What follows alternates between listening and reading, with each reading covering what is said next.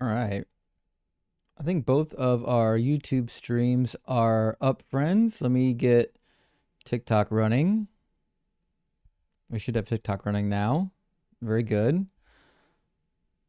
I'm like 1 minute behind usual schedule. Sorry about that, friends. We're good to go now. We are live and ready to rock and roll. Now, listen, there was some chatter. There was some chatter in the comments about this schism. And I did go back and check the numbers. And here's the thing. The vertical live stream in terms of memberships, I'm not talking about subscribers, memberships are kicking the pants off of the horizontal stream. I'm just saying.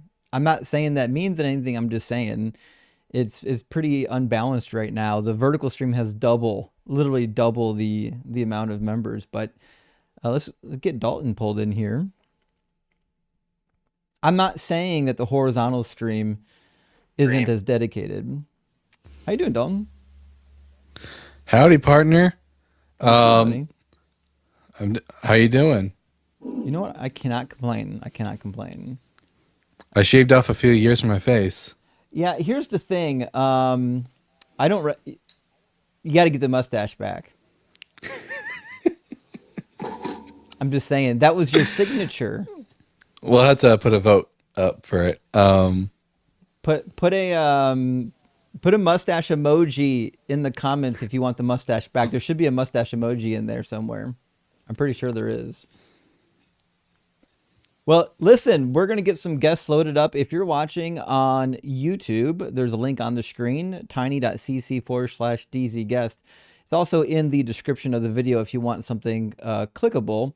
Also, thank you for being here. We got a couple super chats already. So while we're waiting for guests to load up, I'm going to go ahead and grab our super chats. And in wake of the crash on Monday, I rigged up a new system to aggregate all the super chats that don't integrate with OBS. So if OBS crashes, all my super chats are safe. They're good.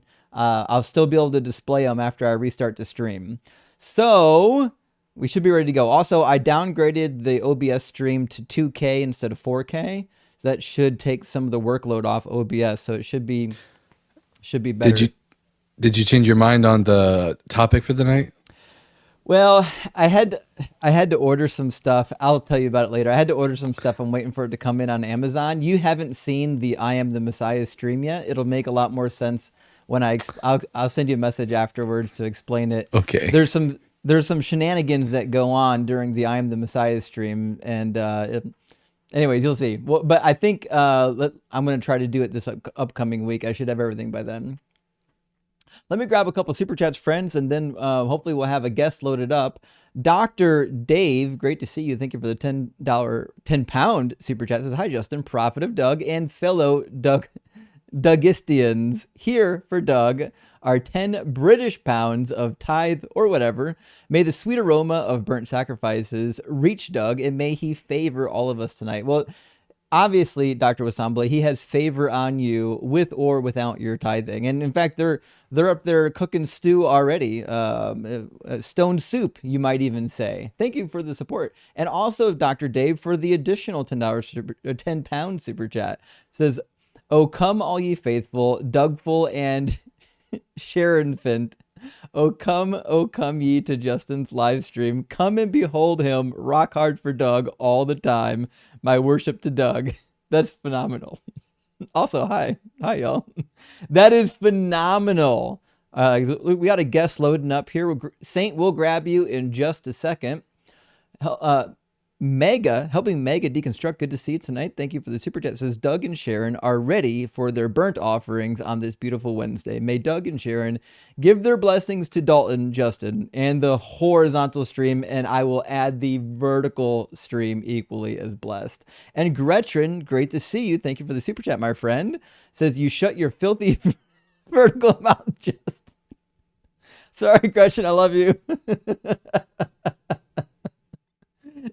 Duke of Shasta says, thank you for the super chat. It says hieroglyphic, hieratic, demotic. 3 scripts to choose from. Yet you adorn your walls with the scribblings of Asiatics and other desert dwellers who walk in the shadow do not know the truth of Ma'a. I'm sorry, I didn't do any Egyptian script on here.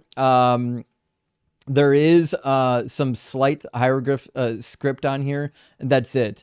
I agree with you that both Demotic and Hieratic are beautiful scripts, even though they look roughly the same. Most people can't tell them apart. But I ran out of room on the board. I'll make another one eventually just for you that includes Egyptian scripts. Just for you, my friend. And last super chat for now, William Kinney Jr. Thank you so much for the $20 super chat. Says, this is the best birthday present for me today. Rock hard for Doug. Well, shit, I'm glad you're rock hard, William. And thank you so much for spending 20 of your birthday dollars to support the channel. That really means a lot. And happy birthday to you, friend. All right, we've got more super chats. I'll get to them after our first guest. We're going to bring Saint in from the TikTok queue.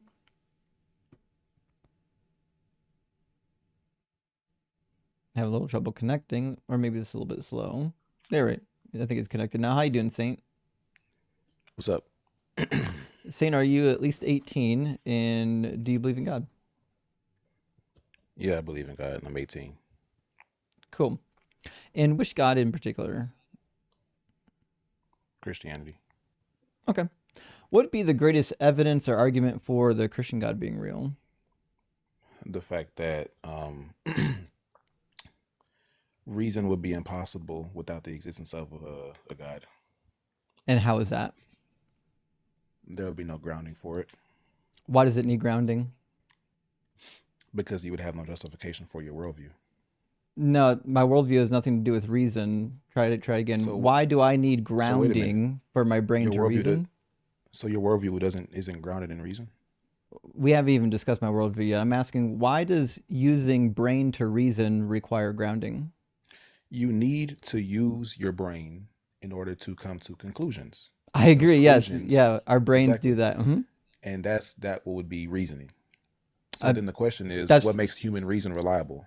That's the process that our brains engage in. And it's not always 100% reliable. Sometimes it's unreliable. That's why we give people medication when they have psychoses and things like that, because the brain isn't actually always reliable. And I would imagine you and I both agree on that, don't we?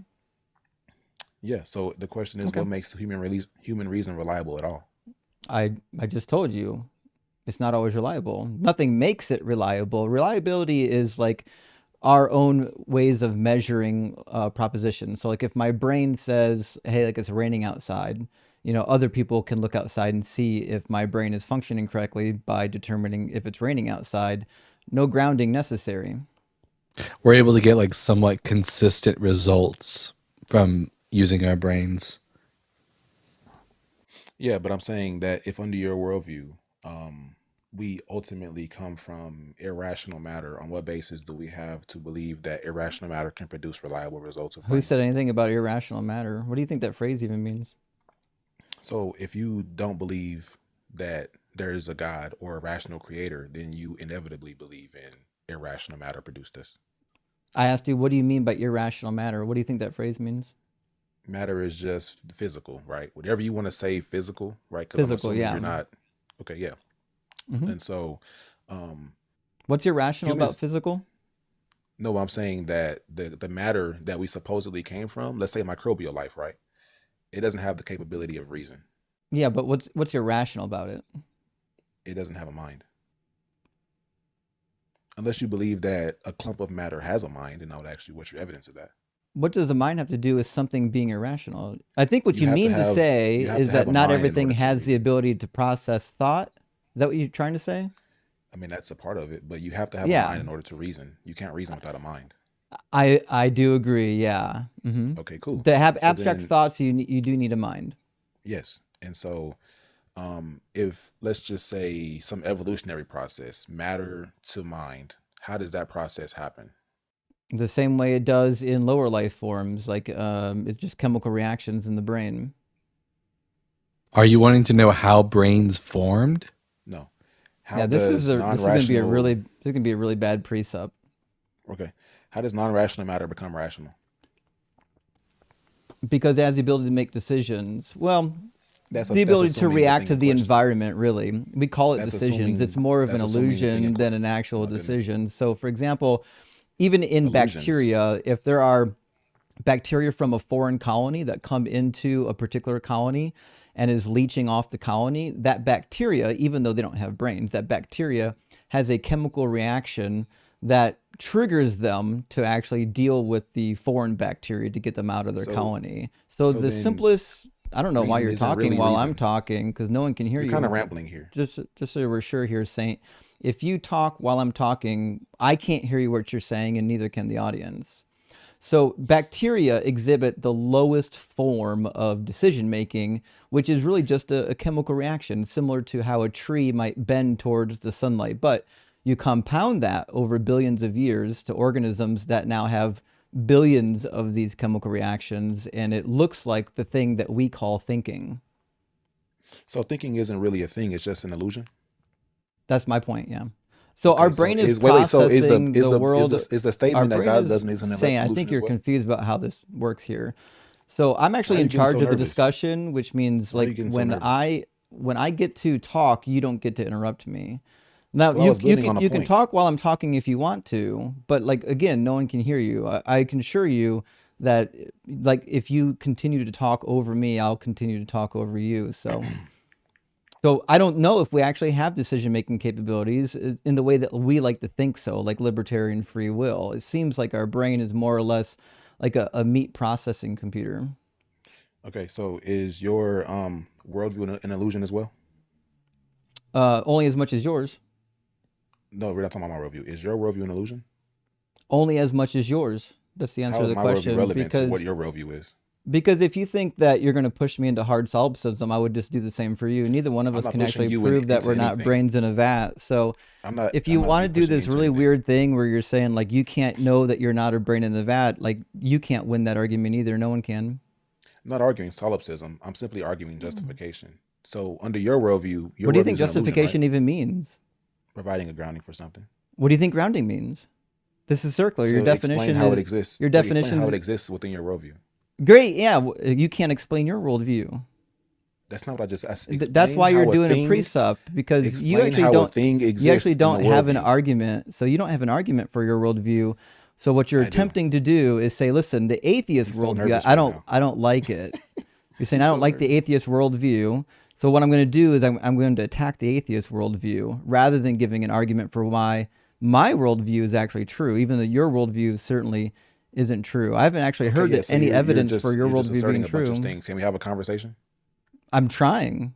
No, you're not. You're actually not true. It sounds to me like you're mad that As I'm soon not as on I your make an script. argument, as soon as I He make an gets argument, he you start gets really rambling. tickled whenever I don't follow his script.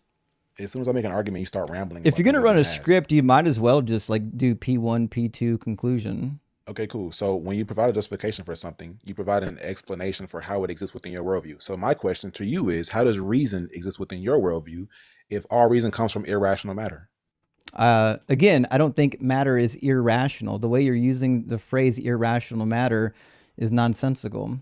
There was a point in time where humans didn't have reason, right? Or humans came from something that didn't have reason, correct? I think everything comes from non-living, unreasoning matter. Atoms don't reason, Exactly. yet when they form in a So, particular way, it makes an entity that we consider reasoning. okay, cool. So your reasoning is the byproduct. Your reasoning is the byproduct of something that doesn't have reason. No, it's an evolutionary process. That didn't answer my question. It's yes or Just no. to be sure, Did your brain, you did and your I both reasoning come from agree. something? See, now he's getting nervous. You and I Why are you both getting nervous? agree. I don't know why you're projecting. You and I both agree that He's so atoms nervous. are neither sentient nor are they reasoning. All right, we agree on Yeah, we that. can agree there. Yeah, that's my Okay. argument. Are you and I both made of atoms? Sure. Okay, so you and I are both made from something that is not actually living and not reasoning, correct? Well, under your worldview, yes. Under my worldview, no. Well, you I'm think doing atoms an internal reason? critique. I'm doing an internal You critique think on your atoms worldview. reason? No, I think persons do with the mind. No, do you think atoms reason?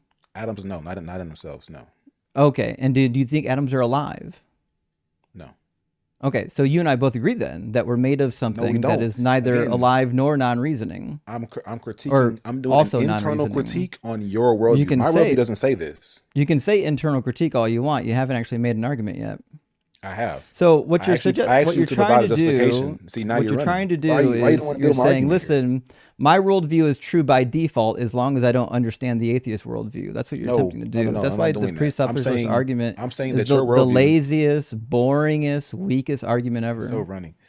I'm doing an internal critique on your worldview, showing how under your worldview reason can't even exist, which is why you It can't can't. provide me a All you need to justification. be able to all you need to be able to reason is for the universe to exist and for organisms with brains and sensory organs to exist, and that's all. Okay, so now can you answer the question of how non-reasoning matter can produce reasoning agents? I did. I'll do it again. So what happens is over billions of years, we have this capacity to learn how to do chemical reactions. We adapt to the environment and we evolve. So what we're doing in our brains are That's not answering billions the of question. chemical reactions. We're using sensory data from the world around us and we're responding to it. So when you say that we're doing all these things, all that stuff presupposes a mind. I'm asking, how does mind A exist? brain, yes. All these things presuppose that we have brains. Yeah. Yes, and I'm asking if there was a point in time where there was no decision making, none of this extra stuff. How does reasoning, etc., get produced by something that doesn't have those capabilities?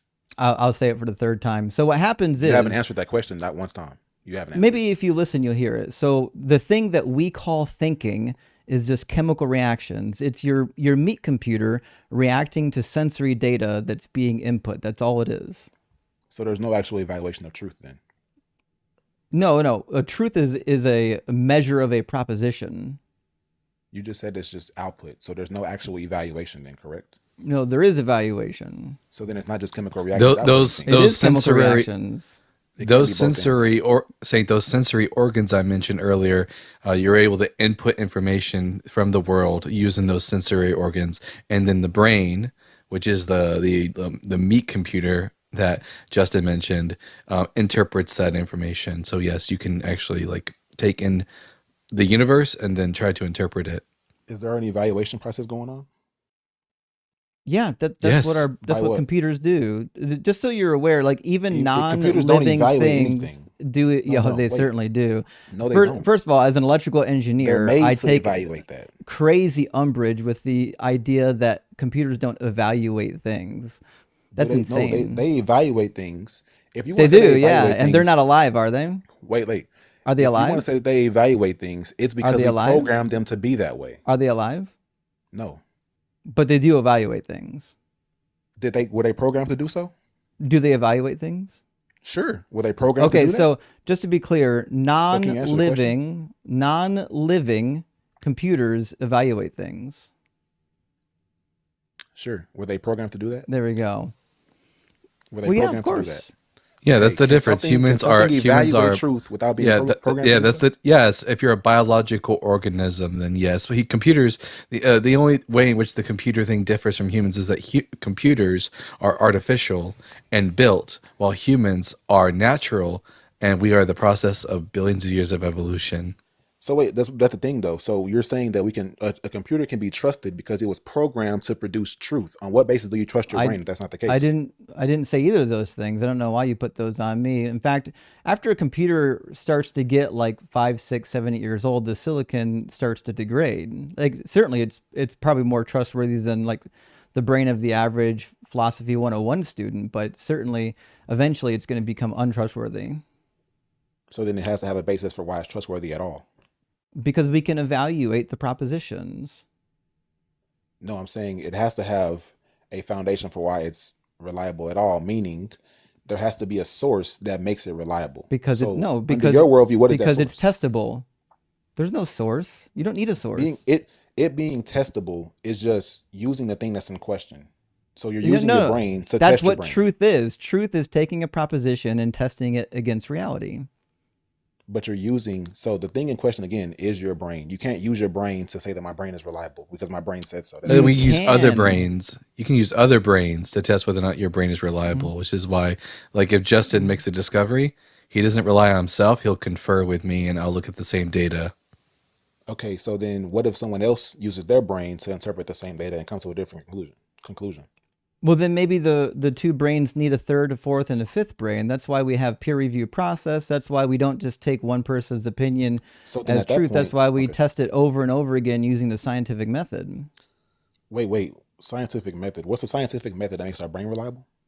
The scientific method doesn't make the brain reliable. It's a way of deciding which brain is actually reliable. So what's the scientific method for that? The scientific method in general is the Just make process this up. by measuring hypotheses. No, I'm talking about specifically because again, my This whole guy's argument struggling hard. is the I reliability don't of the think he brain. knows what the He has scientific n- method is. He has no idea what to do once he's off his script. Do you know? Like, do you understand why we do the Notice you're the scientific one method? has yet to actually answer my argument. Do you notice I've that? answered it 3 times. You just No, can't you haven't. comprehend You actually it. haven't. It's okay how if it's about over this? your head. Give me the scientific Maybe if you method went to school that- for a real degree, you'd understand what's happening right now. I got you. Give me the scientific method that shows that non-reasoning matter became reasoning matter. The scientific method is that we can actually measure it. Do you you know give what it the to me? scientific method is? Can you give it to me? Yeah. Do What you is know it? what the scientific method is? Let's say I don't. Can you give it to me? Give you what? The scientific method? He just asked me, give me. Well, I just asked you a question, and you said, "Yeah, I can It's give crazy it to you." that And I it's asked you to crazy give it that to me. he's You not say actually no. tracking. So No, you're the one what that's not what tracking. you I what you asked can you a do with the question. scientific method is you can actually do cognitive awareness tests. So you can measure someone's cognitive not- ability through various complete tests. straw That's man. how we come to the determination that somebody is or isn't living in the present reality with the rest of us. You can actually go Did I to a ask you about living agents? psychiatrist. Did I ask you that? You can go to a psychiatrist and they can give you a test to determine if your brain is in fact functioning like the rest of us. What does that have to do with the question I asked? It has to do, that's how we determine What was whose the brains question are I asked? reliable. Our brains are Are- reliable based on whether or not they're able to perform reliably. And Are you use wanting brains to for that, know right? how it is that that brains evolved to be able to do these cognitive processes? Say that again. Are you asking it how how brains evolved in order to perform these cognitive processes? Sure. Sure, it took millions of years of gradual evolution through a process called natural selection. LOL. Just I calling already- something evolution doesn't answer the I question. already said it 3 times. He wasn't listening the first 3 times. So it Okay, how sounds about like this? what you're Tell me wanting where- to do tell me is where like in evolution that your happened. script is broken, right? So what Right. you want to do, like you're attempting to do 2 You're calling it arguments at script, that's once. Your goal is to do either a God of the Gaps or a Presup. Right now you're doing both of them. You can't actually, like, you haven't married one or the other yet. Like, so like Okay, cool, neither cool, one of cool, them are cool. So your good. answer- Neither one of them are I actually got good you. arguments for why your God is great. real. Because we can Great, great, disprove great. your God easy. It's not even hard. Okay, great. So Do your you want to answer actually was just hear the evolution. argument for why your God isn't No, real? I want to stick to the topic so you don't divert. Oh, you So don't want said to the talk about answer your was God. evolution. You definitely answer don't was want to talk evolution. about. He's terrified Okay. to talk about. Yeah, I don't They're talk so about never terrified wanna to talk talk about about Yahweh. God. So Yeah, your Phil answer Bros was are evolution. Phil Bros are answer was evolution. terrified of the actual they don't let me Bible talk now. and Why talking are you about scared his of this? God. No one's scared of it. This is just boring. It's not going to go anywhere. Because what Okay, you're got going to you. do is So you're going you to said take my evolution. answers. You're going Can to you say tell I me don't where get in it. evolution the brain And then became you're going to conscious? ask me the same question 5 times. I'm going to answer it 5 times, and then you're just going to keep asking the same question over and over again. And we're going to be in circles. We could end the conversation in like 5 minutes by just demonstrating that your God isn't real. Okay, cool. You said evolution. Can you tell me where in evolution the brain became conscious? Your mistake is thinking that there Can was you tell me where evolution your became mistake was thinking that there was a day in which there Oh, was a so it never brain that happened? wasn't conscious, and then the next day the brain was conscious. But no, it was a slow, Wait, but I thought we gradual came from non-conscious process. matter. If you Yes, were all listening, So did we come from consciousness or not? if you were listening, we explained it 3 times already. The thing that we call consciousness, awareness, processing, thinking is billions of chemical reactions happening in the brain, but it started with an entity that could only do 1 chemical reaction, and then 2 chemical reactions, and then 3, and then 4, and then 5, till we get to the point where we've got entities like human beings that can do probably at this point trillions of Did we different evolve from non-conscious processes. matter, bro? It's simple. Did we evolve from non-conscious We matter? did, and we still are. Okay, cool. Now, where in the process of this evolution you talk about did non-conscious matter become conscious? What do you think consciousness is? State of being aware. I don't know if anyone can tell you at what point, at what million years So ago. you don't have a justification for the mind. At what million There- years ago? But my is guess atheism, guys. is This is atheism. no. This is a really bad script. So we'll No try this again. justification for the mind at all. So- Can't provide justification for how he's even reasoning. Saint, your This is not problem a- is that you. I've The given problem you is ju- that I've given you just I can't hear both at the same justification. time. I've given you the justification. You just No, you don't like haven't. the fact that I haven't pinpointed the exact point in time in which, like, our multicellular structure became aware of itself. There Exactly. certainly was That a means you time. can't provide a justification for There's- how your brain is. You have a mind. Justin, right now. That's I not think how Saint's justification works. I Literally think how it is. Saint's So- biggest problem, Justin, is that he does not grasp the idea that evolution is a gradual process and that like something like consciousness didn't evolve overnight. Just calling something a process is Yeah. not a justification. He doesn't understand evolution at all. So there certainly was a point where Can you tell me entities when? became a. Well, no, it's not my field of study. It's not Oh, even. wait. I'm So sorry. you Are don't you? know. Why would So you you have no expect somebody who justification hasn't then. studied biologist to Because know you're making this? the claim. Because you're making the claim. No, I'm explaining how it works. So wait, you're not conscious? I didn't make a You say you claim. know I how an- it works. I'm I confused. answered Do your. you know how it works I or not? answered your question. So the answer No, to you your didn't. question. You said I is- don't know. No, I So do you certainly know or didn't. not? So the answer to your question. You said I don't know. The answer to your question is that it was a gradual process. There wasn't, like Dalton said, there wasn't a day. But you're just calling something that a process. You It don't wasn't even know a day when the that process even a happened. thinking thing became aware of itself. Certainly, it Wait, would so have it never been happened? after. Certainly, it would have been after, like the plants and vegetation had already evolved. It would have been already after we had some sort of a aquatic life in the ocean that was able to, I don't know, effectively form communication with others. Now, how many millions of years ago, or maybe even billions of years ago of that, is really not even relevant to me. The fact of the matter is, the best you can do right now is you're saying that you want to run a God of the gaps argument, which is, I don't understand, I I being haven't you. even asserted God yet. LOL. You I haven't don't asserted God yet. understand. You I don't simply understand critiqued how your worldview evolution. and you have no answers for it. You don't understand how evolution works. Therefore, God. That's your argument so far. No. I think the It's biggest actually problem ironic is that I came up and the- said the that idea atheism that- don't have a justification for Saint, basic shh, philosophical assumptions. that And life prove my could point come from non-life can only be answered through a naturalistic process until such a time, Saint, as you can demonstrate that the Wait, why are you supernatural assuming exists. naturalism? And until then, because You you've yet can't. to demonstrate the supernatural exists, Why and are you until assuming you can naturalism? until you can present the supernatural to us, it's not even on the table You as can't an even answer. present the natural to me. What are you talking about? Yeah, so the fact of the matter is, Saint is terrified of talking about his actual God because he doesn't actually have an argument for his God, which is why he runs this really I bad just precept showed you script. how without God So- you can't justify anything. Well, you didn't say that at all. You didn't prove any of that. Not Yes, I even did. remotely So, clue. again, Your okay, so argument again, rests on give me you the don't point in understand time where non-conscious evolution. matter became conscious. Your argument rests on you don't understand evolution, therefore God. But you actually don't have an argument for God, When I which is asked why you you about evolution, refuse you to said, "I give don't know." one. No, I told you how evolution works. It's No, okay if you didn't. weren't I listening asked for you- the fifth time. I asked you, okay, I'm asking you again. Where in the process of evolution did non-conscious matter become conscious? I don't know the date. So again, you have no justification for No. consciousness under your worldview. Just because I didn't look up the time or look up the millions of years ago, I don't have that Okay, go ahead fact and on do it. hand, doesn't Go ahead and mean do that evolution didn't happen. Go ahead and do it. So again, you're not even doing a good precept script. Your precept script is Well, supposed you to be have no on, answers. your It precept seems like script you're is doing good supposed to pretty good be on justification and grounding, and now what you're doing is God That's of the exactly gaps. what I'm doing. No, Exactly no, what you're no, doing no. is God of the gaps. I'm asking you to because- provide a 'cause justification not- for mind and reason. And you Not can't do it. knowing a specific date has nothing to do with finding a hole in my worldview. It is a hole in your worldview. At what Your year worldview was cannot account for mind. what year was the first precept script ever used? Why does that matter? Let's say it was today. Answer it. Let's say What it was year? today. What year? Let's No, say give it me was the today. answer. I don't know. You don't know? Oh my God, your whole worldview fell apart. You don't know when the I made precept it up. script was invented. I made it up just now. I made Oh, it up now just you're a now. liar So too. Saint, can you This is- demonstrate this is to what us? does that have to do with pathetic. my argument? Can you demonstrate to us sad. the Can you demonstrate to us the supernatural, Saint? If you can do that, then we can consider a supernatural answer for the origin of life. No, it's a worldview. Just like naturalism Yeah, is a worldview. can you prove naturalism? demonstrate the validity of the Christian worldview?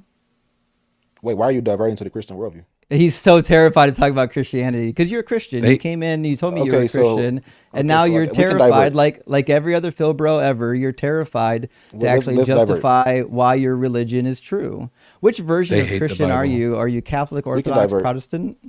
We can divert. It's no problem. You had It's not a y'all had no divert. answers. You're on my So, live stream. I know you don't have any answers.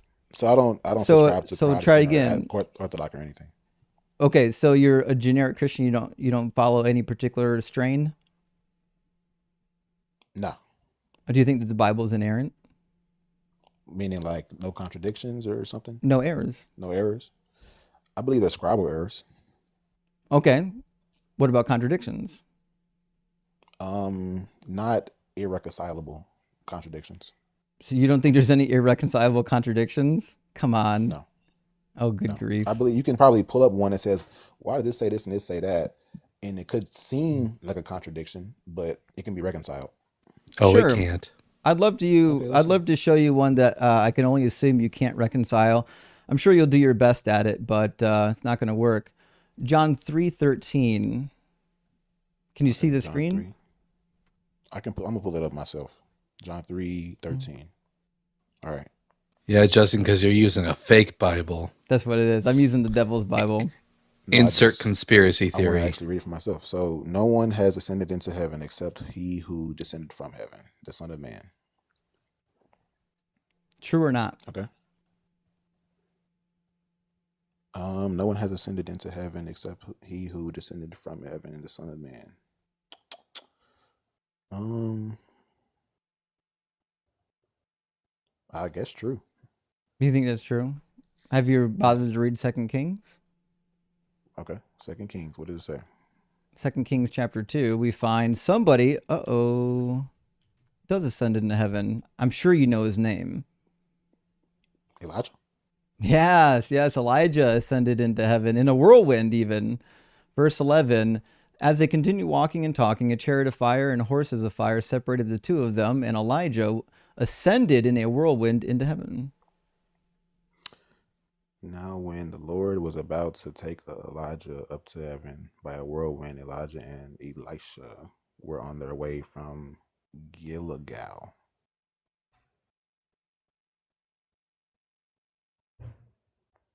Yeah, it would seem like a contradiction, I guess. I don't know how Yeah, to it certainly reconcile it. is. Cool. Now, like Christianity basically rests on this idea that Jesus is God, right? Yeah. Can God tell a lie? No. So did Jesus tell a lie or was he just wrong? I don't know. I haven't done my research on it yet. So in John 3:13, like he's either wrong or he lied, right? Well, I don't think those are the only two options. I think it could be truth in it, depending on his Oh, well show me how it could be angle. true. I've got it on I the already passage. said Just I go haven't ahead and show me done how it's true. So I you have haven't done no research answers on for this your yet. worldview? No, not for this one. His worldview is false. We just proved it. He didn't know something. Assume there's a contradiction here. How would that disprove the Yeah, worldview? it is a contradiction. Want to see another one? No, but I'm saying, how would it disprove? Let's say I grant this. How would it disprove the worldview? Because you have no foundation for your worldview. How is this the foundation?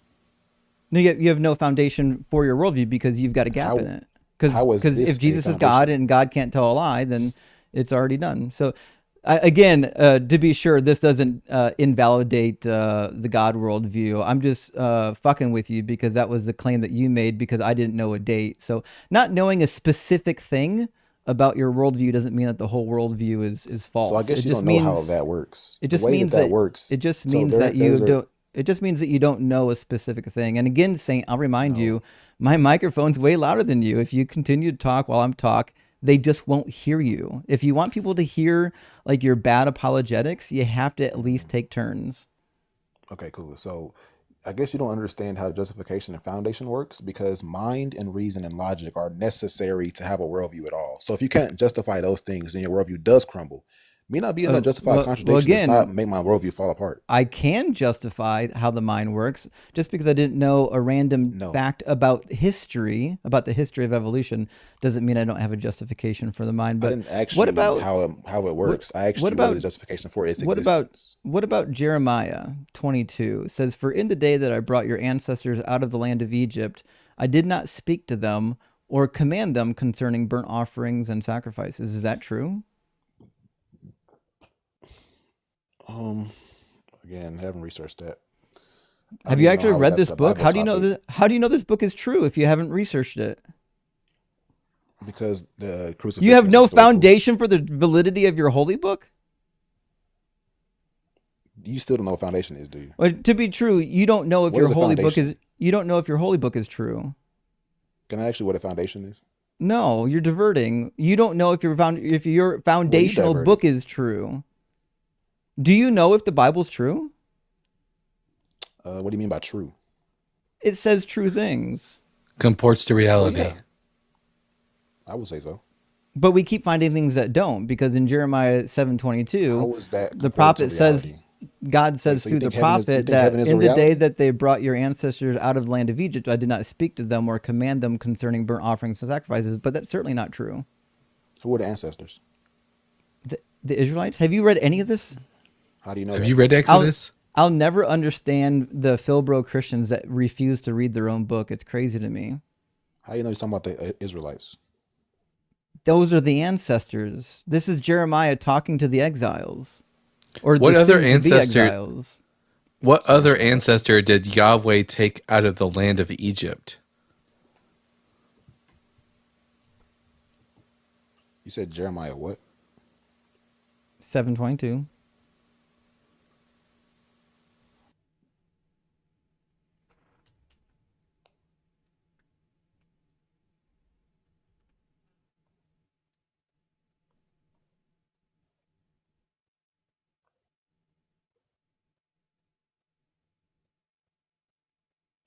Still looking for it? 22 what? 722. 22 what? Chapter Oh, you said 7. 722. 722. Like you said 20. Okay, 722.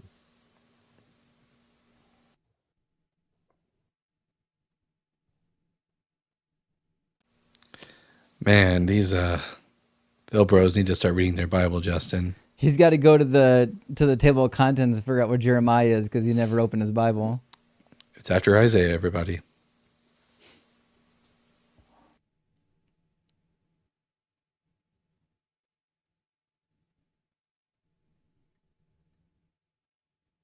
Okay, so now what? 722. Read it. I just did. What's it say? For in the day that I brought them out of the land of Egypt, I did not speak to your fathers or command them concerning burnt offerings or sacrifices. Yeah, is that true? Is what true? The statement. That he didn't command them to do burnt offerings and sacrifices? Yeah. Yeah. False. Literally the day. Literally within 12 hours of them leaving, they were given the Passover instructions on how to sacrifice the Passover lamb, Exodus chapter 12. Within hours of leaving, those instructions were given. Is this a time? Wait, so if it says, for in the day that I brought them out of the land of Egypt, I did not speak to your fathers or command them concerning burnt offerings. And then you're saying down the line he commanded them? No. That very day that they left Egypt, he gave them instructions on sacrifices and burnt offerings. After the fact? No, No. the day. But I'm The saying whole after point the of the fact. So this is Passover like is a time when you celebrating think, the night that they left Egypt. okay, so what? So it's just another false statement. How is it false if he gave the command after? He didn't give the command after. And also, it You wouldn't just matter if said it was after. before or after if it was still the same day. No, but I'm saying like you can make a statement and say I didn't command them to do this, and then you can command them to do it later. I don't see that's not a contradiction there. Well, try this again. Maybe you weren't tracking. So the statement is that in the day. Now you can say that's a generic statement for like a time period. You could even say that it's a 24-hour period, like an actual literal day. Either one of them, the statement's going to be false. It's saying in the day that I brought your ancestors out of Egypt during the Exodus, I did not speak to them or command them concerning any burnt offerings or sacrifices, which is patently false. The first thing he did the day they came from Egypt, both before and after, was to command them about sacrifices. I think this is just going to be a topic about time frame, which No, it's I not. wouldn't agree with what you're saying. Do you think a day is 24 hours? That's how I would interpret it. Okay, That doesn't mean so that doesn't mean that's so the case all the time. the day that he brought them out of Egypt, was that a It says for 24-hour period? it says for in the day. I agree, yeah, in the day, which is one reason why we probably should interpret it as a generic time period, but most people want to interpret it as a literal day, which is fine. I don't care which way you do it. Either way, it's false. How So is it false if it's in the time day, period? in the day, the very day that he took them out of Egypt, he did command them concerning burnt offerings and sacrifices. No, but I'm saying you just said you can interpret it in different ways. I think that you can interpret day in the day, especially if it says in the day. It'd be I different to say if it said the day. I agree. It doesn't matter which way you interpret it. It's false both times. How is it false if you interpret it It's as like in the day, like in the time period? God damn, because the simple reading because comprehension. I know it's crazy. Yeah, you don't learn this in philosophy apparently. Okay, so if you take it to be a longer period of time, like the general Exodus, meaning the whole book of Exodus, then there were hundreds of laws concerning sacrifices and offering, But it's which talking means it about a makes it specific time worse. period.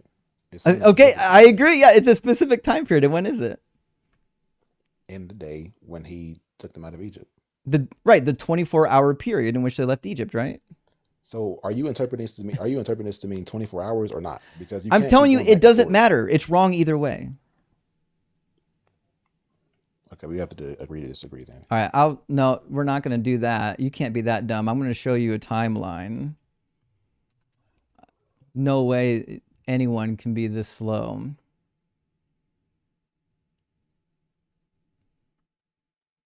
Almost as slow, my web browser. Come on. Or maybe the site's down. There we go. Okay, look, we already got a line on there. Okay, I'm going to grab a pen. Bada bing, bada boom. And we'll make it red for now. Okay, we're going to say that this, I don't know why looks like not a pen stroke, whatever. What if I used a paintbrush? Is that better? No, even worse. You know what you need to get, Justin? You need to get one of those You need to get one of those drawing tablets so that you can hook it up to your computer so that you can actually write properly. I know. I really do. I hate this app. I need to find like a better app for this. Well, I don't know why it's erasing it rather than fucking making it red. Hold on. One of these. I never understood how anyone can fuck up a paint program. Okay, so this is 24 hours. I don't know why it's doing that either. Do you see the screen? Do you see the 24-hour period? Yeah. Okay. When does a day start, according to the Hebrew tradition? I don't know. You don't know. Nope. Sunset. Okay. Okay. So at sunset, they were given commands for the Passover lamb. Within this 24 hours, this is when they left, they were given instructions for the Passover lamb, which means here's the instructions and that they're leaving. Instructions leaving right here. They're gone, fucking out of there. Within the 24 hours. And then this is the wandering in the desert. I don't know why it's filling it in. I don't fucking, because this program's the worst. There's got to be a better drawing program.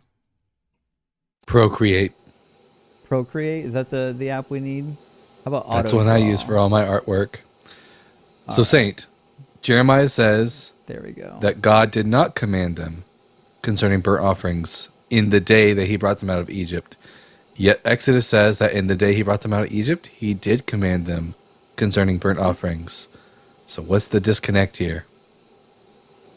Maybe he wasn't being like literal when he said he didn't command them, but trying to get a theological point across.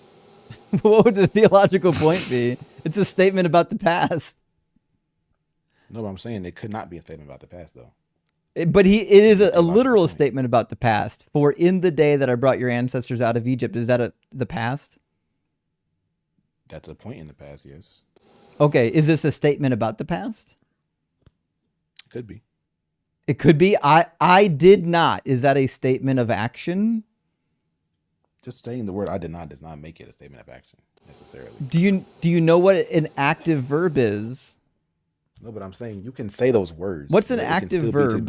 It can still be to begin a point across. Words don't mean words. I know. What's an active verb? You tell me. It's a verb that's doing something rather than being passive, receiving something. It's doing something. So when he says, I did not speak, it's a negative active verb. Okay. So he's saying, I did not speak. He's saying, back in that day, here's something I did not do. That's a statement about the past.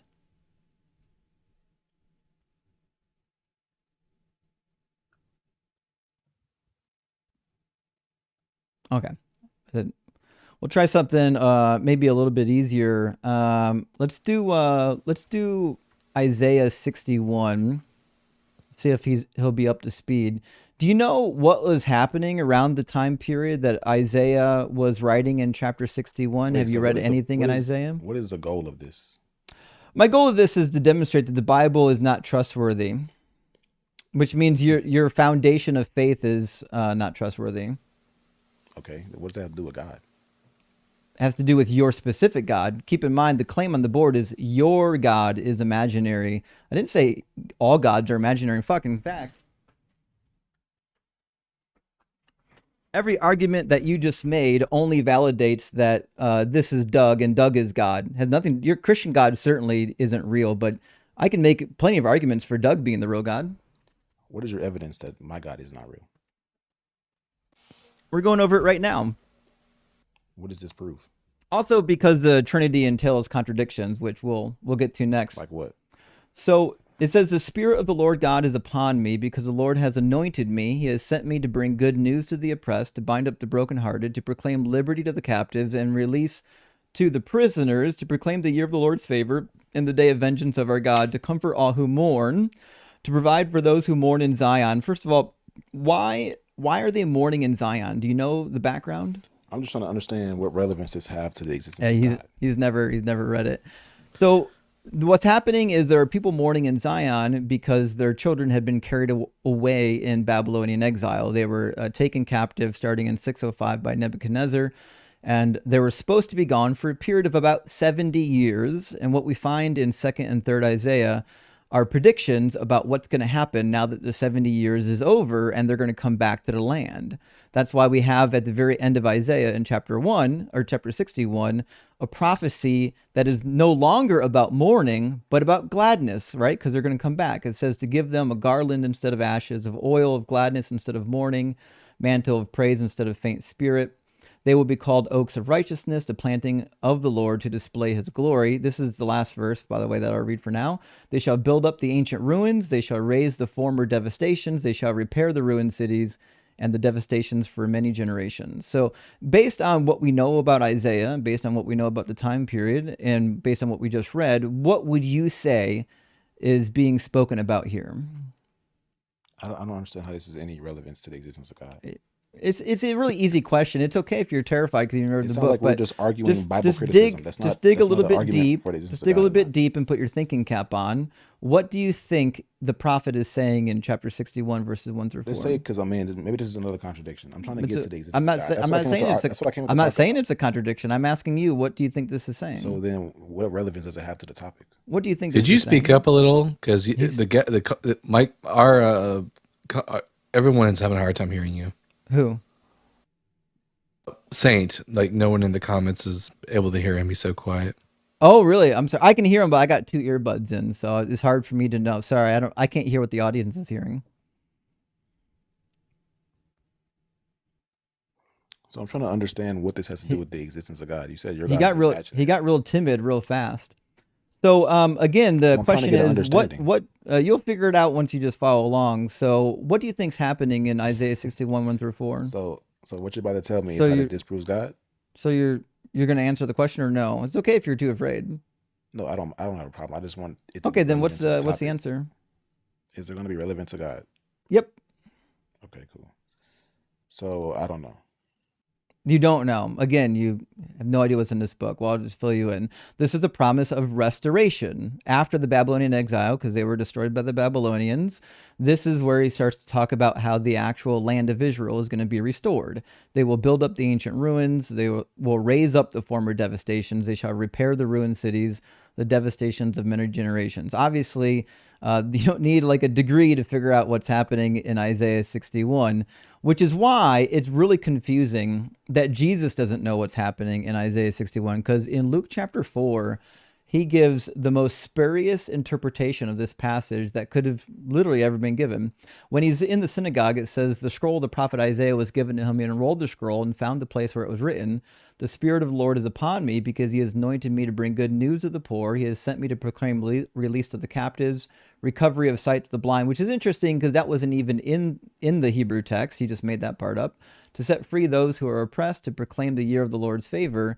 And he rolled up the scroll, gave it back to the attendant, and sat down. The eyes of all in the synagogue were fixed on him, and began saying to them, "Today this scripture has been fulfilled in your hearing." But how is Isaiah 61 fulfilled in their hearing when they didn't get restored during Jesus' time period? They actually got their asses kicked even more by the Romans. I thought you said something had something to do with God. It does. Go ahead and answer the You're just question. telling another contradiction. Let's say It I grant does. all this. I've already granted Oh, this. okay. So How does does this Jesus? disprove God? So is Jesus God? Yeah, under my theology, yes. Then how come he doesn't understand his own text? Well, that's your presupposition. Well, how come you didn't come to the same conclusion as Jesus came to when we read that? Because I haven't read the entire Bible. You haven't read any of it, it seems like. Why I would haven't why read would what we you're talking possibly about. That why doesn't would we follow. want to believe that Jesus is the Messiah when he clearly doesn't even know what's in his book? How do you know he doesn't know what is in the book? Because every time he quotes from it, he fucks it up. Well, here's Based a on your interpretation, right? here's a really good examples. One that even I don't think even you can fuck up, Saint. In John chapter 10, Jesus is talking to the Pharisees, and I think it's in verse 34. He says to the Pharisees, let's see. Jesus answered, "Is it not written in your law? I said, you are gods." Now, Saint, I'd be curious, where in the law is this verse coming from? What do you mean by law? You know he doesn't know. Yeah, the law, as in the law of God, the law of Moses, the law that Jesus always references in the Gospels. Why are you Where in the assuming that the law law is does it referring say, to "I Moses? say you are gods"? Why are you assuming that law equals law of Moses? Because every time Jesus talks about the law in the Gospels, it's always referring to the law of Moses. I didn't ask you that.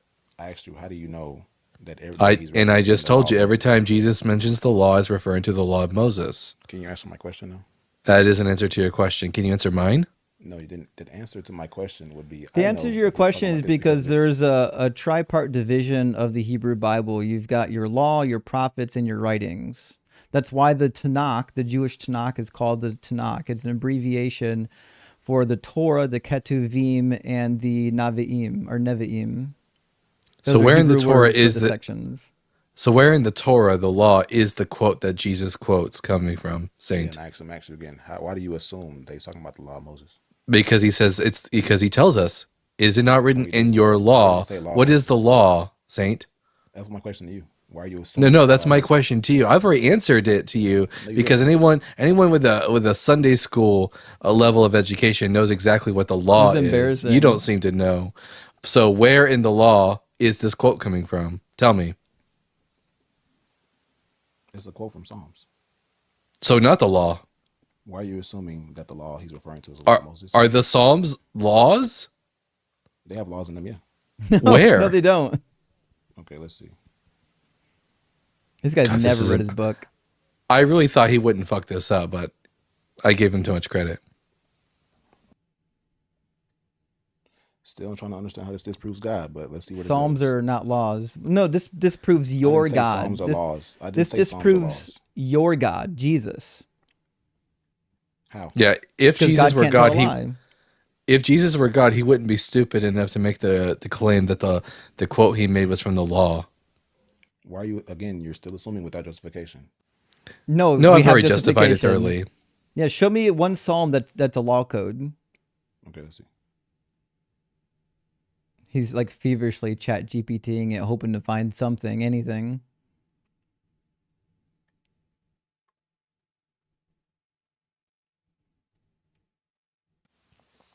Yeah, if I was walk up to a group of Jewish people and say, "Is it not written in your law?" What would they assume I'm talking about? The Torah, because that's what the law You can is. give a law. Like, I believe there's like laws or orders in every scripture.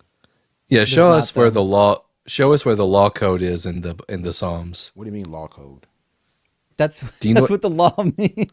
This guy's So crazy. Simple- asking me simple where is the words. Torah in the Psalms? I didn't say the Torah was in the Psalm. That's what Torah means. Torah means law. Exactly. And I'm asking why are you assuming that the law he's referring to is specifically the Torah? Because Because that's there is what no other Torah law. means. The first doesn't five answer my books of question. Moses are the Torah. What is your That's Literally why in they're every- that's why they're called what the is your laws of justification? Moses. Literally What in is your every other justification for instance him where Jesus referencing refers to that the book? law, he's always referring to the law of Moses. Why would it? Why? How do you know that this time he's not referring to something else? Because unlike you, I've actually read the Gospels. I've read the Bible. I know That what doesn't answer my question, unfortunately. it You don't does. I'm even- sorry No, that it you're doesn't. too stupid You don't to even need understand to when read someone the has answered your Bible. question. Like you So can your just answer figure is, I think so. You can just figure it out by reading the Hebrew Bible. You don't even need the New Testament for this. So the Jewish people refer to the first 5 books of Moses or the 5 books of Moses as the Torah. Are you aware of this? Of course. Okay. So when the Jewish people refer to Torah, what do you think they mean? The Torah specifically, of course, is the 5 books of Moses. Okay. And so when a Jewish Did he say person, Torah or did he say law? so he says Torah, So did he say law or did he say Torah? written in your law. I'm sure it's a variant so he of the didn't say Greek Torah. namis, which is the cognate word here for Torah. Yeah, if you open up the Septuagint, Saint, wherever you see the word Torah, it's going to get translated as nomos. The same word is used in the New Testament. This is not hard. And keep in mind, he said your law while talking to the Pharisees. I assume there are scribes there too, but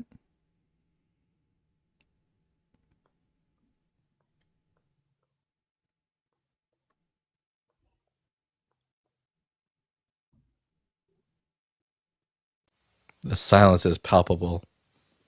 indeed, yeah. Well, I'm just reading. Mm-hmm. But I still don't understand how this disproves God. Yeah, in what part of Psalm 82? Because if Jesus is God, Jesus should know that Psalm 82 is not found in the law. Yeah. Is God omniscient? Yes. But Jesus is not omniscient, so he's not God. Well, again, with your interpretation, of course, that wouldn't follow. I feel like I'm Well, talking he's- to a 4-year-old. No, he's not omniscient. He doesn't know that Psalm 82 isn't part of the Torah. Why do you assume that he's referencing the Torah? Because he says it, written in your law. That's Who's an your? Who's the your in the sentence? The Jews that had many books. Okay, and Why are you assuming he's talking about one did specific book? the Jews have a name for their law? Yeah, it's called the Torah, which he didn't. Yeah, exactly. So he went, written in your Torah, I say you are gods. It doesn't say that in the Torah. Okay, maybe he meant something else by it. What could he possibly mean by Torah? He didn't say Torah. Here again. comes the words don't mean words. I knew it. Do we have never any example? have meaning to Christians? None. Do we have any example within Jewish literature where the Psalms are referred to as Torah? I didn't Saint? say they were. Why do you keep inserting this word Torah in this Okay, so here, I'll say it one more time to That's make it what really law easy for you. means. The Greek word used here is namas, which is the Greek translation of the Hebrew word Torah.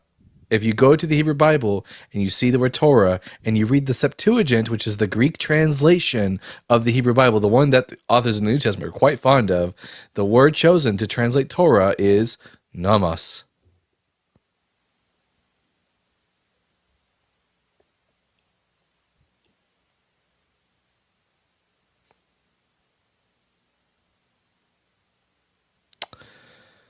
Okay.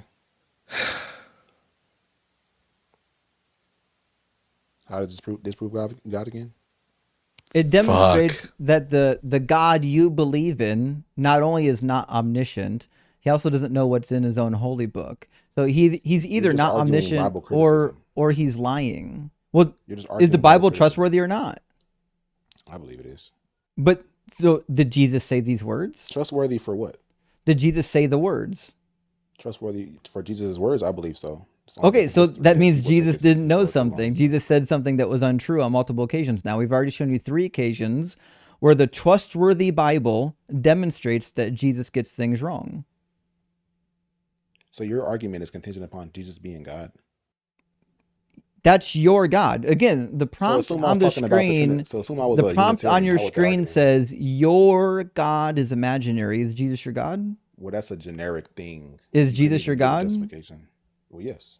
Okay, so your God is imaginary if it entails contradictions, or you could just be a Catholic and say, well, the Bible's not all true. I believe in church tradition, but I'm guessing you don't want to be Catholic.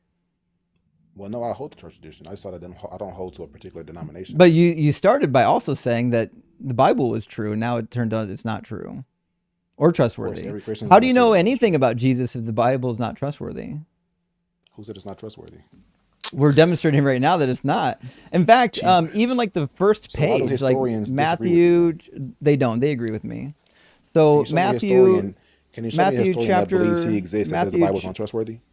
Matthew chapter 1. There's literally hundreds of them. Like almost all of them that Can are you show me not one? Christian Can you show me agree one? with me. Yeah, fucking Can you Emmanuel show Damn. me one? Tove. He's written What does he say? volumes on the untrustworthiness of the Bible. Does he believe he existed? Yeah, of Yeah. course. He's not a Dan, mythicist. Dan Okay. McClellan. Show me where he says that the Bible is untrustworthy on the life of Jesus. That's a literal. That's a literal So, contradiction. so again, Emmanuel Tove is a Hebrew Bible scholar. If you want to do New Testament criticism, you would go to somebody else. You could talk about like David De I Silva, asked Bart you. I Ehrman. specifically said that There's believes he dozens existed. and dozens of. Listen, again, I'm not a mythicist. I don't follow mythicist scholars. All the scholars that I actually read Believe believe he that existed. Jesus was a real person. I'm not saying that he And they wasn't a use real the Bible, person. so in some way What they I'm believe the Bible is saying, trustworthy, and that's a contradiction. no, they don't. Follow along. So Matthew then they're using chapter a source to say Matthew that he chapter doesn't exist or that he does 1. exist, but then say it's untrustworthy. So does he The exist or not? Bible is the source, and I'm demonstrating to your face But why then the it's source not is trustworthy. untrustworthy. But that So doesn't. just Do you not see the follow along contradiction here? here. No, there's no contradiction, only in your worldview right now. So Do you in believe verse Jesus 8 existed? of Matthew chapter 1, it says, Do you believe he Joram existed? was the father of Uzziah. Do you think that's true? Do you believe Jesus existed? I told you, I'm not a mythicist. The answer to the question is obviously a yes if I'm not a Okay. mythicist. You're So I critiquing believe the Jesus very Bible. existed. You're I critiquing the very believe Jesus Bible that says existed. that. I don't need the Bible to be trustworthy to believe that Jesus existed. So what would be Just your like you primary don't think source? that the Talmud is trustworthy, do you? Not until Do I you, don't do you really think follow the everything in Talmud. the Talmud is true? Some things could be, Okay, but not everything. but I I wouldn't doubt he critique knows the. what the I don't Talmud critique the is. Talmud either. Yeah, no idea what Talmud is. Okay, do you believe that Rabbi Gamliel existed? I don't know what that is. Of course you don't. Certainly he He's doesn't. in the New Testament. Jesus. Dude, do you think that Christians have to know everything about the Bible? I'm confused here. You don't Like, know they anything don't have about to know everything about the anything. Bible. This guy took philosophy 101, thought he was smart now. Okay, Yeah, I Matthew destroyed y'all on 1 that, 1. which is the way I uh, diverted. Not only in your dream world. Says Joram was the father of Uzziah. Actually, in Greek, it says Joram begat Uzziah, meaning he came from his loins. So, do you think that's a true statement? What are we This is arguing important, here? by the way. This is I'm really establishing. I'm trying to understand what is This the is like what are we doing here? establishing the lineage of Jesus. Is this just Stop, like a Bible Saints. Stop criticism? asking. Saints, stop terrified. asking about how this disproves God, because we're That's going what to the give you the topic is same answer. about. We're going to give you the Like, same what are we talking answer about? every time. That's what the topic is about, though. Like I'm Yeah, saying, like he's what is he's how, shriveling where are hard. we getting? Where are we getting with this? I don't understand. You'll find out. Like Joram, when the I father came of up, I argued that you I can't love it even like justify when anything the within your worldview without when the God. Philbros come up, they want to run a script without actually giving you premises and conclusions. Then when we actually want to talk about the source of your religion, all of a sudden, like you don't want to talk about it. You're like, oh my God, tell me where it's going. I have to get ahead of this somehow. The Yeah, but reality where? is I'm you just have asking, like, no where is it idea. going? You have no Like idea where this where is I going, my and it argument, terrifies you because it you know literally every destroys your time I entire read worldview. another passage, every time I read another passage, you're not going to have an answer for it. You're going to have to conclude that the Bible says things that are untrue. So What does was that do with the existence of Joram the God, though? father of That's what's Uzziah? confusing. That's what confuses me. What does that do with the existence of God? You'll find out. Was Joram the father of Uzziah? Okay, this isn't going anywhere. Was Joram the Yeah, I father would of run away Uzziah? too if I were you. Yeah, he ran. Track stars in the comments. Typical Phil bro. Had no Well, you- idea what's in his holy book, but it's all true. It's completely true. You know, Justin, one of my new favorite contradictions of a sort is that Hebrews 10 quotes this passage from the Psalms, saying it's about Jesus. And if you just go a little bit further in the Psalm, it Three makes of the claim that the person is a sinner. Yeah. In Love fact, that. it does the same thing in the book of John. It quotes from either Psalm 49 or 60 something. when it talks about he lifted his heel against me. I think that was the one. But if Yeah. you read like verse 4 or 5, it's clearly like King David describing his own struggles, and in that passage it says he's a sinner. Exactly what you said. That is on my cheat sheet, by the way. If anyone wants that, you can find that on the cheat sheet tab called JC Prophecies. I'll grab it for you so you know which one we're talking about. It's going to be in Psalm.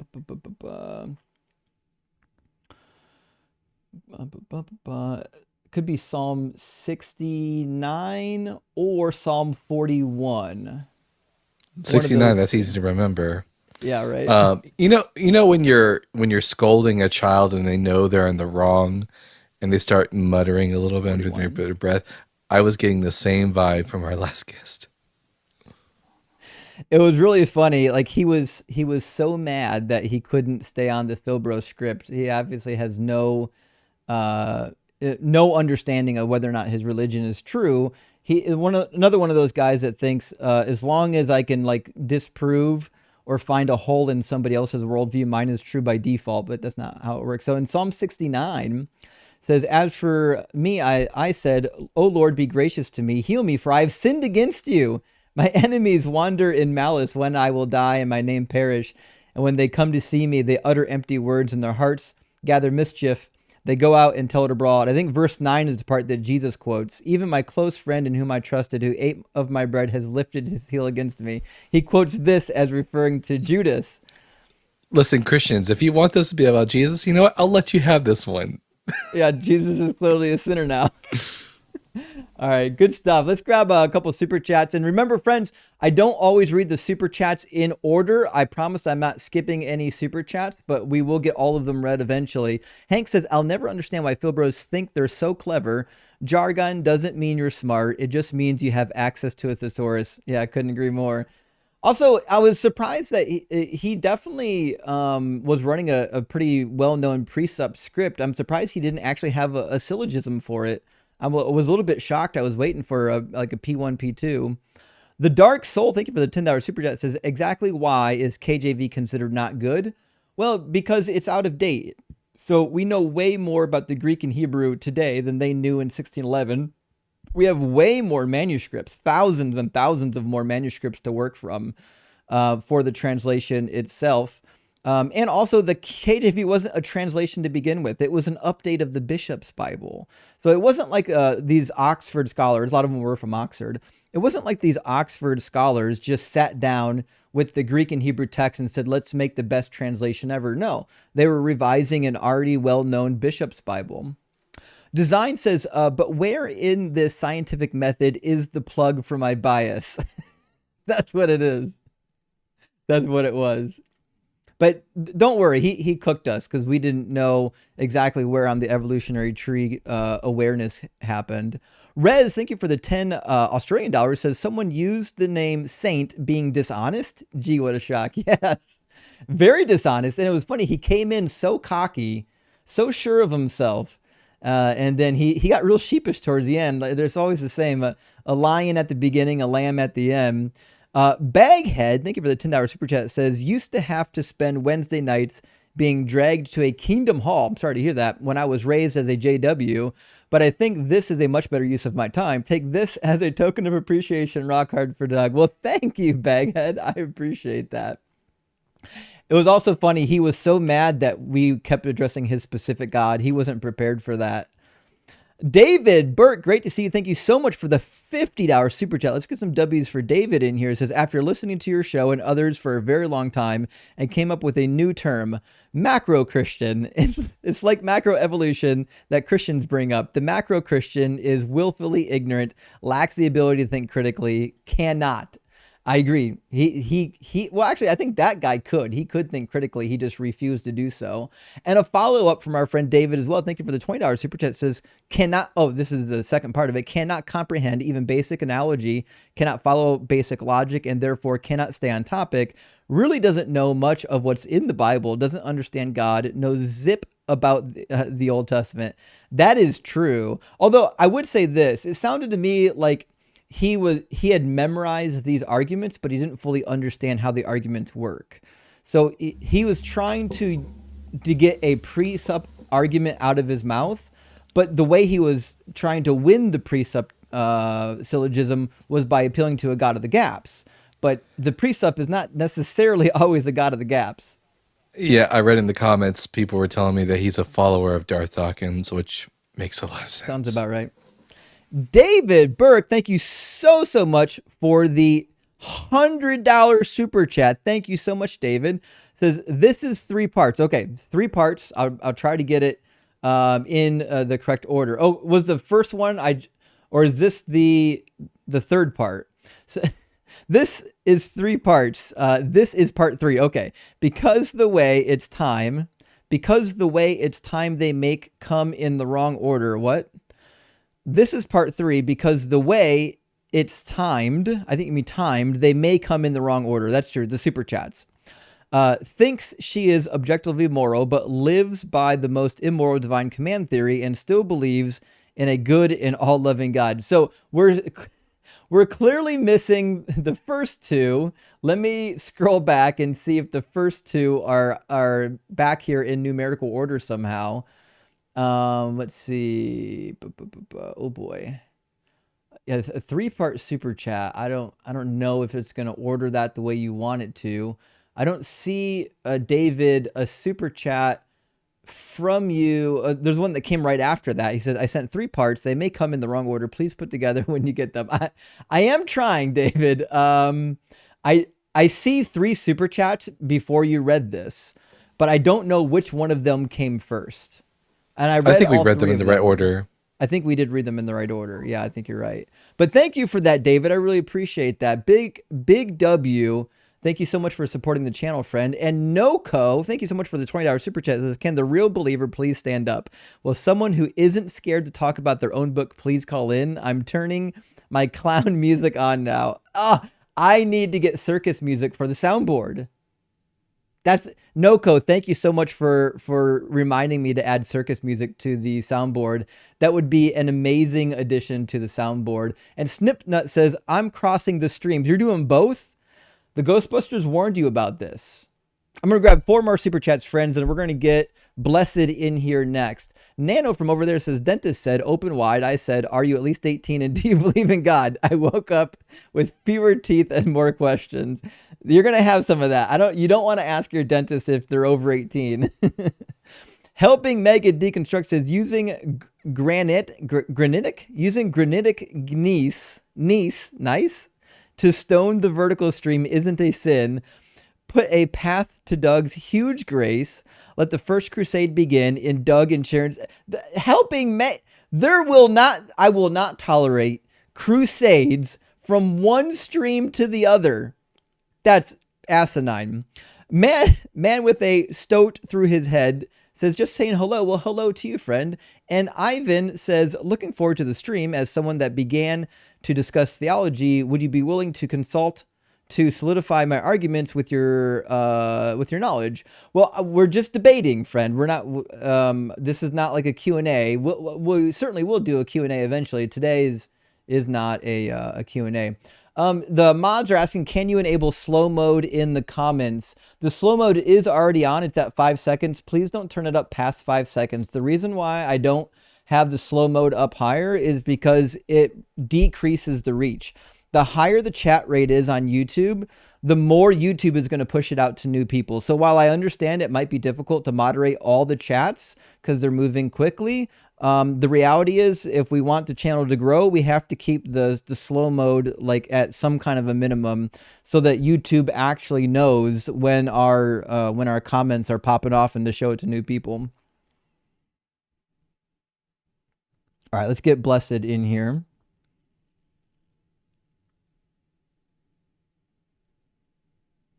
Maybe. Have a little trouble connecting. Maybe just a little bit slow. We'll see. First we had Saint, now we have Blessed. I'm not Christian. That was accident. Oh, sorry.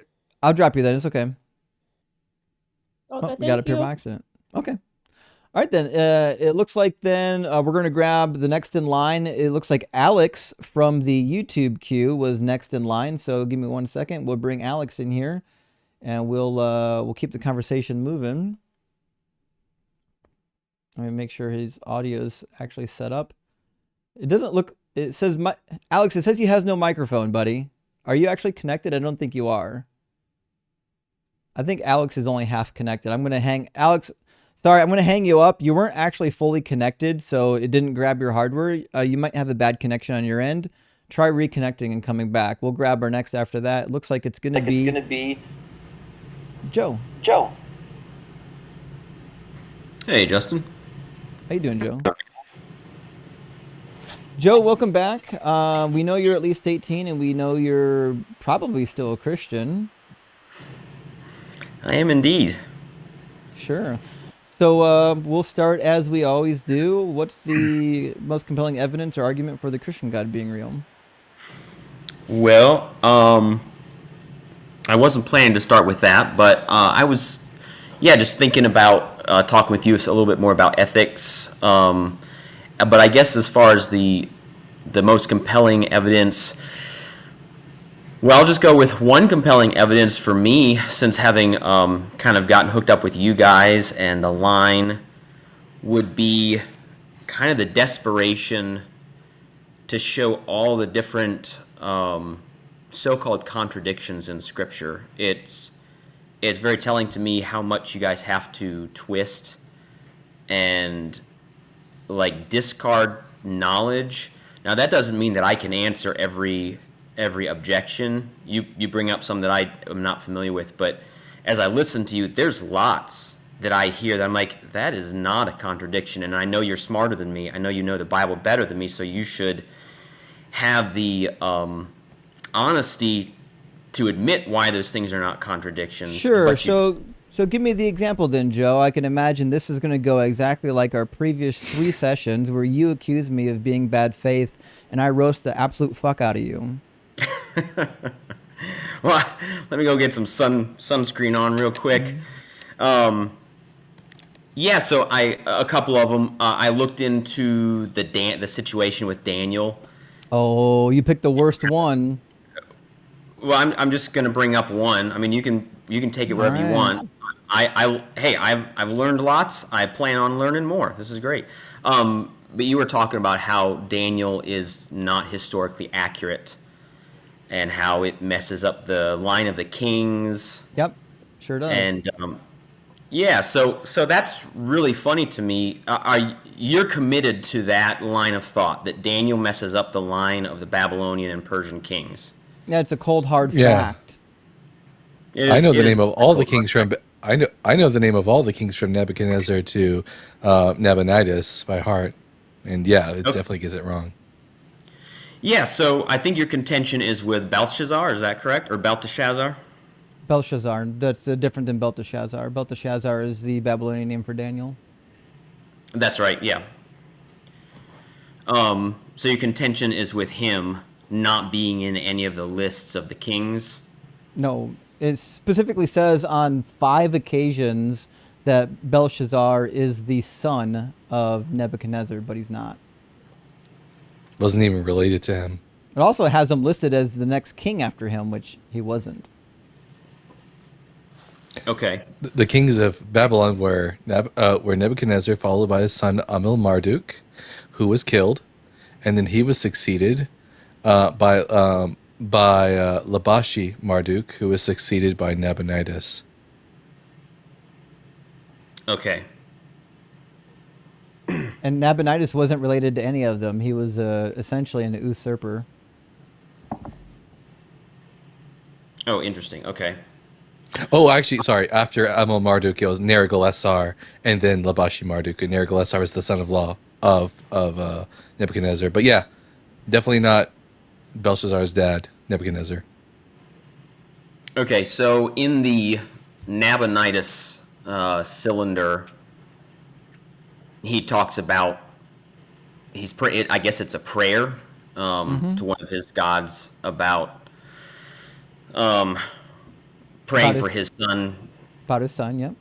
Yep, his firstborn son, praying whatever, that he'd be kept from sin, etc. And we also know about Nabonidus that he spent a good bit of time away from the kingdom. And so it makes perfect sense for Belshazzar to have just been appointed in his stead, that he wouldn't actually have been in any of the official lists of kings. He would have been. Yep. No, he wouldn't have been. He Firstborn son or just stepping in for his dad. Belshazzar or Nabonidus. Belshazzar. Yeah, Belshazzar was never a king. He was a vice Okay, regent. Right, okay. So maybe I misunderstand your contention with the historicity. I thought I've heard you say that There are Belshazzar. two problems. Okay, yeah. The first problem is Belshazzar is not remotely related to Nebuchadnezzar. They have no relation. He's certainly not the son of Nebuchadnezzar. The second problem is it refers to Belshazzar as a king, and he was never a king. Which I don't really care about that point, because if you're a Hebrew and you're in Babylonian exile, do you really know the difference between the person in charge being a regent versus being a king? You probably don't. I don't really care about that one that much. But the fact that on multiple occasions it refers to Nebuchadnezzar as being the actual father of Belshazzar is just historically inaccurate. And the reason why it's inaccurate is because whoever wrote it was writing in the 2nd century. He didn't know anything about the 5th or the 6th century. So I think that's inaccurate because I think it's just using the word father very, very generically. No. Just like Israel always uses fathers. And one reason that would be the case is that if you recall, when Belshazzar saw the handwriting on the wall, the queen mother, I don't know who that was, it was his mother, grandmother, whatever, she had to come in and say what happened in his father's day. That tells me it's not referring to his biological dad. It's referring to somebody that he didn't actually have firsthand knowledge of this man's life, because the woman had to explain to him what happened with Daniel and how that Daniel came in. I mean, if That's a crazy cope. Were you alive for all of your father's days? Yes. No. Oh, I get you. Yeah. Yeah. Okay. Do you think that if your mother told you about something that happened before you're born, she would say, when your father was king in the days of your father, so on and so forth? She probably would. And all the ancestors of the Hebrews, when we have this term where father refers to like ancestry, it's referred to in the plural, your fathers, as like a whole lineage. And it's a lineage because they all came from the same seed. But there was no seed shared between Nebuchadnezzar and Belshazzar. They weren't related. There's no fathering anywhere. Marduk was the son of Nebuchadnezzar, but his offspring never ruled. The immediate successor was Nebuchadnezzar's son-in-law, but he was also killed. His son Labashi Marduk became king of Babylon, but he was killed in a coup and succeeded by Nabonidus, who was the actual last king of Babylon. So they're like not in the least bit related at all. Okay, interesting. Cool. I will have to go back and do more research. I thought I had chased it down as far as your contention was, but I misunderstood your contention. This is the problem when you come in all confident, claiming that we're being dishonest. It makes you look bad. You could have come in here in good faith and said, listen, I think there are some things we disagree on, but that's not what you did. You came in and you accused me of personally being dishonest on purpose, which now makes you look like a clown. Had you not done that, we'd still be in the middle of a good faith discussion, and we could just be disagreeing on something that you don't know as much as I do about, or as much as Dalton. And nobody here would be thinking that you look like a clown, but now you look like a clown because you came in overconfident. Point taken. Thank you for your critique. I remember watching, I mean, that's not the only point that I believe you've been dishonest on. I was wrong about that. I'll admit I didn't understand it. I was wrong about that. You've doubling down's crazy.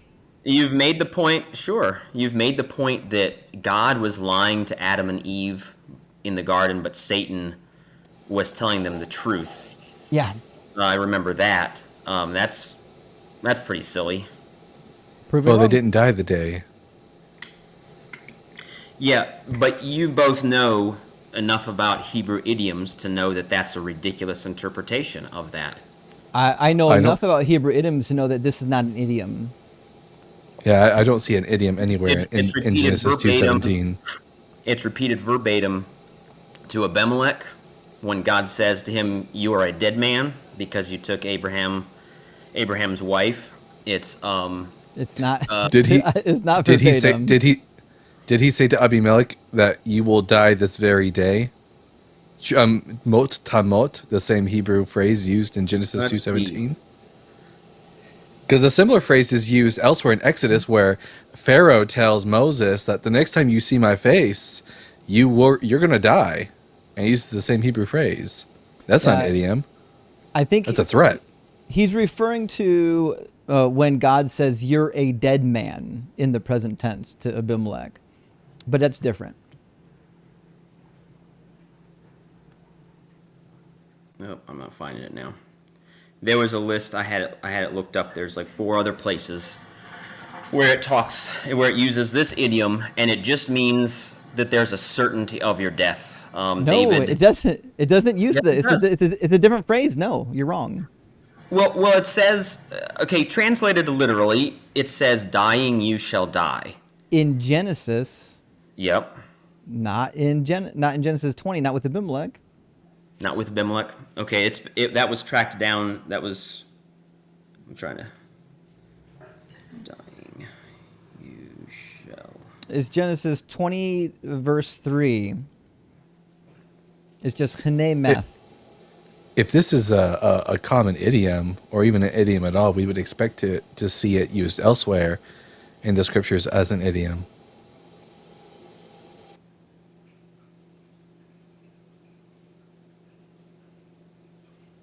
So Well, I'm the not way sure this what- should be translated in Genesis 20, if you want to be as literal as possible, it should be translated as "behold death," which is why like the NRSV and a lot of the other ones will say "you're dead."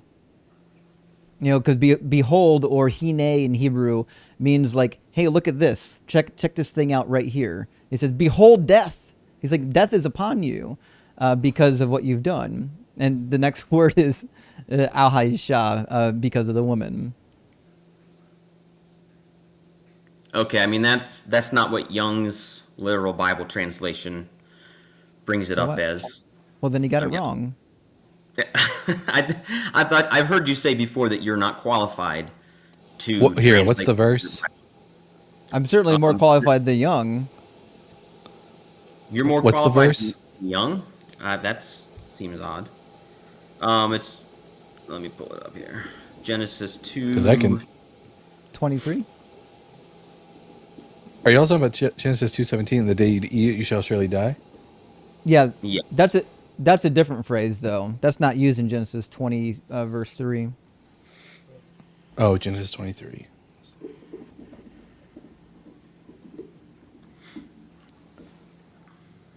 Let's see. Let's see. Said, and Vayomer lo. He said to him, Hinecha met. Behold, you are dead.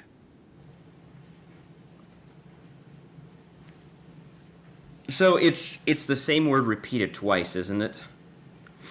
In Genesis 2:17. I mean, dying you die makes Well- more sense to me. Dying you shall Hebrew. die. Dying you shall die, or dying thou dost die. And the question is, makes when a lot is this more- said to happen? On the day. On the day that they eat of it. Yeah, this is very similar to Exodus 10:28, where Pharaoh says to Moses, "The next time you see my face," he uses the word tamot. You're going to die. So what you have here is an emphatic construct. The first word is an infinitive.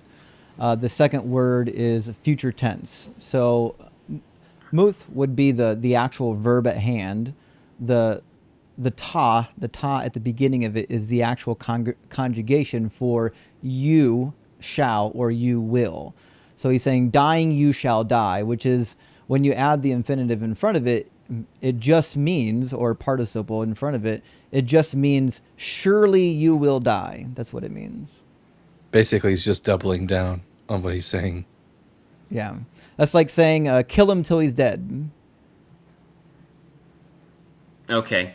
Well, I mean, I don't trust your interpretation of that. You're getting into interpretation rather than translation at this That's point.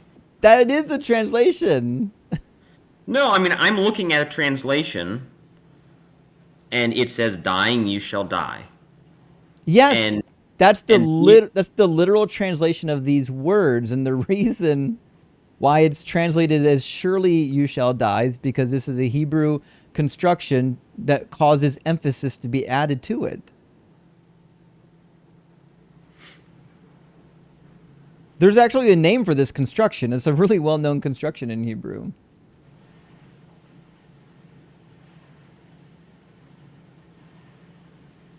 what is it? I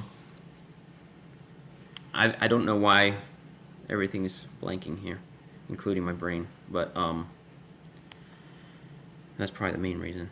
I'm trying to look up the other place where it says you shall surely die. Oh yeah, when David tells Shimei that he has to stay in his hometown, and if he leaves it, on the day that he leaves it, he will surely die. Yeah, And same. then That might be the same construction. same construction. Yeah. Okay, but so again, there it doesn't happen. The guy goes away. I mean, his fate was sealed on the day he left his house, but he didn't die that day. What I've been reading is that this is an idiom for you receive the death sentence, not necessarily that is when you will specifically bite the dust. Well, it didn't say that. It, So, which passage specifically? It's in Second Kings, the one you're referring to, when Shammai goes to get his slaves. I right. forget the. Was it chapter? I forget which chapter it was. I'll find it.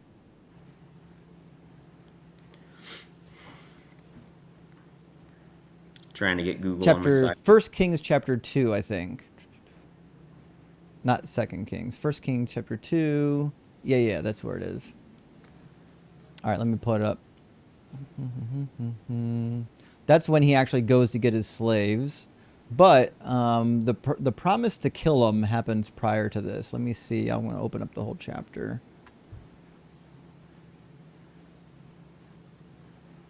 Da, da, da.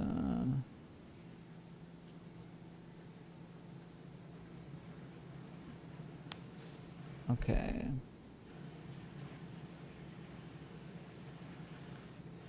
So here is the chapter.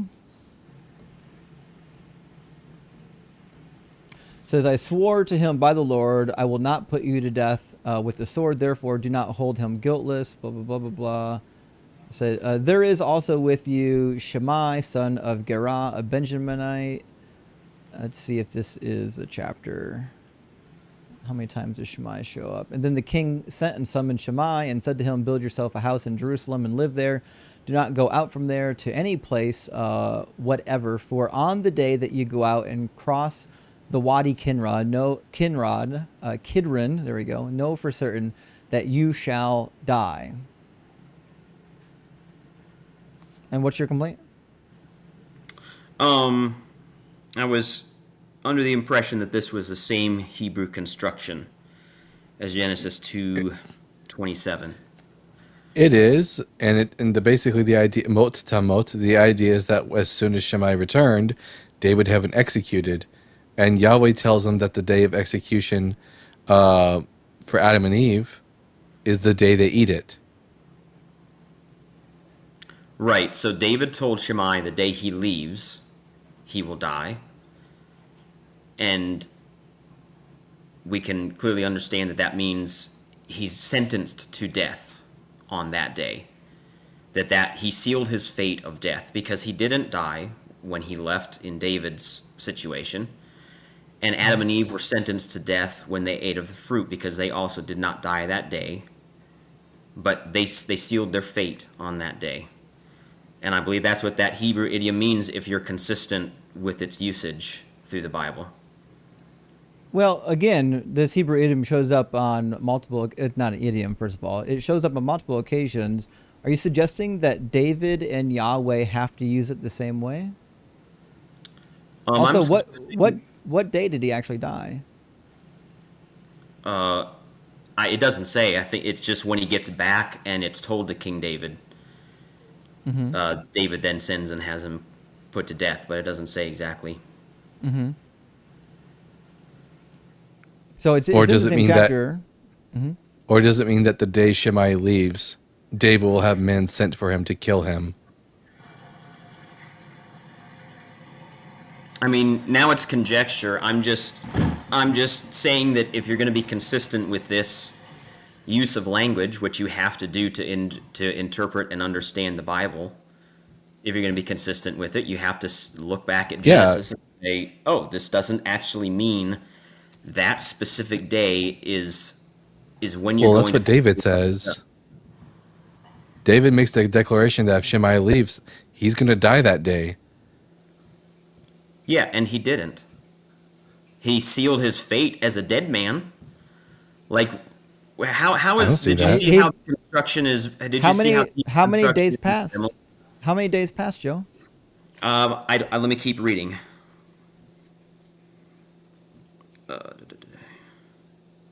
Is that in this end of this chapter?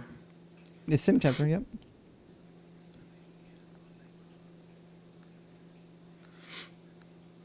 Actually, I think it's in the next chapter.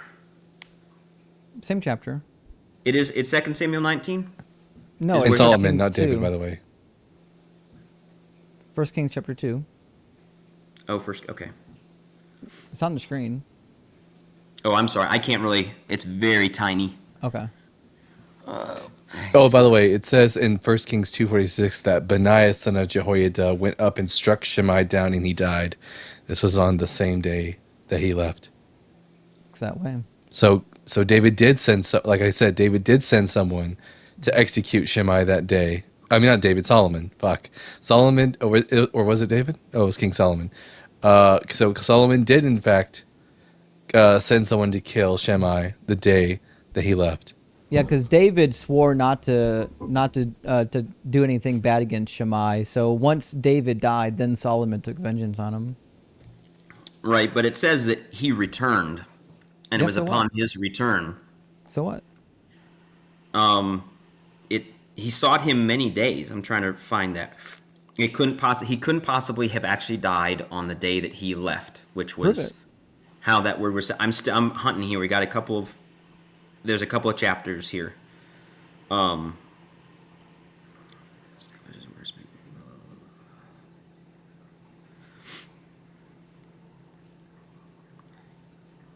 I'm still reading in Young's. That's why it's difficult. He's a Benjaminite. He lives right by Gath. Not even a day's journey. Where do you get cursed to go to? It says, let's see.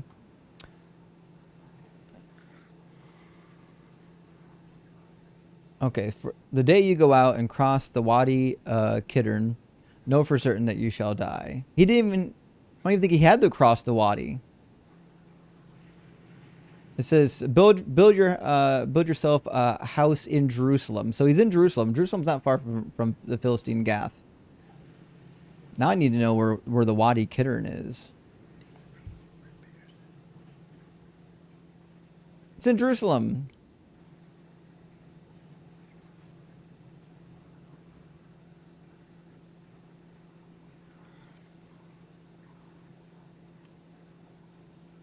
There we go.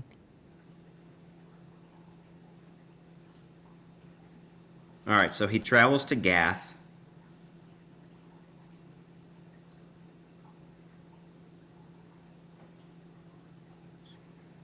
They already know where his slaves are, by the way. He doesn't have to search for them. Okay. Well, I'll have to poke into that. I'm not great at focusing here, or not focusing, but splitting my focus. When I read it before, it seemed very plain that it was a matter of several days in between the sentencing of death and when he was actually killed. I mean, Gath is only like, I'm seeing here is Gath is Tel Es Safi, which scholarly consensus today, it's only like 30 miles from Jerusalem, and you can go and come in a matter of a day. Okay. So it seems like Shimei left and then returned in that same day he died, as Solomon declared. Okay. And it's also true that Satan, not Satan, but the serpent did tell the truth. The serpent says, God knows that when you eat of it, your eyes will be opened and you will be like God, knowing good and evil, which is confirmed in verse 22. After they eat, says the Lord God said, see, the humans have become like one of us, knowing good and evil, and now they might reach out their hands and take also from the tree of life and eat and live forever. So they did. Say, the serpent was telling the truth.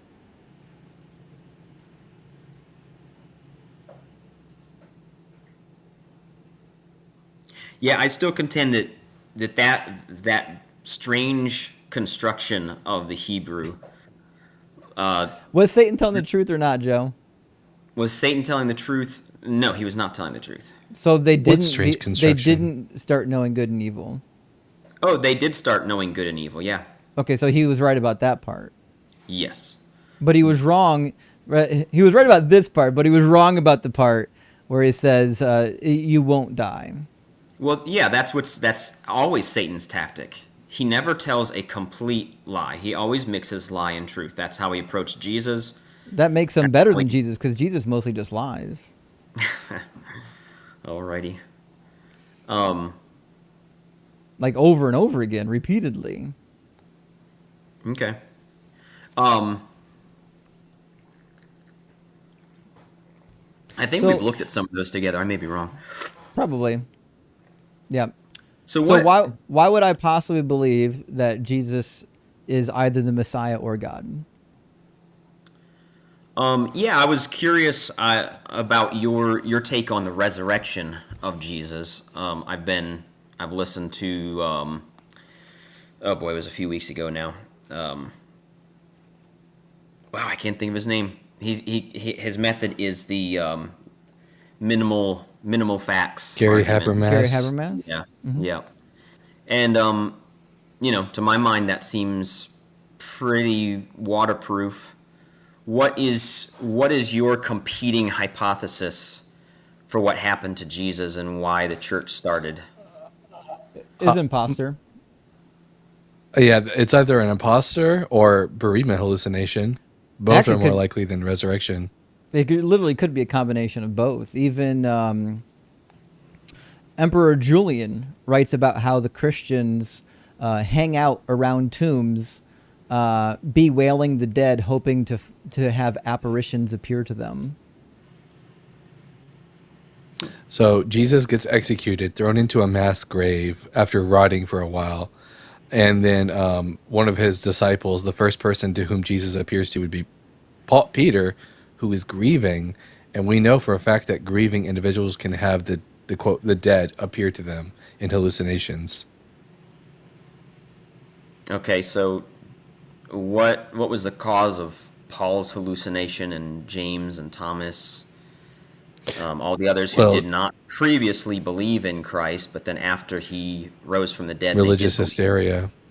And Religious to be, the same thing that to be sure, we don't Yeah. believe that all of them had hallucinations. So, like the story of Thomas, I personally don't believe that was even a real story. I think that's just fiction. The question is not what part, like, how do we interpret what the Bible says happened? The question is, what do we think actually happened in real history? What actually happened, most likely, is what happened in other resurrection accounts.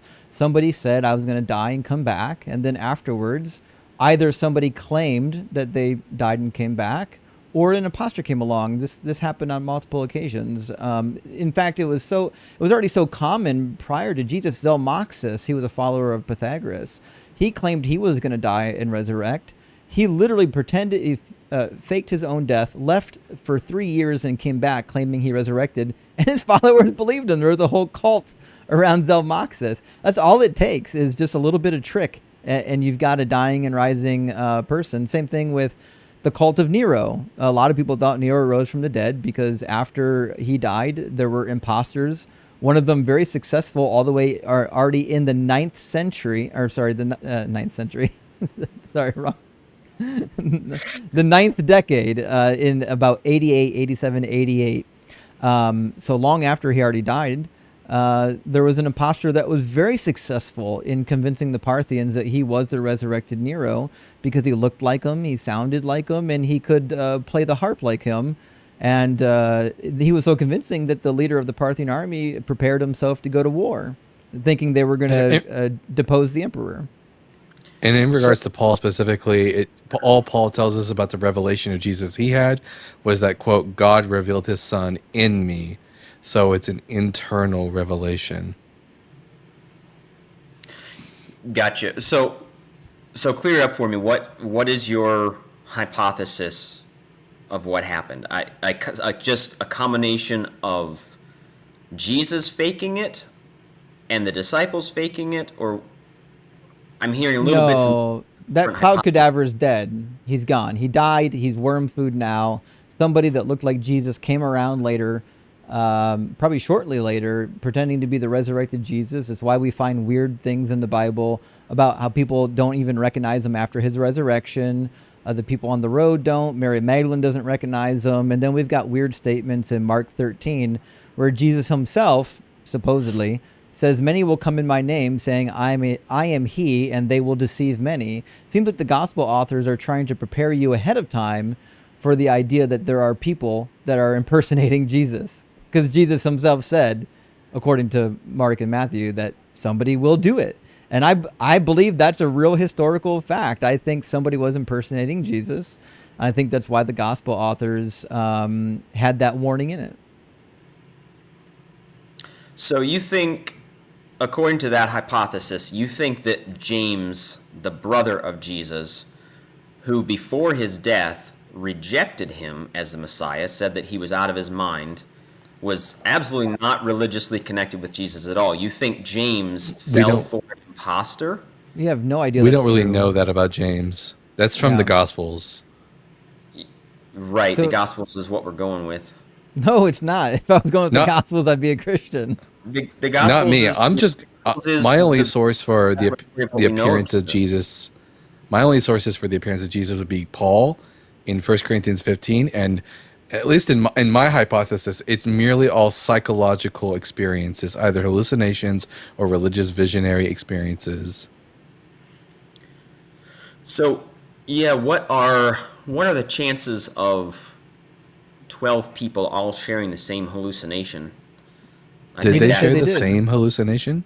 Yeah, that seems to rise up to the same level as a miracle of resurrection. Joe, no one made that claim. Well, all 12 disciples believed in him after he was dead, or after we have no evidence of that. So the question is, did they all believe? We don't know. And if they did all believe, how did they come to be the point of believing? But the reality is, all it takes is one of them, say Peter, who says that I saw the resurrected Jesus before the whole group is convinced. It doesn't take much. We see this play out in all kinds of other cults. For example, there are cults that are alive right now that claim that miracles are afoot, that people are doing spiritual surgeries over in India. There's a guy that does spiritual surgeries where he like pokes in people's abdomen and other body parts and pretends to do surgeries. And hundreds and hundreds of people claim to have been healed by this person. And even people who've never met him literally believe that he's out there healing people, because people are willing to believe testimony. And we don't know that the apostles all saw the same exact thing. As far as we know, each of the individual 12 apostles could have had a solitary visionary experience and then told each other, yeah, I saw him too. But do we know that they saw the exact same thing, the exact same way? No. So, clear it up for your audience. Who was the first witness? And did the disciples believe when they heard it the first time? According to Paul, the first witness is Peter. And he mentions no Mary Magdalene. Yeah, I personally would say probably Peter as well. I mean, the Gospels are consistent that Peter and John ran to the tomb after the report of the ladies coming back. Yeah, but Well- well, we have earlier accounts from Paul. Paul's letters predate the writing of the gospel, therefore predating the invention of the myth of the gospels. And he doesn't mention a Mary Magdalene. All he says is that Peter is the first person to whom Jesus appeared to. It says that Peter was the first person Jesus appeared to. First Yeah, of the Yeah, disciples. Is that the first of the disciples? Sorry, what's that? What's that reference? 1 Corinthians 15. Yeah, for I delivered to you as of first importance what I also received, that Christ died for our sins in accordance with the Scriptures, that he was buried, and that he was raised on the third day in accordance with the Scriptures, and that he appeared to Cephas, then to the 12. Then he appeared to more than 500 brethren at one time, most of whom are still alive, though some have fallen asleep. Then he appeared to James, then to all the apostles. Last of all, as to one untimely born, he also appeared to me. The list of people that he gives to whom Jesus appeared to, first and foremost, is Cephas, or Peter. Yeah. Yeah, so but that doesn't. He's not saying that Peter was the first. He just lists him first. He just says he was seen by Cephas, then by the 12. That doesn't mean that the gospel accounts are incorrect. In fact, we have good reason to believe that they are correct in that detail, because there were spurious gospels that came out later that changed the embarrassing detail of the women seeing Christ first. It's not, That's not not an embarrassing embarrassing. detail. Disciples. That's not an embarrassing detail. It That's certainly exactly. was. No, it's not. That's exactly who you would expect to be at the tomb first. The women were the one that did the spicing of the body. That's exactly Yeah. if you're trying to write a story, that's exactly what you would say. You're not gonna have men go to the body to spice it Okay, but they were the first witnesses of Christ. because they were And the- there first. Because Yeah, the women, and the with women their- were the ones in charge of embalming and spicing the body. Yeah, if you're going to place Jesus in a tomb, which Paul never speaks of a tomb, so if you're going to invent a story where Jesus has found an empty tomb, the person you would have to go visit the tomb would be the women.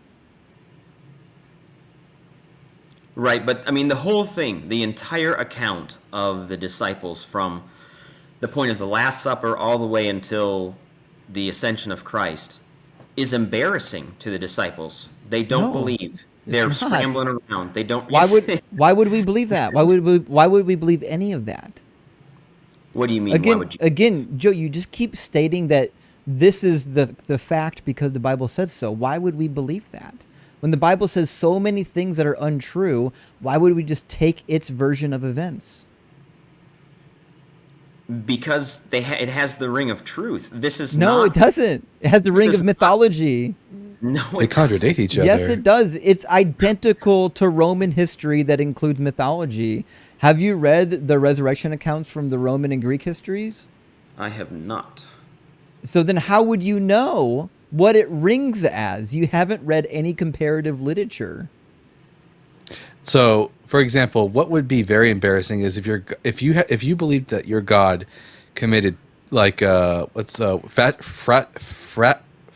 fratricide, killing your brother which is a high crime in the Roman world, and yet the story of Romulus and Remus, Romulus kills his brother Remus.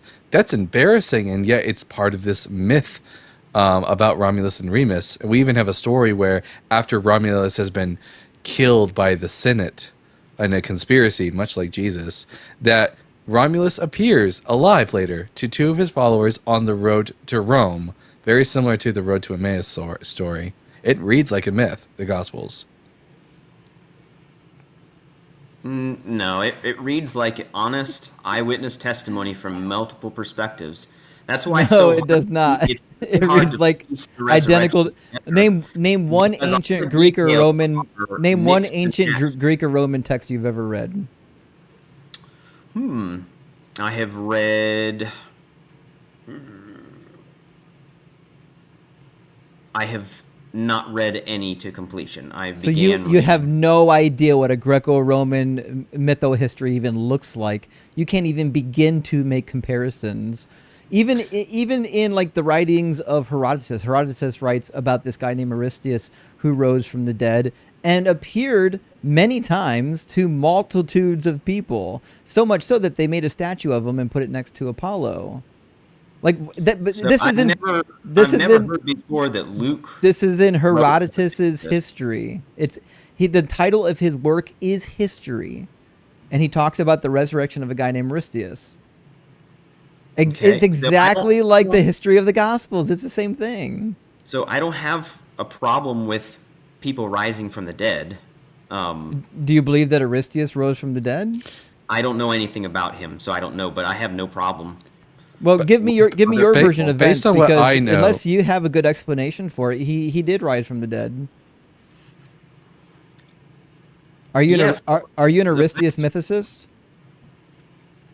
I'm completely ignorant of Aristeus. Well, then obviously he rose from the dead under the, I would presume, the power of perhaps Serapis even. That's fine. I've read first century actual historical works like the works of Josephus and Plutarch. And what we see when we look at actual histories is that one, they will generally cite their sources. So like, for example, Plutarch, when he gives us the life of Alexander, gives us his source being Ptolemy, the first Soter, who was his general. Or if there are contradicting narratives, they often express skepticism and give their opinion on what may have happened. But the Gospels don't read anything like that. They don't give us their sources, and they don't ever express skepticism about what may or may not have happened. Okay. Could that be because of the close proximity in which they were written? I mean, if these were written by the actual men who claimed to write them, then that would be why they Josephus don't. was in close proximity to many. Josephus lived in close proximity to the events that he narrates, and even he cites sources. Like when, for example, when he writes about Herod the Great, he cites Nicholas of Damascus, who was one of Herod's court members, Herod's court historian, when giving information about that.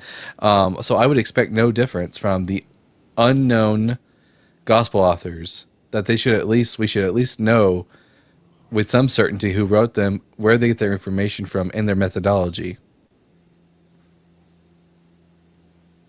Okay, I may have missed a crucial word in what you just said. Do they ever cite their sources? And the assumption that I'm going with is that these are just honest eyewitness accounts, which is why none of the disciples come out looking good in any of it. They look like a bunch of buffoons. They're comparing. Why do you think these are eyewitness sources? Why do I think they're eyewitness sources? Because they said so. Because Luke was able to. Who said so? Luke said that he interviewed eyewitness sources. John said that he talked about things that we have seen and heard and our hands have handled. Paul saw, according to Luke, Paul saw. What are the name of Luke's sources? Damascus. What are the names of the sources? He doesn't give those names. You talking about Luke? Yeah.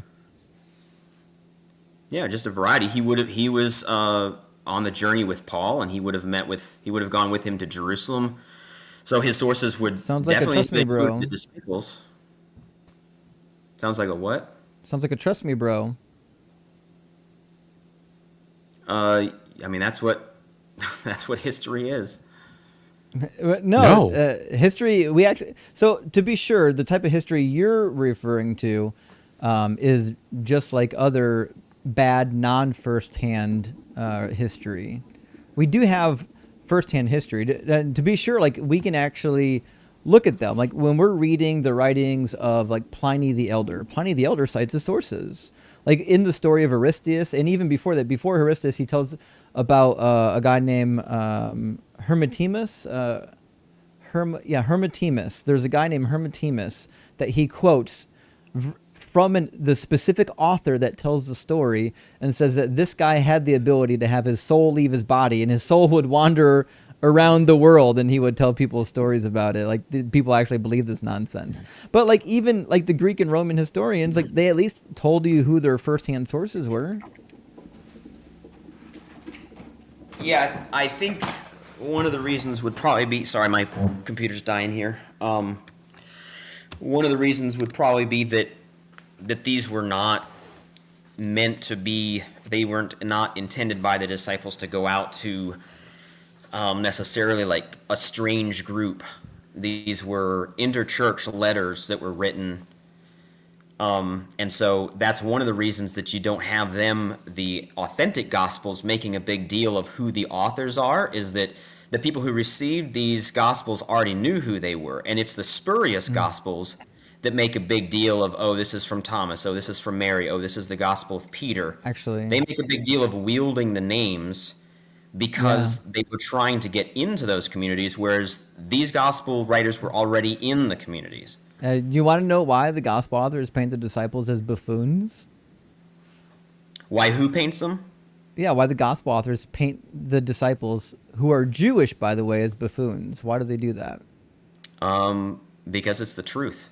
No, because they're written by Greeks, by people who are not disciples, and the religion has already moved away from its Jewish roots, which is why we see this hard movement away from the Jewish law, away from Jesus's actual teachings, trying to soften this idea of following the law of Moses, because the Greeks didn't care for it. The Romans didn't care for it. In fact, they thought that they were barbarous laws. And that's why we find in the Gospel of John over and over again, God, he says, the Jews did this, the Jews did that, because who's ever writing the Gospel of John isn't a Jew. It's not John. Surely a Jew would know that Psalm 82 is not in the law of Moses. Indeed. And he doesn't even understand the Passover tradition. He fucks up the Passover tradition. Okay. Yeah, I don't have a response for that. I think to say that the resurrection was a hoax, I think you need to have something better than that because Why? of. Well, why would I need something better than to say we already know that resurrection hoaxes happen? We have evidence that many resurrection hoaxes have happened. We have no evidence that Jesus is a truth teller, that he's the Messiah, much less that he's some sort of a Trinity, which means I'm going with where the data actually is, which is we know resurrection hoaxes happen. I have no reason to believe that this isn't one of them. Give me one reason why I would actually believe this mythology. Again, just the embarrassment of the supposed authors, the fathers of the church. We already covered this. The reason why the disciples are painted as buffoons is because it's written by people that weren't Jews who wanted the disciples to be buffoons. They were actually Jews. The disciples were all Jews. They were illiterate Jewish fishermen.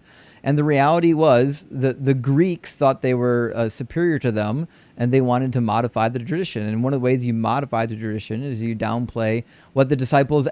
Because if the disciples actually followed Jesus after Jesus' death, surely they would have followed a Jewish tradition. That's why we see like Paul and Peter getting into an argument over whether or not they should be communing with the Gentiles and in how. It seems to be that according to the narratives that we have in the Bible, even the ones we have, even though I don't think they're trustworthy, it paints the actual disciples as being Judaizers, just like Jesus was, which means the Greeks who came later and recorded these stories wanted to downplay the Judaizing disciples.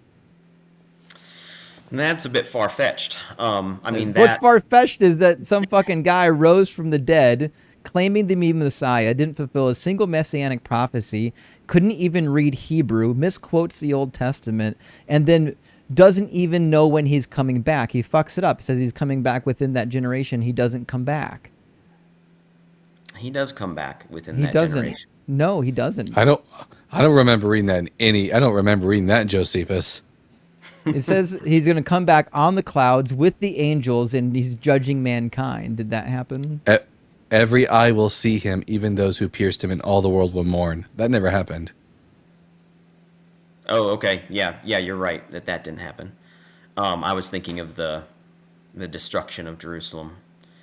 Based on all the historical evidence we have, there's no reason to think that this guy was anything more than another Galilean messianic failure. There was more before Jesus. Jesus wasn't the first, nor was he the last. There's another Galilean named Dositheus, who similarly claimed to be the Messiah, and they believe that he resurrected from the dead even. Well, all right. So I've got it figured out now. Justin, and is it Dalton? Was that your name? That's my name. Hey, I think I have it figured out then. I think that you guys are just jealous that a failed Jewish rabbi has about 10 billion times more influence on this world than the two of you will have combined, even if you were the father of 1,000 Why children. in your puny brain think that we want to have the same influence as Jesus? I think you're on here as an influencer. To be sure, I have more followers right now than Jesus ever dreamed of having when he was alive. It took Jesus. True. It took Jesus the power of the sword to get the followers that he had. The Roman emperor had to start killing people and forcefully baptizing entire people groups to spread his religion. I just get online and I talk to people and they listen. Well, we know that there were far more followers than that before the 400s. You certainly don't know that. You're referencing. I certainly don't know about that. You have no idea how many people are going to be followers of me 400 years after I die. Oh, right. Okay, gotcha. Because I'm the Jewish Messiah. Oh, that's right. Yeah, I saw you doing like one of those prophecies about yourself. That was pretty funny with you having ridden a donkey. It's true. And it'll be worse for Sodom and Gomorrah. I'm sorry, it'll be worse for you than it will be for Sodom and Gomorrah in the day of judgment if you reject my message. To be fair, I mean, Justin's fulfilled as many prophecies as Jesus has, if not more. So was your donkey going into Jerusalem with the children of Israel shouting Hosanna? Not necessary. It's a partial fulfillment. Also, the prophet doesn't say anything about the children shouting Hosanna when the king rides into Jerusalem. Also, how do you know it's literally Jerusalem? It might. You have to read it with spiritual eyes. Yep. Good point.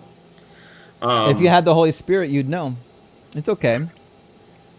If you deny me before men on earth, I'll deny you before the Father in heaven.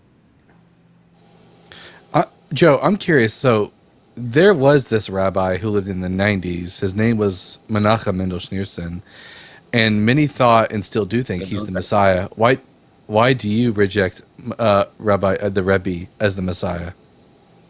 On what grounds? Probably on the same grounds that Annas the priest told the Sanhedrin to just hold their horses on the early Christian persecution.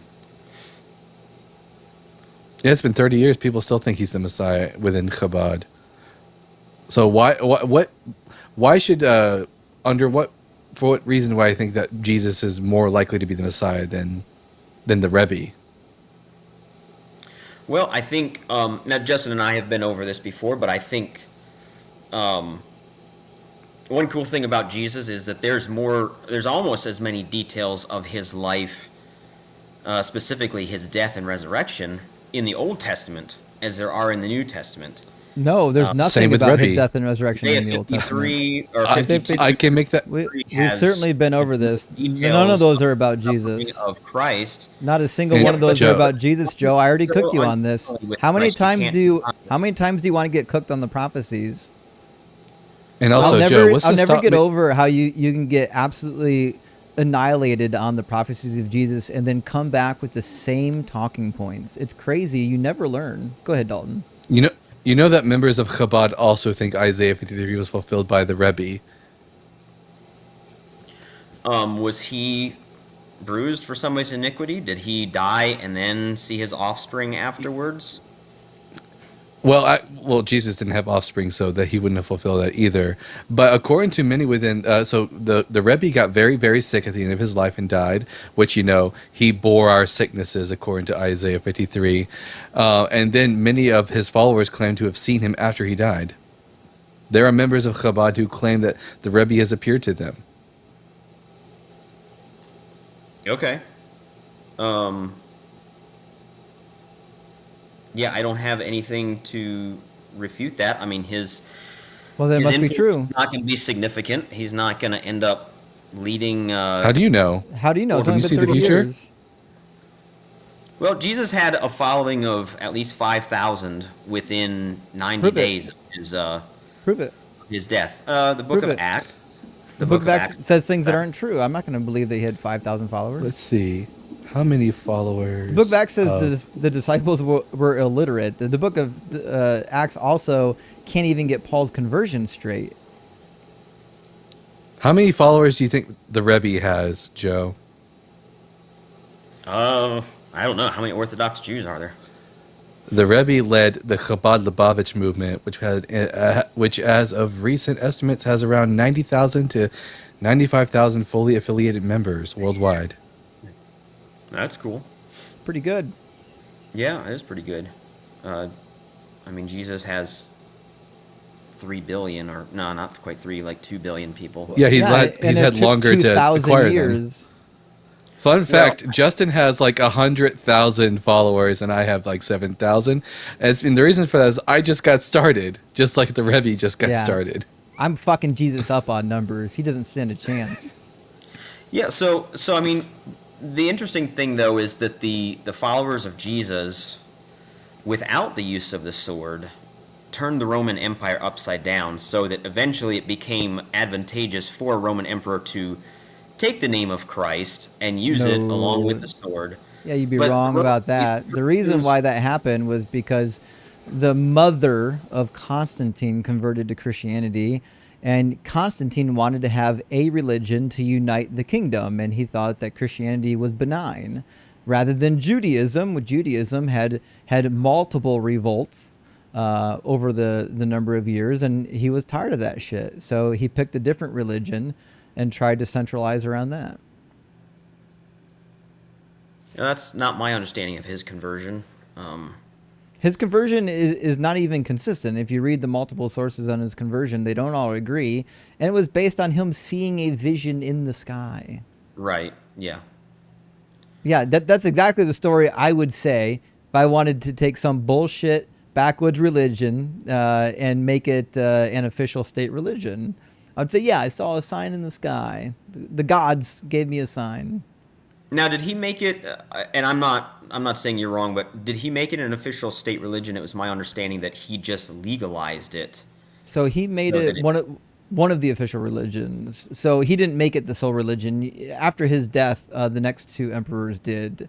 And so you find already by Theodosius II, they're forcefully baptizing Jews, and they're killing pagans, and they're burning philosophy books. It didn't take very long for it to immediately be spread by violence. Gotcha.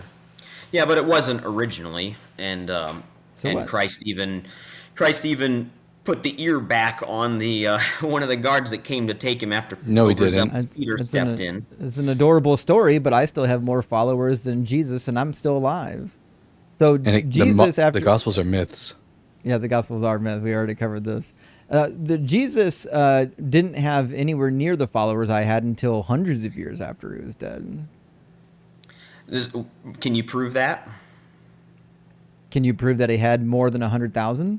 No, you just made a statement about how that he didn't have anywhere near that many. What was the And, population of Can Palestine? you prove it? What was the population of Palestine? I don't know. You tell me.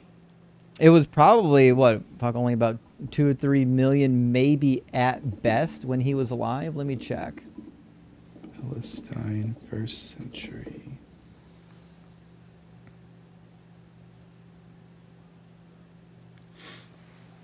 It says between 1 and 2.5 million.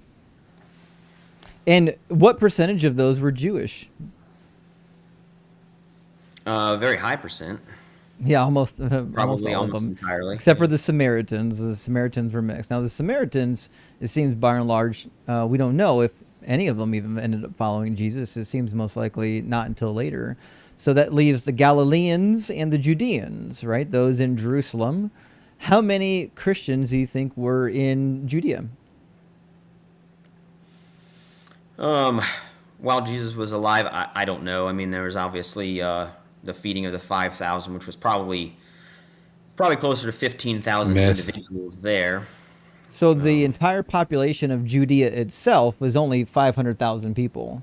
So in order for Jesus to have more followers than me when he was alive, he would have had to capture at least a large percentage of the 500,000. How many Jewish people in Judea did he think he convert? 10, 15, 20%? I don't know. It doesn't seem to indicate, or I'm not aware of Because when it. the story we have, at least from the book of Acts, would lead us to believe that the Jews were rejecting the message of Jesus and that the Jews missed out. That's why we have these interesting parables of Jesus suggesting that the kingdom is being taken from the Jews and given to the Gentiles. Funny, Seems like the- funny how the people who, funny how the people who actually know the Hebrew Bible rejected it, but the Greeks who had no concept of the Hebrew Bible readily accepted it. Isn't that wild? It's not true. The very is first true. converts. No, the first converts were zealous Jews from all over that part of the world who came on Pentecost, and it was those 5,000 who were. It wasn't just people who happened to live there. These were zealous Jews who would have traveled long distances to come to the Feast of Pentecost, and they were the ones who That didn't believed. happen. You That's a myth. You can say that, okay? I mean, it's a second century work from an unknown author. Why would I trust it? It is not a second century work. It certainly is. Prove The that it's a consensus of second scholars century would beg work. to differ. Prove that it's a second century Yeah, so work. we have don't have a examples of single- like the author, We don't have a single let's say we have manuscript from the example- first century. So and we can see that the author directly is using the Antiquities of the Jews as a source reference for his work. And when was that written? Did Josephus have a hand in that? The Antiquities? That's his book, Okay. written in 90 to 95 CE. Okay. I don't know about those correlations. I would imagine. Actually, no. Luke wasn't Jewish, so I don't know why there would have been that correlation. Yeah. Yeah. So like Paul's the part that Dalton wrote read from 2 Corinthians that I can't think of the word now. Anyway, the saying about these things that we've heard, that we've seen. Why can I not think of it? 2 Corinthians 15. I've just referenced 1 Corinthians 15. 1 Corinthians 15. Okay, that is a goes back to all the way back into like 30 years from the date of Christ is my understanding of scholarship. We not And only so don't, that- not only do we not know that, we don't give a shit. No one here is contesting that there were people that believed he resurrected from the dead. We believe, I believe, there were people who were convinced of it. That's meaningless. No, but to you me. constantly talk about this mythical thing, like how Jesus was The how Gospels are myth. mythicized, Yeah. and that happened years later, and that Yeah, the resurrection is a myth. I'm not saying No, I'm not saying the people- believers are a myth. he was Certainly, God there and were then he people was who raised. believed the mythology. No, but like I'm talking. Yeah, eyewitnesses people did. is We don't have believe- any eyewitnesses. What I'm saying is, I agree. Yes, there probably were some early Christians who believed that Jesus resurrected from the dead, and they passed that down. I agree. Those people probably did exist. Who they are, we don't know. No one knows. If the Gospels were true history as opposed to myth, we wouldn't expect like the Gospel authors to be placing Jesus's birth date at like two completely different points in history, like 10 years apart from each other. That's true. I'd love to see that. You don't know this one yet? Come on, Joe. No, So here's a quiz, Joe. Embarrassing. sure. Question number 1. Was Jesus born under the reign of King Herod the Great? If I think King Herod was he the father of Antipas? Yes. Either, yeah, I think Antipas and then Agrippa. Archelaus, Antipa, and Philip were the three sons of Herod the Great, and then Herod Agrippa, I think, was like later on in like the Book of Acts. But yeah, was Jesus born under the reign of King Herod the Great, according to the Gospel of Matthew? I'm pretty sure so. And according to the Gospel of Luke, was Jesus born during the census of Quirinius? That sure rings a bell. So Matthew chapter 1 says after after she gave birth to Jesus, they went down to Egypt and remained there until the death of Herod, which would be until the latest 4 BCE. That's when Herod the Great died. So here's a Now, little history was Herod lesson. a When title King or Herod like the a Great died, family name. Okay. And the way we know that the Herod that's spoken of in this passage is Herod the Great is because later on in this same chapter, it mentions that Herod's son Archelaus was ruling the place of his father, which would make Herod the king being King Herod the Great. After Herod died, his son Archelaus became the ethnarch of Judea and remained so for 10 years, but he was so shit at his job, the Romans deposed him, annexed him to Venice, and then and then annexed that region of Judea to the Roman Empire. In which case, the senator Quirinius became the governor of Syria, and the procurator was Coponius, and they did the census under Quirinius. Now, according to Luke here, it tells us that Jesus was born during the time of Caesar Augustus, and that this was during a registration under Quirinius, the governor of Syria. That wasn't until 10 years after Herod already died. Okay. Yeah, I don't know. I have no idea the source information on that or how to even begin. That would defending. be Josephus, book 17 and 18 of his work Antiquities of the Jews. So, do you trust Josephus? No, but Christians Yes, he's do. an actual. Well, I say he's an actual historian when it comes to Palestinian history. He actually cites his sources and But to be sure, Josephus isn't the only one that gives us dating for these people.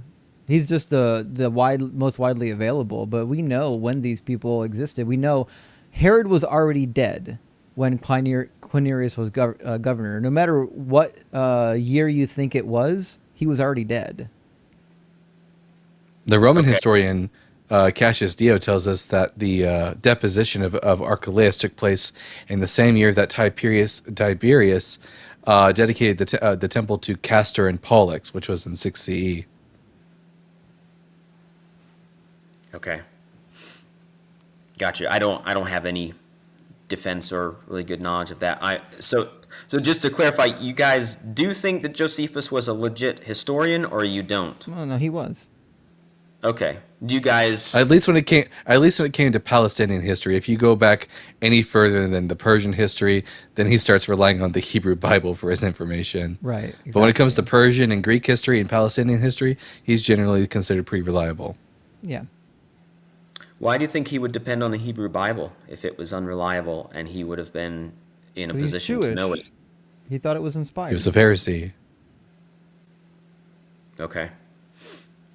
So, first of all, the Bible can't even figure out when Jesus was born, and it certainly couldn't even figure out when he was coming back. All of the New Testament depicts Jesus as coming back imminently within the lifetime of the people alive. Jesus himself said so, and then he just didn't.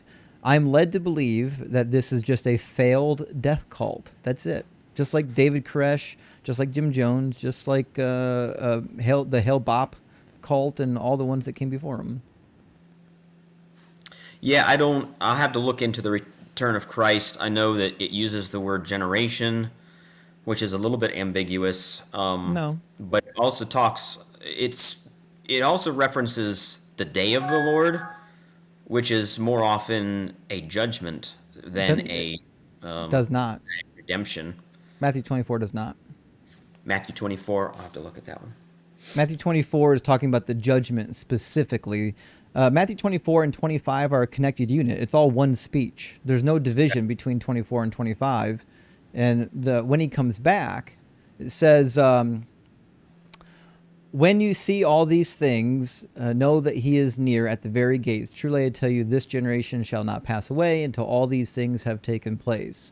What are these things? Well, everything he just told you, the whole chapter up to this point. And part of that, as Dalton has already quoted previously, says, immediately after the suffering of those days, the sun will be dark and the moon will not give its light. The stars will fall from heaven, which is wild to think that the stars can even fall from heaven. to the earth, and the powers of heaven will be shaken. Then the sign of the Son of Man, this is Daniel 7, will appear in heaven, and then all the tribes of the earth will mourn. Certainly didn't happen. They will see the Son of Man coming on the clouds of heaven with power and great glory. So this is exactly what we would expect if Jesus thought that he was fulfilling Daniel 7, which 2 chapters later in Matthew 26, he says so. He tells the council when he's being questioned that hereafter you'll see me again coming on the clouds of glory, referring to Daniel 7 again. So he's saying, I'm going to do Daniel chapter 7 within this generation, and you're going to see me. And yeah, at least Stephen did see him. But No, Stephen did not. This is not about having a dream or a vision. Right, yeah. And Stephen wasn't on the council. No, I mean, Stephen saw Christ on the clouds of heaven. He certainly didn't. He had a vision of Christ in the clouds, but he doesn't say that he doesn't say that a person is going to have a vision.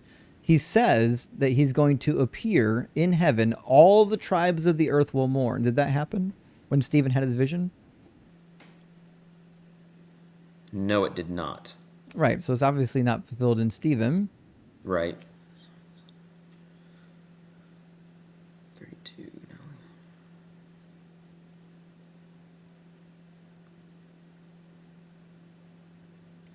So all these things take place. That's verse 34. And then 34 you're saying is referencing like from verse 15 up to 33. Everything prior to it. The whole chapter up to Jesus is answering the question from the disciples, what will be the sign of your coming? And he gives a whole list of signs.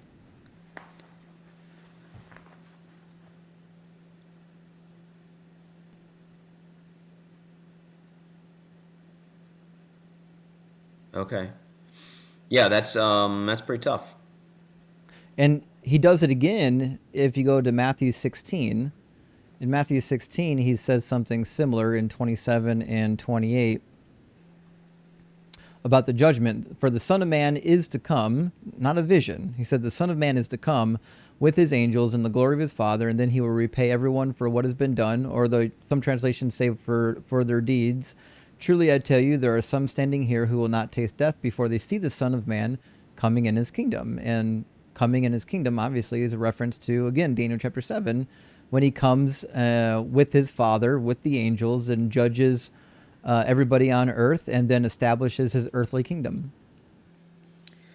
Yeah, I mean, that one seems to point, I mean, if you flip the page, it immediately goes to his transfiguration, where Peter clearly understood that he was seeing the kingdom of God. Did Jesus come with all of his angels in the glory of his Father and repay everybody for their deeds at the transfiguration? No, but that's so. No, but the answer is no, which means that's not what the transfiguration is. Transfiguration is not the fulfillment of this passage. Right, but he doesn't say, I say to you, there are some standing here who shall not taste death till they see the Son of Man coming in the glory of his Father with his angels, then he will reward and see the rewarding. He just says, there are some standing here who shall not taste death till they see the Son of Man coming in his kingdom. That's all it says. Wrong again. 27 and 28 are connected. It's one quote. They're not two different events. What a nonsensical thing Jesus would be doing if he said the Son of Man is going to come with his angels in the glory of his Father. He will repay everybody for their deeds. And then he says, truly I tell you, and starts talking about something entirely different. What a horrible way to communicate. The word truly there is a connecting word, connecting what he's about to say to what he just said. Mm-hmm. In fact, usually when you see like verily, verily, or truly, truly in the Gospels, he's emphasizing something he just said.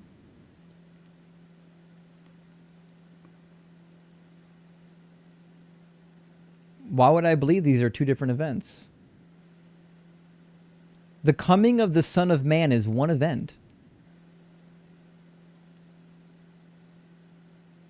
I don't think that's necessarily true. It is. What do you think the Son of Man means? Do you think that's just a random Yes, title yeah, that developed? no, the Son of Man is a reference to Daniel. That's fine. Exactly, yeah. And what happens when the Son of Man comes in his kingdom in Daniel? He's received up by the Ancient of Days.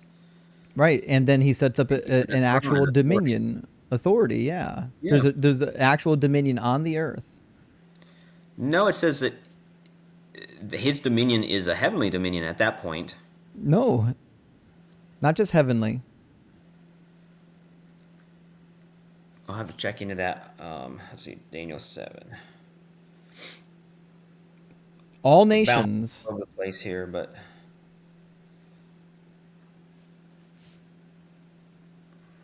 To him was given dominion, glory, and kingship to all peoples, nations, and languages to serve him. His dominion is an everlasting dominion that shall not pass away. That's on the earth. People exist where nations, languages happen. Those people aren't in heaven. There is no heaven, by the way. Heaven is just the sky.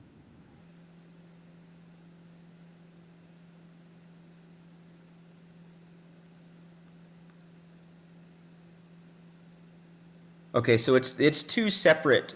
There's him ascending to the Ancient of Days, and then there's a separate section of the vision. It's in verse 13. It says, Why would I think that's separate? Because it breaks it up with I was watching in the night visions. No, Like it's 13 he and doesn't- 14 are the same vision. Right, 13 and 14 are. Yeah, exactly. And what happens in verse 14? So what I'm saying is that this is a two-part vision with the same man mentioned in both, and it's broken in half there at verse 13. It's no. Try again. It's not. I would love to see that in the original manuscripts where it's cut off. 13 and 14 is one vision. Yes, It says, agree, I 13 watched in the night visions, I saw one coming like a human being. That's the Son of Man, coming with the clouds of heaven. He came to the Ancient One and was presented before him. To him was given dominion and glory and kingship that all peoples, nations, and languages would serve him. Do you think that Yeah. all people on the earth were sucked up into heaven at any point? No, that's why. I mean, in verse 13, it even has it Well, even there you uses go. multiple. Do you think It's they're visions going to multiple. be sucked up into heaven? Why think- is visions multiple? Do you think that they're going to be sucked up into the sky? No. Why does Okay, he so say if the visions? nations It's and really all the more people than one aren't going to be vision. sucked up into the sky, then that means the kingdom is going to come to earth. That's why everybody in the New Testament is asking Jesus, when is your kingdom going to come here? The people aren't going to live in the sky. No one's going to live in the clouds. When the kingdom comes, it's heaven coming to earth. That's what Jesus prayed for heaven to be here. That's the goal. The goal is for the earth to be reformed so that God can come from heaven and dwell with man on earth. So in Daniel chapter 7, when it says that he was given dominion and kingship over all the nations and people, this is the heavenly kingdom coming to earth. Yeah. Okay, so I agree with you.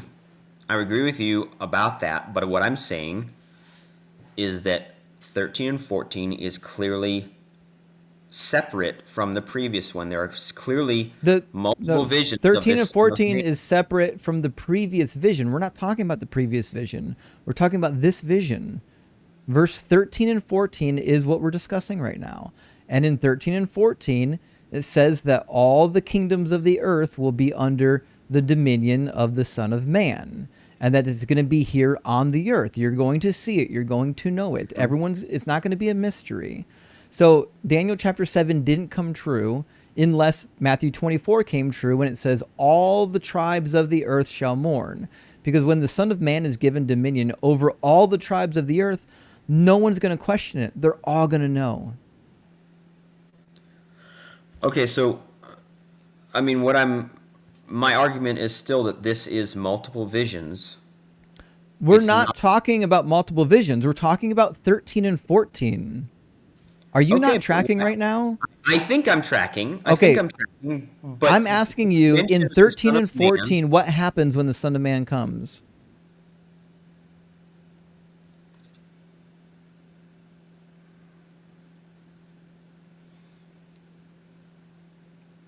Oh my. Okay, my apologies. Here's my the main part of my error is that I thought the Son of Man was mentioned earlier in this vision, and I see that that's not the case. No. That he first comes on the scene in 13 and 14. My bad. Okay, yeah, I see your point. Okay, so if Daniel 7:13 and 14 comes true, everyone's going to know it. There's no question. That's why we find in Matthew 24 that all the tribes of the earth are going to mourn. Everyone's going to see the Son of Man when he comes. You're not going to have to question it. So when we go to Matthew 16 and we find the coming of the Son of Man, and you're saying, no, this is a transfiguration. No, it can't be. The coming of the Son of Man is a specific event from the book of Daniel, and it's not going to be 3 disciples witnessing it. Okay. Yeah, I totally buy your interpretation there. I'll have to figure out what's going on. Sure, fair enough. All right, listen, Joe. We've talked for a little bit. I'm sure you'll be back Thank you. again. Take a look at the passages. Come back. Let me know what you find. And word of warning: these conversations would be much friendlier if you don't come in accusing us of being dishonest. Then we won't have to get testy with you. I appreciate your word of warning, and nice to meet you, Dalton. You too, Joe. Thanks, Justin. See ya. See you, Joe. He never learns. Yeah, folks, we just read the Bible and take it for what it plainly says. It's not hard. Let me grab some super chats, friends, and then we're going to get C.J. Schmidt. And then Alex after that. John S., thank you for the super chat, says, hey, Justin, does the servant suffering for the nations in Isaiah 53 contradict other passages that imply that no man can pay for the sins of another? No, because what's happening in Isaiah 53 is not saying that there's like a literal atonement happening. It's a poetic passage. In fact, John D. Watts gives you the meter for it. He's a scholar that writes on the book of Isaiah. He wrote in the World Biblical Commentary series a 3-volume commentary on Isaiah. And he actually gives you the meter. What's happening here is a highly poetic passage personifying the suffering of the nation of Israel as actually being a benefit. It's the justification for the suffering. Remember, the Israelites are being absolutely manhandled by the Babylonians, and they want to know why. That's why the book of Job was written. The book of Job was written to say, why are God's righteous people suffering? And the only answer is, shut your fucking mouth. So the reality is, what we find in Isaiah is a poetic passage trying to make sense of why the Jews are suffering and why what's left of the Jews are suffering so bad at the hands of the nations. And the reason they come up with was, well, because of our suffering, because we've given double punishment for our sins, then when God actually redeems us, when God actually fulfills his promise to us, the nations are going to be amazed. Look at these Jews over here that we pummeled, we manhandled, we thought they were betrayed by God, and look what God did with them. So it's the suffering of the Jewish people in captivity that's going to bring them to the fact that Yahweh is the one true Lord. That's the thrust of the passage. This is not saying that there's a literal atonement, because in the Old Testament, the atonement was made through a personal and communal repentance. Yeah, the idea here is not that it's not vicarious atonement. It's more like the suffering of and subsequent exaltation of the servant serves as the catalyst for the nations to repent and turn to God and be healed. Which is why, and this is kind of like important, like little grammar piece in the Hebrew of Isaiah 53. It never actually says that he suffers for the transgressions of the nations. Rather, it doesn't use the preposition lamed, meaning for, too. It uses the preposition mem, which means here more like the idea they suffered because of the transgressions of the nations. Yeah, it's more of a causal link than anything. The mem preposition means from or by. So you could use it you could say like from this came that. Say from my beating came pain. Think of it like because of the transgressions of 1940s Germany, the Jewish people suffered. Exactly. Gretchen, thank you for the super chat. Says, look great, Dalton. I think you mean looking great, Dalton. Don't be bullied by Justin. Oh, she likes you no mustache. Listen, I'm just saying I have a preference as somebody who lived in the 80s and early 90s. I don't think mustaches ever needed to go away. I think they're awesome. That's just my preference. Yeah, the comments are quite split. Like maybe we need to take a vote. I don't know. Are there any YouTube mobs that can do a vote? And I don't know if we could do votes on TikTok. Somebody figure out how to do a poll if we should bring back the mustache or not. I want to know. Herbie Shine, great to see you. Says I like Dalton's facial freshness under Doug's googly eye. Well, I mean, we're getting some votes in here. Thank you, Herbie, for the vote. And JH says, tried to discuss biblical slavery with my family. The amount of pivoting was off the charts. It felt like we were having two different conversations. Yeah, JH, because when you talk about these topics with believers, they go into defense mode. They have no idea what's happening. They're literally concussed. Out there just fighting for their life, making up any excuse that can come to their mind. Smackdrix says, I have a Justianic prophecy. Verily I say unto you, there are some calling in here for whom words will not mean words. And that is proven to be true. That has already been proven true today. And Dr. Dave, thank you for sending out a Deconstruction Zone gifted memberships. Already, the memberships are building for Deconstruction Zone vertical, not horizontal. Doug's vertical juice, I'm telling you, vertical is still kicking tail. Even laying horizontal, Doug's vertical stalagmite will always rise above all, for all to bask in his vertical glory, showing all the correct way. Rock hard for Doug. You could even say that the vertical stream is upright. I'm just saying. Sonic says, what the fuck is grounding in this context? He didn't know. That Phil bro wanted to use words like grounding and justification. He didn't even know what they meant. He just assumed that if there was one fact you didn't have on your head, that you no longer had grounding, but that's not how grounding works. Dr. Dave, again, tying now. He sent out one DZ debates, which ties it with his one for Deconstruction Zone. So shit, it's a tie so far. Mr. Hario says a neutron walks into a bar and asks, how much for a Kraken? The bartender replies, for you, no charge. You rock, Justin and Dalton. That's... Hyro, listen, I'm a little disappointed I've never heard that. As an electrical engineer, I feel like this is a joke that should have been deeply embedded in my, I would say the word soul, but I don't believe soul is either. It should be deeply embedded in my being. I'm ashamed that I've never heard this joke because it's so fucking good. I really appreciate that. For those who don't know, you probably can Google the joke and they'll explain it to you. But basically, neutrons don't actually have a charge. That's what you have protons and electrons for. Fat Kid 616 says, is 606 the gematria of Greek? I know 616 is Latin. Okay, so according to there is a commentary. I want to say it was, I forget which series. It was probably in the Yale Anchor Bible series. They did say that there is a textual variant of 606. Let me see. I think that's in Dr. Ford's commentary in the Yale Anchor Bible series, which is unfortunately downstairs on my other bookshelf. But yes, there is a textual variant of 606. And my understanding, if I remember the explanation, was 606 comes out to Gaius Kaiser when you do the Hebrew gematria. So again, it was another reference to another one of the Caesars because they thought Rome was Babylon, obviously. So the beast is always one of the Caesars, right? Tom says, clearly Doug... What's that, Dalton? I was just saying, can you imagine how many manuscripts we don't have where it's just all manner of different numberings? There's a bunch, man, because they were for sure that the beast was a Roman emperor somehow. Tom says, clearly Doug designed the human eye for horizontal viewing.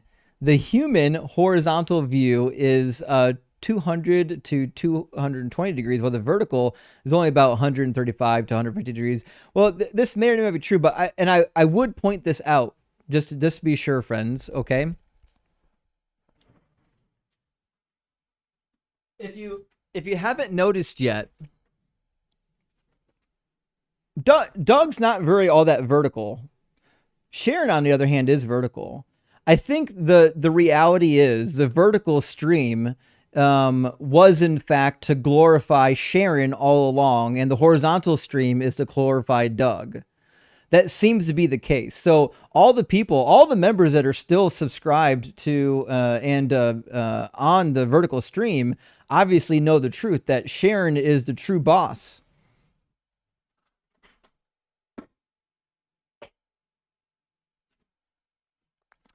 But they are together, by the way. She's the co-redemptrix. No one's in the lead here. Dr. Fudge says processes are not things unto themselves. Reasoning is a process, not a thing. Also, are Doug and Sharon enjoying the witch's hot tub? They are. I would put, if there was enough room, I would put them in there, but there's really not a way to do that. So I'll apologize. I'm just going to grab just a couple more super chats and then we'll get our next guest in here. Jersey Audit Home says, smells like barbecue. Cook, baby, cook. And trust me, there's going to be lots of barbecue tonight. Yoda St. Cloud, great to see you. Says, Saint is a dirty verdi. Get him out of here. Send him back to the dumpster in the shadows he crawled out of. Horizontal supremacy. Horizontal for Doug. The dirt verts believe in talking donkeys. Don't talk about the verdies that way. They don't believe in talking donkeys. But they do believe that Jesus is a jackass. Tyler West, thank you for the $9.99. Says, Numbers 3:12, I have taken the Levites from among the Israelites in place of the first male offspring of every Israelite woman. Ezra 20:26, not referring to firstborn humans. Levites serve tabernacle. You'd be wrong, Tyler. What you're trying to do is suggest that Numbers 3 is interpreting Exodus. They were written independent of each other. They were only later combined. They're not commentary on each other. Ezekiel, on the other hand, is giving commentary on the law of Exodus. He quotes, he's the first prophet to actually start quoting from the Torah effectively, and he quotes a lot from Exodus, which is why scholars agree that when he says that God gave laws that were bad, one of them was to sacrifice children, he's referring to Exodus 22, because that was the book of law that he was familiar with. When, to be sure, a lot of scholars believe Exodus is the earliest book of law. It's certainly not Leviticus or Numbers, although I would argue parts of Numbers are just as archaic. Game Master, thank you for the $10 super chat. Says, subbed on vertical, watching on horizontal. Rock solid followers of Doug know you need both to have proper perspective. Embrace each other, brothers and sisters. Rock hard for Doug and simply wait for Sharon. I agree with this sentiment. Doug approves of both channels. But we do have some heavy gifting coming in. Randy sent out 10, count them, 10 Deconstruction Zone gifted memberships. And Randy, another 20 Deconstruction Zone membership. That's fucking huge. But Carlos, not to be lagging behind, sent out 20 DZ Debate memberships.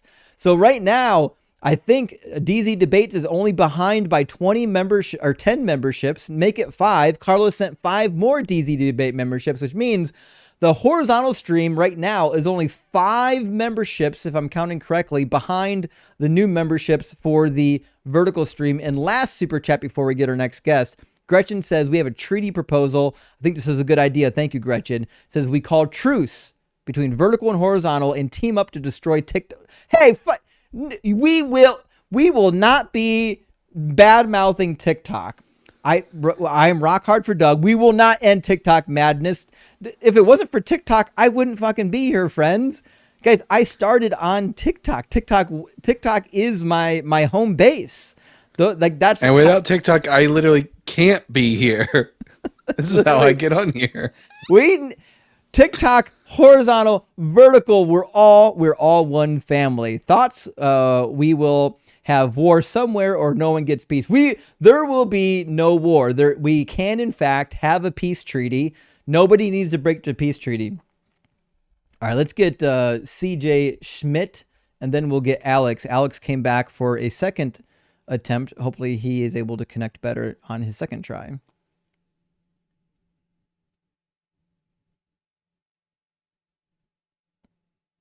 CJ was in the queue for a while, so I'm hoping he's still there.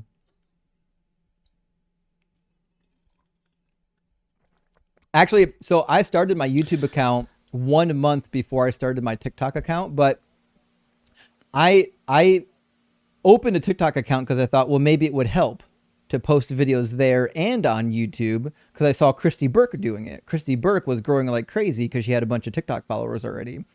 And then I got sucked into TikTok. I didn't do anything on YouTube for like a whole year because I got sucked into the TikTok verse and things just went well on TikTok. But listen, I'm going to get the next guest in here. I'm not going to read any more super chats, but I just want to highlight here that now Carlos just sent 10 more DZ Debate gifted memberships. So now at this moment, DZ Debates is 5 memberships up today on Deconstruction Zone on the membership race. This is getting crazy. Thank you, Carlos.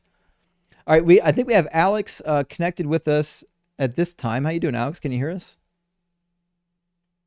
No, I'm trying to add Alex to the screen, and he's not connecting. Alex, I know this. It doesn't look like you're fully connected, buddy. I don't think you're doing whatever you're doing it wrong, or your reception is so bad. There you go. I think your reception is literally so bad that it's like 30 seconds behind. Because we can't hear you and we can see you now, but it took like 30 seconds to see you after I pulled you into the conversation. And it still says you have no microphone, Alex. A lot of people are saying frozen. Frozen? What's frozen? What's frozen, y'all? Maybe it just lagged for a minute. Was it on TikTok or on YouTube? TikTok. Oh, so it must be a TikTok lag, not on YouTube. That's fine. All right, well, listen, Alex, you don't have a microphone plugged in. Your hardware's messed up. No one can hear you. Do you have a microphone? Yeah.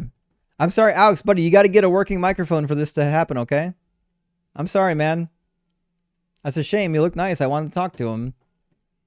But the fun thing about using Video Ninja to bring in guests is I can see what hardware they have connected. It said he had no microphone, so I'm not sure how he was going to talk to anyone. Special guest. Welcome in, guest. Dr. Blitz. I needed my fix. I haven't been live in days. I'm excited. I'm pumped. Well, listen, Dr. Blitz, we've got a Christian or somebody named Christian in the box right now. So maybe this can be your time to get fixed. Not in the same way like a dog gets fixed. Christian, are you at least 18 and do you believe in God? I know Christian. Yes, sir. Oh, you know Christian? Mm-hmm. Okay.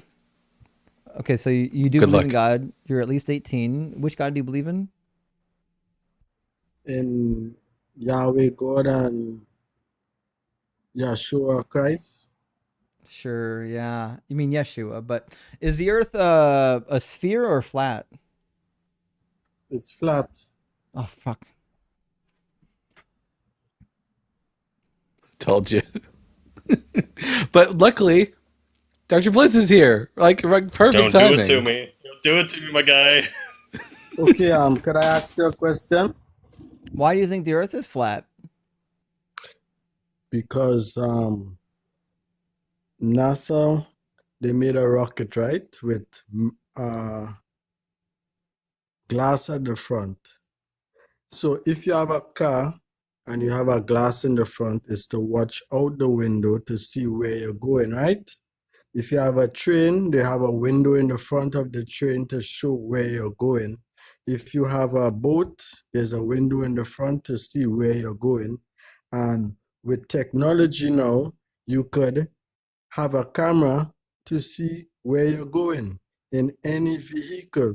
So how come when they're going from the earth to the moon or the moon back to the earth or even to the space satellite that they say they so have, there are no videos of showing going to the moon, to the satellite, or even to Mars and returning from Mars?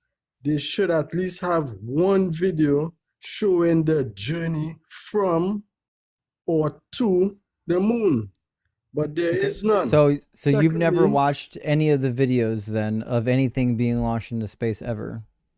No, I'm asking you a video directly from Earth to the moon. They could have a camera to videotape on the journey. Like if I'm going from one place to the next, on the journey to get there, there are cameras that you could have. Show me one video, if you have it, please. Because since there are so many videos. When was the last moon landing? Buddy, show me a video. Do you know when the last moon landing was?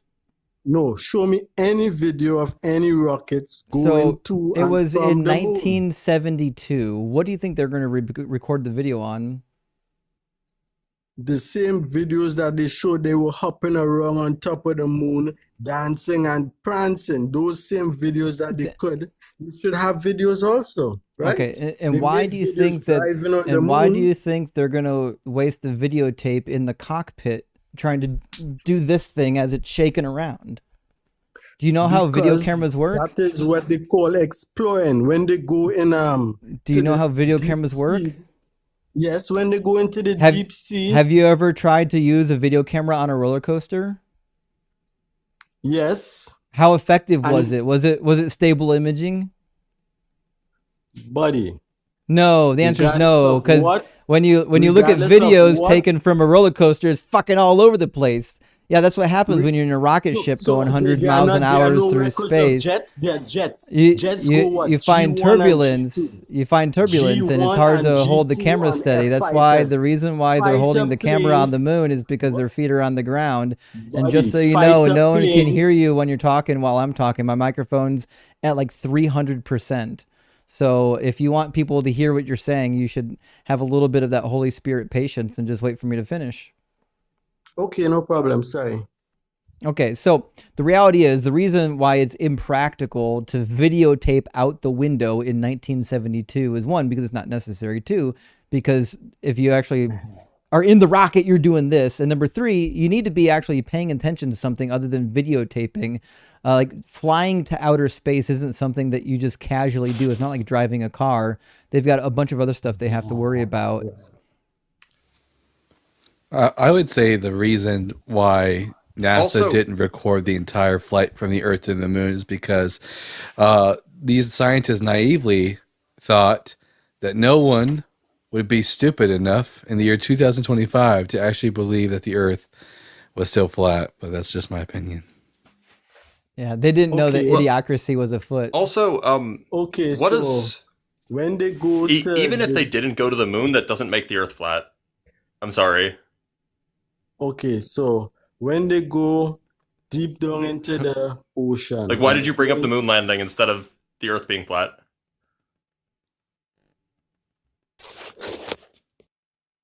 Because if it was real that they actually went to the moon, then that the images that they show and the images that they say are real, by they having video of going to and from the moon, it will prove that whether the image that they show is real. That is why I brought up the moon landing, because it is fake and those things are not real. That's why they have no videos to prove.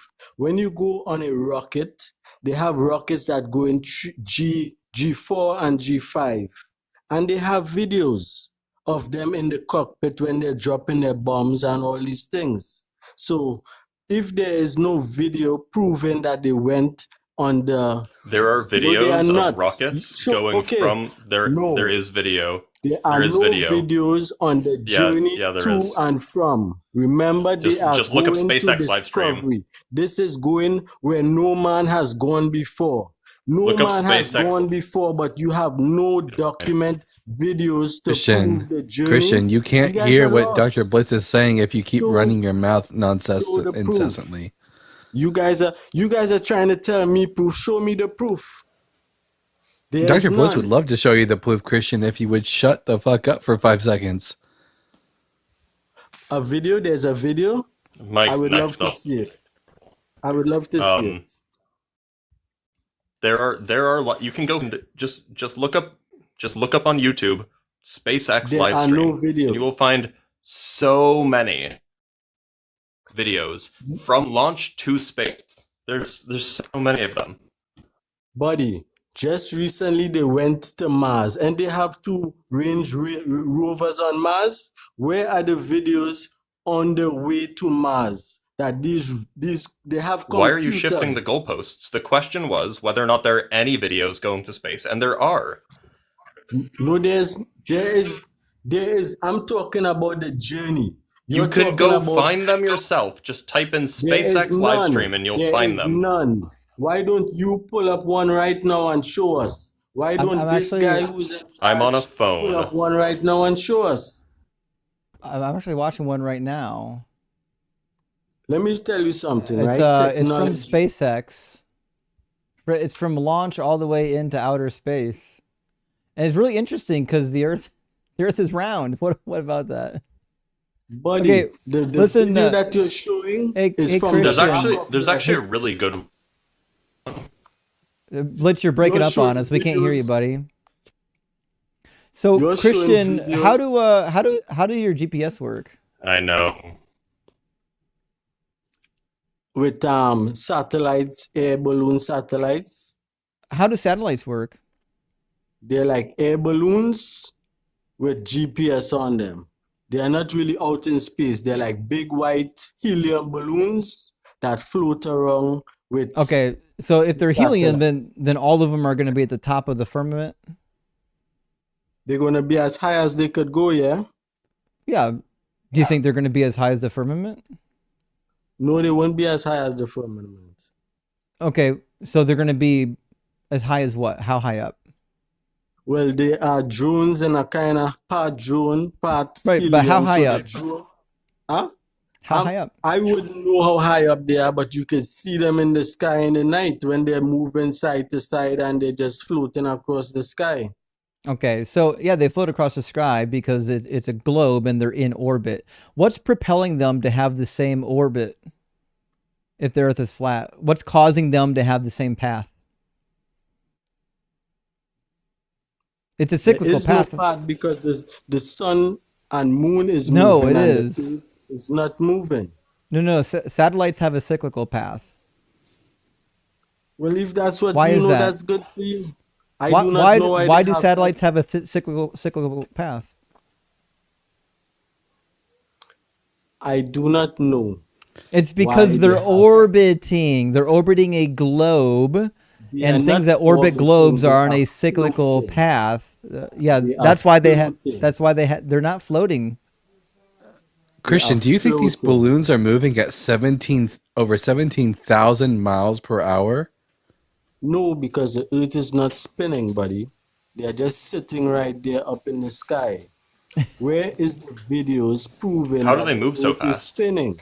How do they move so There are fast? No, he's videos saying they proving don't. when How do they He- move so fast? No, he says they don't. They don't move, Doctor. But you can see them moving across the sky really, really fast. I know that's the Oh, contradiction. okay, hold on. Yes, I've because seen the International Space Station. up in the What's sky, flying across the sky? So Chris, are they up moving in or the not? sky, Christian, are they the moving or wind, not? yes, they are Christian, are they moving? because Okay, and how fast? the wind speed in How the fast? atmosphere. I do not know how fast they are moving, but what I'm saying is the wind speed up at those heights are way faster than down here. So it is So- easier Well, for them to so- At the lower orbit, they go 7,000 miles per hour in lower orbit. They go higher in faster. 17,000. Yeah, in upper orbit, right? right? In low Earth orbit, it's 17,500. In the higher your orbit, the slower you go, actually. Oh shit! Did I get it The backwards? more you know. Yeah. So look, Christian, the real question that you should answer is why is it that you can see the International Space Station pass over you as you get in a car and drive every 90 minutes? Well, to tell you the truth, I haven't ever seen no space station. All I have. I've is seen it. Well, pull it up right. If you have pull up a live feed of it in front of you, you don't have none. Well, it's not nightime where I am right now, so I wouldn't be able to see it. Of them going to Mars on the journey. So that Okay, proves cool they never goalpost Okay, shift. let me That say wasn't- one thing. Let me say one thing, right? From This guy can't do it. He's at goalpost on wheels. By the way, that we've got a appears to go goalpost around the on Earth wheel every emojis. Let's 90 get him in the minutes. chat. Okay, remember when they first came out with planes? Planes were made and they were flimsy and they couldn't work. Christian, And then how long after does it in take to get to Mars? 2025, there are jets and we could go 30 in so seconds. many different places. Now a car, when they first came out with cars, they Christian, were Christian, how long does it take for us to travel to Mars? we never been to Mars because there's a firmament. All what How they're long teaching, I do would not it believe. take? I do not believe we could reach the Mars or the moon because there's a firmament. Oh, well, pretend it what doesn't exist. How long would it take to travel there? I do not know or care because I do not believe it is true. It is 3 impossible. years. It would take us is 3 years. impossible. It would take It us is 3 years to get to impossible. Mars. Do you think we're going to record nonstop for 3 years of something so monotonous as getting closer to a planet? No, but you might at least have at least 20 minutes or even 15 or even 10 minutes, but they don't do. even have a minute.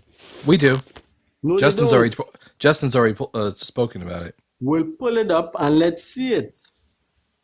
Of the If the they Mars have video, the Mars show rover us the Mars videos. rover the Mars is rover he- launch?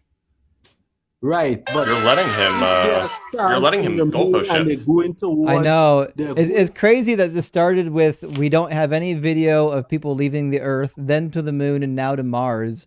It's crazy that you No, can't but- actually stay on track. It's like your And brain to be doesn't clear- operate. No. And to be it's clear, you none of guys this has to do with the you shape of the guys Earth. have no answers for that question. So No, you don't want to no, say I'm jumping here and there. No, you just actually can't stay on If they topic. have- So you got cooked on satellites, and now you're going back to the same bad talking Oh point. my But you're goodness, hoping cooked on that satellites. You you're guys hoping got that cooked. you can There's just no shift the fields. goalposts. So we'll try this again. Why do satellites travel if they're stationary? You know, we can clock how fast they are. Satellites move and they stop because when I'm here, They you do see not a stop. satellite- They certainly don't. Buddy, if I go outside in the night, you will see a satellite on one spot, you will see the red light, and it is not moving. And Then then it's not after a- That's a plane. sometimes when Then it's not a 15, satellite. 20 minutes Then after it's not a you see satellite. it darting across the That's earth. a plane. No, it's not a plane because I see plenty Satellites of them. don't have red lights. It sounds like psychosis, is what it sounds like. No, because you guys know. Have you there are ever no seen a videos to Have go you ever to seen the a moon satellite or launch? Mars, and Have you ever none seen a of those satellite things. launch? Buddy, you guys have no proof of Have you ever nothing, seen a right? satellite launch? Sure, I want to see a video. Have of you going to ever and seen from a Mars. satellite Prove launch? Answer the No, I question. Have haven't. Okay, so then how would you know that they're just balloons if you never even see them launch? that. Because when you do research, you see where You satellites certainly are- haven't done any research. So Yes, I again, have done you don't know research. That is anything why about there are no you don't know videos. anything about satellite launches. And you don't know anything about how they work. You're just assuming that they're space balloons because somebody on like Facebook told you that. How come the math that's employed for the long range trilateralization of positioning, how come that entails a globe Earth?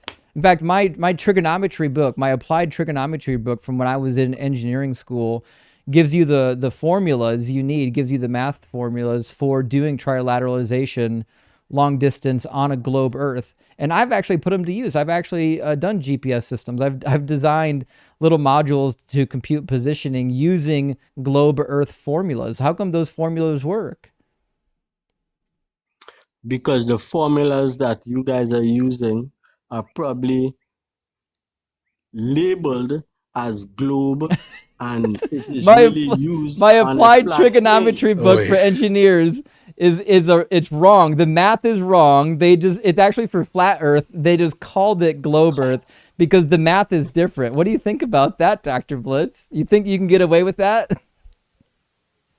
If you could get away with faking the moon landing and Christian, the I Earth don't remember spinning, your name being Christian, Dr. you can- Blitz. you could get away with that. Because That's they're crazy. teaching it- You know what's lovely? You can actually derive these formulas from first principles using either spherical geometry or Euclidean geometry. And if you tried to derive the formulas that Justin's talking about using Euclidean geometry, you wouldn't get those formulas. You'd get different formulas. Okay, Well- well, We've heard it here, guys. It's- Words aren't words and math isn't math anymore. I never said that. But I love how on the one Never hand was. I have hundreds of thousands of professional scientists from independent organizations unconnected to each other who all agree that the earth is a sphere and that we've been to the moon versus one random dumbass on TikTok who can't even form a single coherent argument. Who should I believe? and when they asked the fella who was on the moon to put his hand on the Bible and say the moon landing was real, did he really Fun do it? fact, Christian, I wouldn't put my Fun hand on the fact. Bible either because I'm not a Christian and neither was Well, he. right. He was a Right, deist. because you Fun don't fact, believe. Christian, you know that. Fun fact, You don't believe. Fun fact, you know that there was an astronaut on the moon who did swear on the Bible that he went to the moon. Well, show the video. You just Fun fact, talking Christian, and there you have was no an videos. astronaut who landed on the You're moon who talking, swore on the buddy, Bible and you claiming have it. no Yeah, videos. Show the I'm not a videos computer, of but they Justin going can to do the it. moon and back. Because if you could dance on the moon, you should have videos going to and from. Because it is called what? It is called discovery, discovering a new world. So you telling me the first time you're going to discover No one's the new Okay, now world? we're no changing one's the No, topic let me listening to you, again. finish. Let me Christian. finish. You never Yeah, been to he's the got to move the moon. goalpost again. He can't stop Right. himself. No, why don't you prove? You guys are saying it is It's always true. the goalpost shift. Okay, you know what? Have a good night. When you guys I have proof, when you guys have proof of the I love that videos, I love will that he asked believe. for video proof for someone I putting would their no hands on a longer Bible, believe the but doesn't Bible. accept the video proof for I will someone no walking on the longer moon. believe the Bible Yeah, when you it's have proof crazy. of the rocket. But By until the way, he then, does this I on will my. believe I my knew about him Bible. because he's come in my live already like twice, and he's just But as you much of a guys have no rambling, proof. and he's just as Christian, much of a why are you rambling idiot on running? my live. Why are I'm you running running? because Can you explain why the sun sets vertically? the sun sets, it keeps going round and round. So when we are seeing it setting, it is just moving out of view and going into a Well, different yeah, in a we'll different we'll try this time again. My zone. question was, why does it set vertically? In fact, I'll just put it. Here's a video of a sunset that a guy is filming from his boat. It's clearly setting vertically, bottom up. Why is it doing that? In fact, From the bottom up. we can even speed it up. Let me speed it up.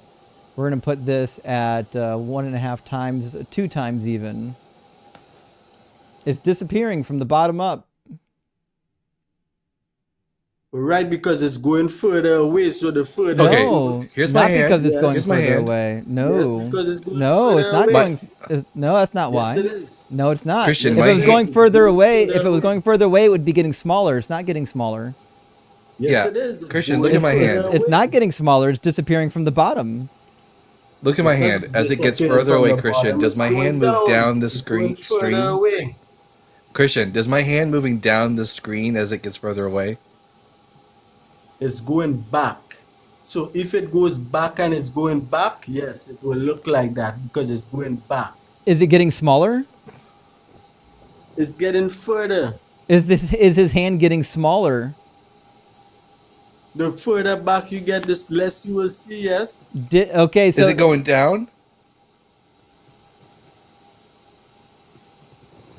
Yeah, because you could only stop at a certain point, the Bible guy. okay, It's so not it like didn't go down it's at going all. It just got smaller, which is what you would expect. If the sun was just getting further away from you, you would expect that it would stay up in the sky and then it would just get smaller until it was a tiny little dot and disappeared. But that's not what happened. What happened was it stayed the same exact size. The size of the sun didn't Because- change. And then it set over the horizon because the sun is being rotated or is being seen from a rotating globe. That's what happens. That's why it disappears like that. Okay, you want to know how I know the earth is flat? Because You don't. the You have no only- evidence. Okay, That- let me finish. Is it, let me is it finish. because the Bible Let me- says so? I'll prove to you, right? Is it because A the Bible mirror. says so? Yes, and because I have Gotcha. on the Okay, so it has wisdom nothing of to the- do with actual science. It's because no, it is it's because the actual Bible science. says that the Let me- earth is let me- flat. let me Why should finish, we please. think that the Bible is true when it says that the earth is flat? Don't you know a mirror? You know what I know a what a mirror is? is. Why should we Right, believe that the Bible is to true get- when it says that the earth is Okay. flat? I'm going to prove to you something now. You're To not. You're gonna get answer my clear, question. Why should we believe what the Bible says when it says that the Earth is flat? because what the Bible teaches is true. So when you 100 read the 100% of the Bible, Bible is true. yes, sir, it is. So what if I could show you something in the Bible that wasn't true? Well, go ahead. Feel free. Well, I'm asking you, what if I showed you something in the Bible that wasn't true? I could show you many things in the that the Bible teaches I'm asking a true. simple question. What if the Bible had something in it that wasn't true? I would say whoop-de-doo. I mean, what would it mean? What's the consequence? That you don't believe. That's all. That's No, the it would reason why mean you... that the Bible said something untrue, wouldn't it? Okay, right. Right? Okay, so Yes. now if the Bible says something that's untrue, does that mean that the Bible is 100% true? No, it will prove that it's false, I guess. Yeah, I would agree. At least that it says something that's false. So let's look at a really easy passage. This doesn't take a whole lot of figuring out. We've got a lineage from Matthew. Matthew gives a lineage for Jesus, and it lists Josiah as the father of Jeconiah. Do you know who the father of Jeconiah was? No. It wasn't Josiah. This is Grandpappy. The actual father of Jeconiah was Jehoiakim. Okay. So Matthew goofed. He got the wrong guy. And, okay. So Matthew said something that's not true. Okay. That means the Bible's not all true. So there's only one person named that name in the whole entire world? In that Or it could lineage. be that... There's only one Jeconiah in the lineage of the Bible. Okay, and his father is not Josiah. Okay, and what's the point there now? My point is Matthew got the wrong guy. Also, God says in Leviticus 11:5 that the rock badger chews cud. When he's giving dietary laws, he says the rock badger, for even though it chews the cud, it does not have divided hooves. It is unclean for you. But rock badgers don't chew cud. That's what we call rock badgers, but the person who created it could be a different what was it? animal. Well, what animal is it? Different animal. Well, which one? The one that was called rock badger that Well, probably what is was it? extinct at these What is times. it? I do not know. I wasn't there. So why does the translation say rock badger? Because if it is a rock badger and it was of that timing, maybe that type of rock badger before it got extinct used to eat the cud or whatever, or had So hoof rock badgers feet. evolved? No, what I'm saying is what So they call rock badgers that would be an in that evolution. time could be a different animal that we Well, call how rock badgers. well how could you today. know? Because the rock badgers of today don't have the foot or the eat the cud or have hoof feet. So that will No, prove what we this call doesn't rock say they have badgers to hoof. be This something doesn't say they different have in the hoof Bible. feet. It doesn't say they It have says hoof what? feet. It says they do not have divided hooves. They don't Well, have right. hoof So feet. so it will show you that it was two different animals that No, what it doesn't. we call... It's a rock badger, and it's not two different animals. And we have plenty of Hebrew texts and other sister literature that describe the rock badger. We know which animal this is. Okay. Christian, I'm sorry. do you have video proof that the rock badgers ate cud? No, I don't. What I was just trying to let him know is what the Okay, then Bible it's is fake. calling. It's fake. Did you know that the Bible talk Fake about news. dragons? So if the Do you Bible have No. video talks proof about of that? No, it dragons talks about serpents. and dragons, And no one cares. What's the word for Hebrew or what's the word for dragon in Hebrew? I don't know, but the Bible says dragon. It doesn't.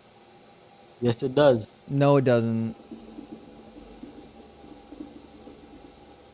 Because Maybe the King they James teach does. evolution. They teach evolution that we never lived with the dinosaurs, and dinosaurs die out 2 million years before man. And the Bible showed that dinosaurs lived with wait. man. Christian, here's my advice to you: don't talk about evolution. You know nothing about it. Yeah, this is Evolution not is a good spot for false, you and to you show know your nothing about ignorance. nothing. So what are all the dinosaur bones fossils? What are those? Dragons. They're dragons, so a triceratops. Even the lone Gallimimus. Yeah, it was a Oh, go ahead. behemoth. They used to call it behemoth, and there was a next dragon called Leviathan. It's in the Bible. So which animal is the behemoth? They call it if you look up dinosaur living in Nigeria right now, I'm not there's asking a about dinosaur. Nigeria. I'm asking which No, animal is the behemoth? the big long one that's tall with the long neck. You mean the Brontosaurus? Yes, and there are Cool. still brontosaurus living today. Okay, so what's this? This is a triceratops, not a brontosaurus. In fact, this is one of the most complete fossilized dinosaurs that have ever been discovered. We've got like 95% of this thing. Okay, and So, is this the behemoth? no, it's not. Then what the fuck is it? It's a different dinosaur. It's a dinosaur, right, yeah. And when did the Which is dinosaurs a- live? And when did the dinosaurs live? With man. Wrong. Try again. How long does it take these fossils to form? They are not fossils, they are bones. They're They fossils. were made like that. They're fossils. They are not fossils. They're It's fossils. bone structure from animals that died. Christian, Because what are bones made out of? cartilage. Is there any cartilage here? Any calcium? Oh my god. It couldn't have been any wronger. Because you guys want to say it was 2 million years ago, so if it was whatever me- you want to call it, Let go me ahead. let me ask you another question. No, we don't want to What- say that. What am I holding in my hand right here? Do you know what this is?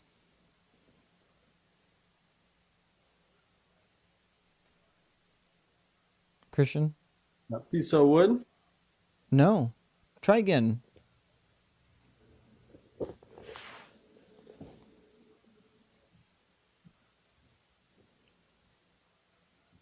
A piece of rock or something.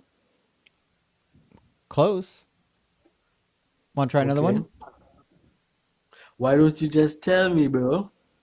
This is petrified wood, or essentially a wood fossil. Do you know like how this gets fossilized? Over years, How many years?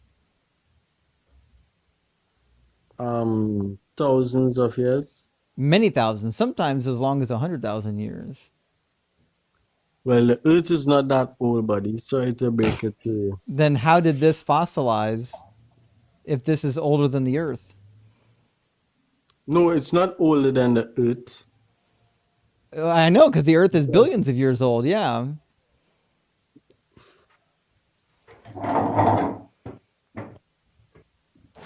So it's not older than the Earth. I know it's not older than the Earth, but it still took many thousands of years to fossilize.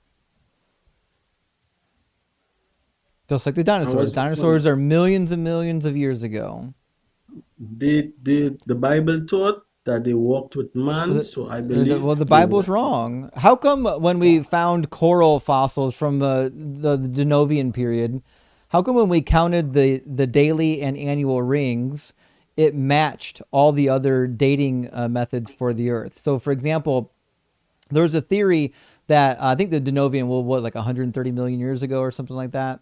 The theory was because of the tidal forces that the moon has on the Earth, there's an amount of friction from the water, and in fact, it slows down the spin rate of the Earth a tiny fraction every year. And they actually can calculate like how many million years ago what the average length of a day would be. And if you do the calculation back to the Denovian period, it turns out that it's about 22-hour day rather than a 24-hour day because it was spinning a little bit faster. Do you know that we have coral fossils from that time period that have daily and yearly rings, and when they added them up, it turned out that the average length of a day was only 22 hours, exactly what they expected for that time period. Well, that's what That scientists was too many teach us. big words That for him, doesn't mean Justin. it is true, right? Don't you think that's a little bit of Christian, a? can you repeat that back? Do you think that's a little bit of a coincidence? Remember, theory is not reality. Theory, I'm is just Justin. I'm make sorry. believe. I have to go. I have to go off myself. Yeah. Are you, Christian? Are don't- you capable of doing anything other than speaking in slogans? Oh, he ran. Cooked No, by it was coral Blitz. rings. Blitz left. Oh, Blitz ran. Oh, Blitz, no, don't leave. Christian, are you capable of doing anything other than speaking in slogans? Like, did you understand anything Justin just said to you? No way he did. You guys want me to believe? Just show me the rockets going to and from the moon. He's stuck. He's in You a want loop. me to believe in your? Do you want me to Show believe me in your proof. God? Just show me God Show parting me the Red proof. Sea. You guys are not showing me proof. Christian, so I'm not gonna believe. Christian, show me God parting the Red Sea, or else I won't believe it. There are proof. If you go on the internet, there are actually a place where they found The internet is the proof. He's no, about to but go if run you go wide on on do us. history channel, if you go on history channel, there's proof The that History they show they Channel, found. they believe in Yeah. ancient aliens. Do you think that the Anunnaki gave the secrets to the Egyptians to build the pyramids? Yes, it is possible because they were. Christian, Spirits. Christian. You need to be put in a fucking museum. The fact that you will believe literally anything other than what is demonstrably true via the evidence is insane. No, You'll believe in because they are- anything other than Are the there not facts. proof? Is there This- not proof of This giants? Is there motherfucker proof is like, of giants? there are thousands and thousands of scientists that have peer-reviewed work. None of them can be trusted. But this book from the fucking Bronze and Roman period that has no evidence for it, that is demonstrably false, is the empirical truth. This is crazy. What's the So evidence that the Bible is true? That's what I want to know. What evidence can you bring to demonstrate the validity of the Bible? Because if you apply the teachings into your life will change for The the fucking better. placebo effect. The That's Ten crazy. Commandments. And no, it won't. The Ten certainly won't. As Commandments. someone, Yes, it will. as someone who's personally done it, I can say it hasn't. Well, I'm a person who done it, and I say it has. Do you think Because you No, need the I Bible don't for the think it Ten is. Commandments? Why do you? Why do you need the slaves, Bible and to it know was that you bad shouldn't to have kill? slaves and all these things? Wait, You are know you why they had pro-slavery? slaves? Christian, are you Do you know why pro-slavery? they have slaves? Are you pro-slavery? No, no, I don't agree with slavery. But Do you think know why slavery they is? had slaves? Do you think slavery is objectively wrong? Yes, it is. Was it always objectively wrong? Yes, it was. Then why did God say you can do it? You want me to explain that without I- cutting me off? Trust me, I tell you, whatever's about to leave your mouth is going to embarrass you more than me. So go ahead and have at it. Okay, well, if you read in the Maccabees and the other books, the Christians used to be having the Sabbath on a Saturday and having the Sabbath. So when other nations came towards them, they said, we would like you to no longer serve your God and eat the pig, eat the camel, and eat the things that your God say that Yeah, we've are read wrong. it. What does this have to do with slavery? No, I'm trying to explain. So He's taking the long way when around the bend.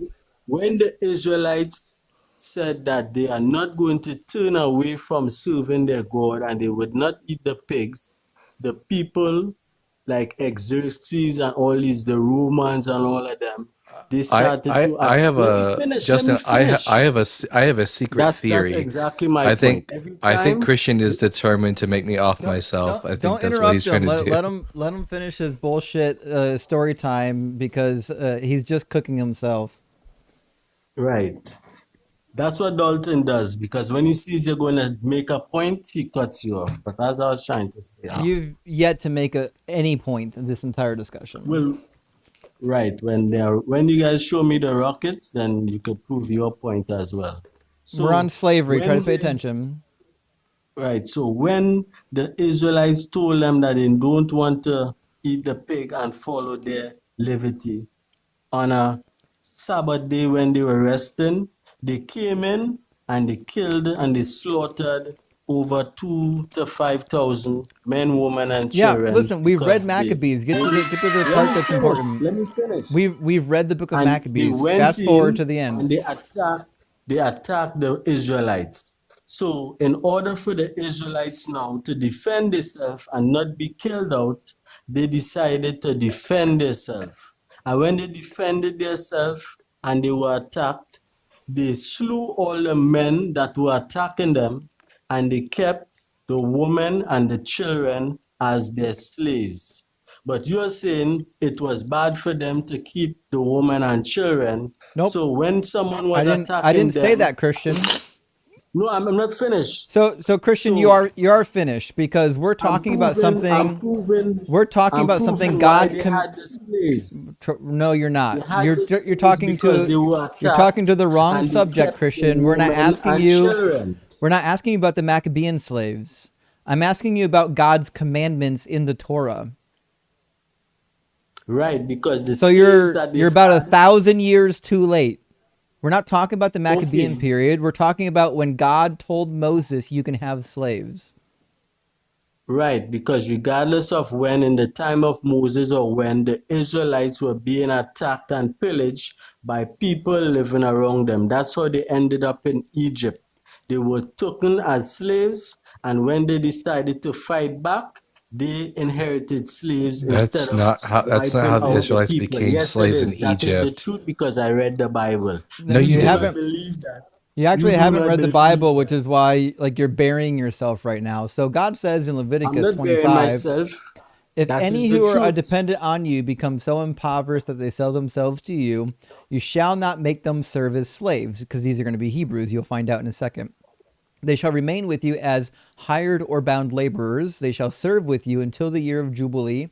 Then they and their children shall go out from your authority, and they shall go back to their family and return to their ancestral property. For they are my servants, who I brought out of the land of Egypt. And they shall not be sold as slaves are sold. You shall not rule over them with harshness, but you will fear God. So far, up to here, he's saying, listen, my fellow Hebrew brethren, you shouldn't make them to be slaves, make them hired laborers. But he says, as for the male and female slaves who you may have, it is from the nations around you that you may acquire male and female slaves, also purchase. You may acquire them from among the aliens residing with you. These are not people at war, they're aliens residing with you, and from their families who are with you, who have been born in your land, they may be your property. You may keep them as a possession for your children after you, for them to inherit as property. These you may treat as slaves. So there's no war happening here. This is the act of purchasing or acquiring slaves. You can just go out and buy them. Do you think that's a good thing? No, but in that Oh, time, that's well, how they lived. well, but you said that it was always objectively immoral. Why did God say you can do it? Because that was happening in those days. But why did God say you can do it? They were committing adultery in those days, but God said don't do that. They were eating shellfish. God said don't do that. They were committing murder. God said don't do that. Why did he say this is the one thing you can do? Because God saw it right and fit to tell his people what was right to do. So if he told his So it people was that right to was own right, slaves. right. So So you if don't he believe said that it was slavery is right, objectively immoral. if God said it The was right, it was right. Okay, But so the then reason behind it, I need the you to reason take back behind your it, prior statement and say I, Christian, whatever your name is, don't believe that slavery is objectively immoral. in the beginning of Oh, Egypt, they nope, were enslaved nope, for how much nope, years, nope. You're right? not going to pivot. Were they not You're going to enslaved? take back your Were prior they not statement. enslaved? No one can hear you Were while you're they not talking. While I'm enslaved? talking over you, your microphone's like a third lower than mine. So we'll try this again. I need you to say that you don't think that slavery is always objectively immoral. I don't have to say nothing that you want me to say. I'm a Wh- it- big grown Is it man, true? right? Is it true though? Is it true that you now are under the opinion that slavery isn't always objectively immoral? It's moral when God tells you can do it, right? Yes, it is good when it is Right. good when Because God tells you it that's is. right. Yes, Okay, it so that is. I there's a agree. backtrack we were I looking for. All agree. right. So if God tells you you can do something, then it's always right to obey, isn't it? Yes, just how as God Right. told You should never the father to disobey. take his son, he told him to I know. take his son We know to the Genesis mountain 22. Christian, we know to the fucking story. We don't need you to tell us the whole thing. We already know it. We know it way better than you do. Right. Okay.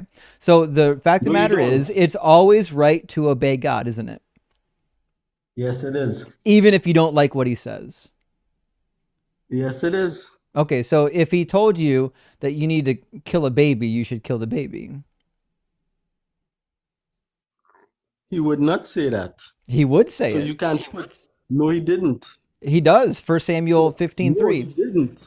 Yeah, I'll show it to you. It's I thought okay. you I know read the you. Bible. I thought you read the Bible, Christian. That's I'll who never he, understand Christians' propensity to get up here those and lie people. in front of 2,500 people. It says, now go and attack Amalek and utterly destroy all that they have. Do not spare them, but kill both man and woman, infant and child, or child and infant, ox and sheep, camel and donkey. So God would tell you to kill infants. So we'll try this again. If God told you to kill an infant, would it be right to obey him? But you're missing out the point of why he We'll told the try this people to again. kill The the question people. is, No, if God you told you to because kill an infant, would it be right to obey him? you guys are taking Christian, it you're and not you're going to do saying there anything was other a than answer reason. my There question. was And a I'm going to talk reason. over There you was a the entire reason. time. No one's ever going to There hear was a anything you say. reason. You're going to be mumbling in the No, background of me there talking was. because my microphone's louder than yours. And you're not going to say anything. No one's going to hear a word you say until you answer my question. So we'll try this again. The question is, if God told you to kill a baby, would it be right to obey him?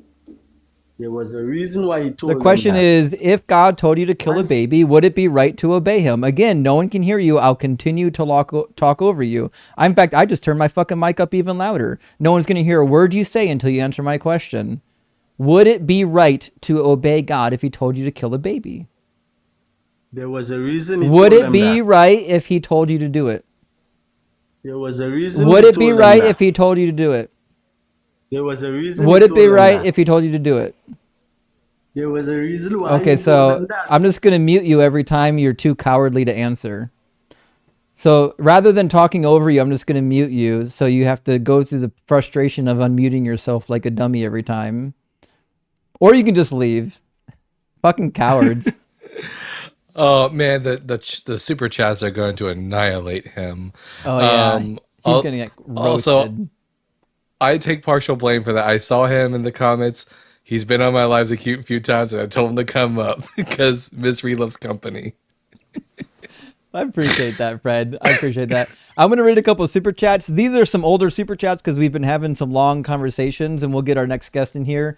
It looks like it's probably going to be Rum. I think Rum was... Oh, Alex fucking came back. Alex, I swear to God, if you don't have a microphone plugged in, I'm cutting you now. Okay, you got a microphone this time. All right, let me grab a couple of super chats. We'll get Alex in here. Steven, thank you for the super chat, says, how many press-ups do Christians do in the gym? Oh, shit. If I had to guess, I don't know the number, but I know they're all half-assed. I know that much. They're not doing full reps of anything. In fact, the precept philosophers are those guys you see on like the leg press, and they're only moving like 3 inches. They've got like 6 plates on each side, and they're moving 3 inches, and they think having all the plates makes them look strong. And everybody else in the gym's laughing at them because they're not actually getting a real workout. They're just ego lifting. Klein says, every Philbro ever, this nonsense has never won an argument before. It'll never be the first in history to do it. I agree. No atheist has ever been brought to your Christian God through bad precept arguments. Never going to happen. Disco Tits, amazing fucking name. Thank you for the $6 super chat. It says, for people who often say they don't want to be robots, they sound an awful lot like programmed puppets. Weird. Yeah, that's such a good point. I haven't brought this talking point out in a long time, but when it comes out in the free will discussion, they always say, well, God didn't want robots. Well, the fuck he doesn't, because he'll send you to eternal fire if you disobey him once, which means that motherfucker wants robots. And Cognitive Dissonance, amazing name. Thank you for the super chat. Says, so wow, he doesn't even know what the scientific method is, yet he's asserting what it can and cannot do. Holy mega ignorance, Batman. I know. I'll never understand people who make just insane, bold, unfounded claims. Let me see if we have any messages for the Flurf. I know some of these are out of order. I apologize for that. We'll catch up with all of the super chats at the end of the stream. Anyone who didn't get midstream, well, trust me, we're going to read all the super chats. I fixed my super chat system so it's no longer integrated with OBS. So if OBS crashes, I can still display all the super chats. None of the super chats get lost, which means we're not going to, if OBS fucks up, we're not going to lose anything. So thank you, Sin for the 666. I remember you wanted your name to be pronounced Sin. On a lighter note, Popular Monster by Falling in Reverse is a great song and a great band. I've never even heard that one. It reminds me of that Jars of Clay song, Good Monsters. I think that was the name of one of their albums back in like 2006, 2005. I'm kind of sad that I don't listen to them anymore because they were pretty good, but they're a little too, Jesus-y for me now, obviously. B-Boop says, Philbro script EXE has failed. Yes, we've encountered a fatal error. Press escape to wipe hard drive. And Adam says, I'm eagerly waiting for the twist ending where Dalton converts one of these Christians to Chabad after mentioning the Rebbe. Yes, please. Some of them are always possible. Yeah, some of them will. And Zach, thank you for the $20 super chat, friend. Says, imagine trying and failing over and over to defend a book you've only casually read and then accuse someone else of being bad faith. It's embarrassing. The smug chuckle is infuriating. Yeah, that's referring to Joe. Joe will he'll never give up. This is a guy that will never learn from his mistakes. As a dog returns to its vomit, so a fool is doomed to commit its own folly. And that fool is Joe. He'll never learn. Dr. Fudge, thank you for the $10 super chat, says, I have heard you just hate Jesus. I have heard you just don't want to be held accountable. I have never heard you are jealous of Jesus, the absolute balls. I know that is a new argumentum, is you're jealous that you don't have Jesus's following. The backwood peasant. Well, I am a little bit jealous of Jesus. I've always wanted to get nailed. I mean, I need to get nailed. Nailed by a bunch of guys in a toga? Oh, wait a minute. College wasn't that long ago for you, was it? Oh, wait, that's right. Uno reverse card. You went to rabbinic school, or you trained with actual rabbis, which is dope. I wish we actually, in seminaries, we would actually have some classes with legit rabbis, but it's hard to hire a rabbi into a Christian seminary. For some reason, there seems to be a barrier there. Insistence says the only people who believe the Bible is a reliable historical text are those whom have not read it, let alone any other comparative text. Agreed. That's why Dr. Josh Bowen and myself and a few others kind of agree on this idea that, like, listen, reading the comparative literature is a quick way to deconvert yourself because you realize that the writing of the Bible isn't unique. It feels unique when you're raised in that culture, but the minute you start reading the other comparative literature, it just sounds like any one of the other stories. It just happens to be that we believe this one because this is what we were told to believe growing up. And Johnny Music says, off he goes, having conceded almost every point you made, not having explanations or answers for them, continuing to believe every single thing he believed before the call. Frustrating. It is frustrating. But you know what? Like, a lot of us have been there. I was never that frustrating as a Christian, but I do remember having a little bit of smugness towards the atheist apologists. Like, I was sympathetic to not being a believer, but I wasn't sympathetic to the people who were actively not believers, like encouraging other people, hey, maybe you shouldn't believe this shit either. And I hated Bart Ehrman. In fact, when he released his book, he had a book that he released called God's Problem. It's basically his take on theodicy. Before I read it, I was so smug. I'm like, oh, Bart Ehrman is such a stupid scholar. He doesn't even know that free will is the cause of all the suffering. And then I read the book. I'm like, oh, I'm a fucking idiot.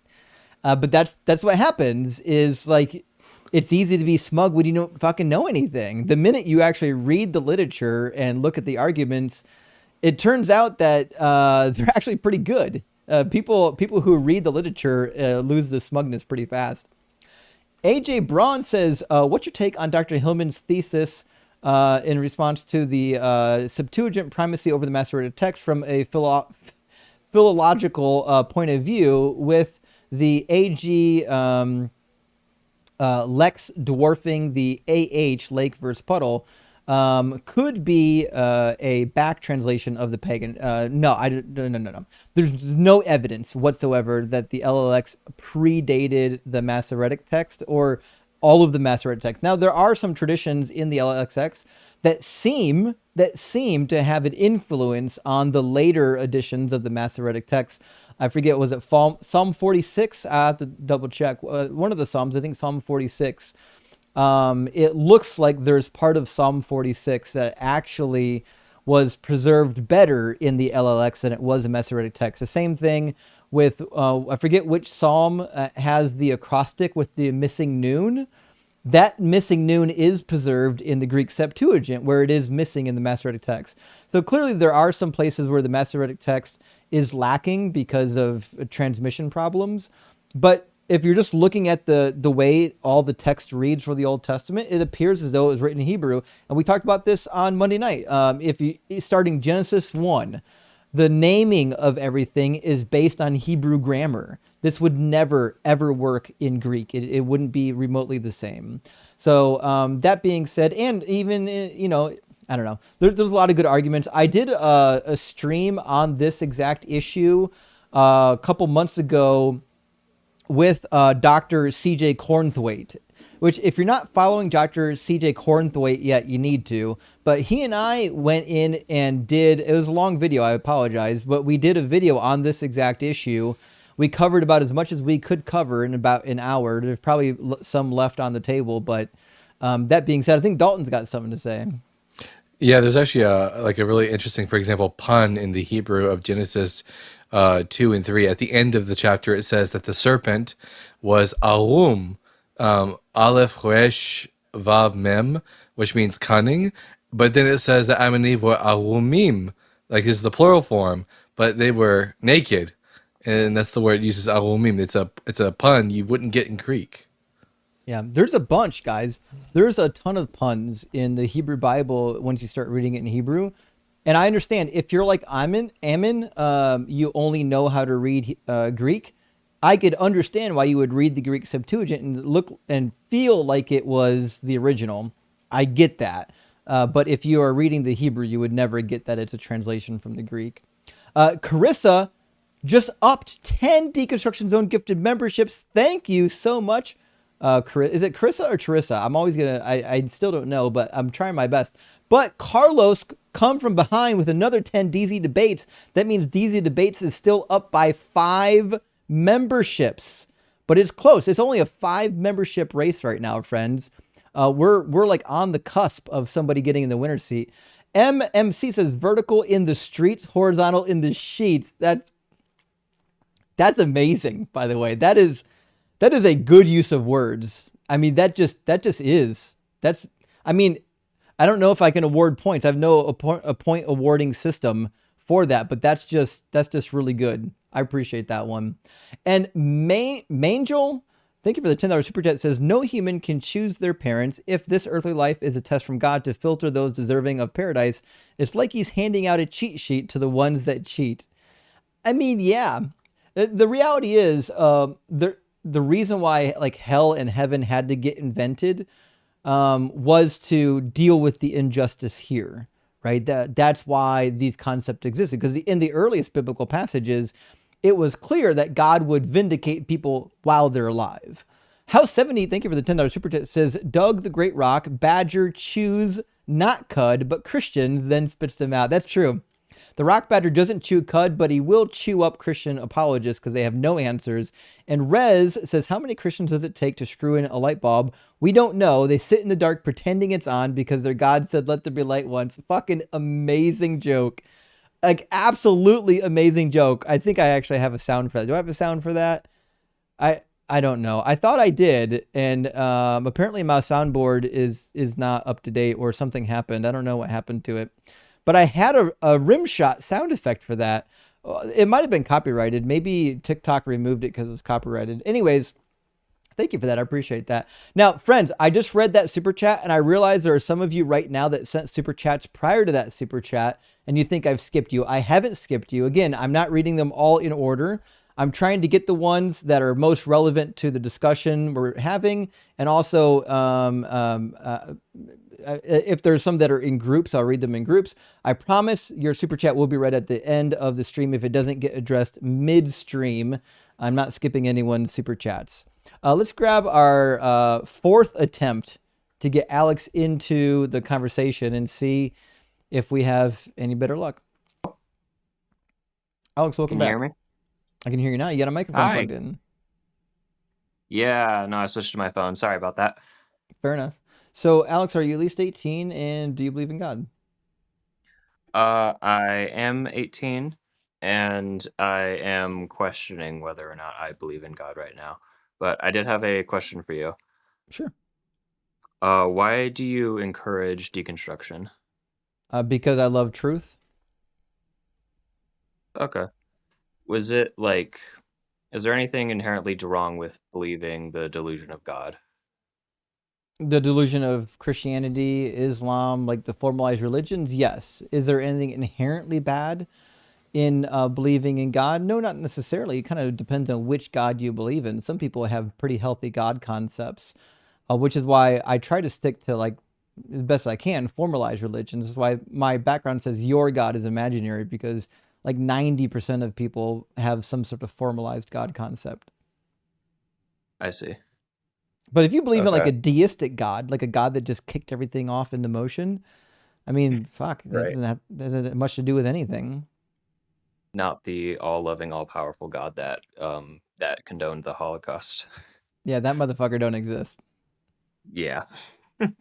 Yeah. I've been addicted to watching Alex O'Connor and Trent Horn videos, and depending on the day, I'll watch one of them and I will have an existential crisis every week. And I guess another question is, how does this stuff not keep you up at night?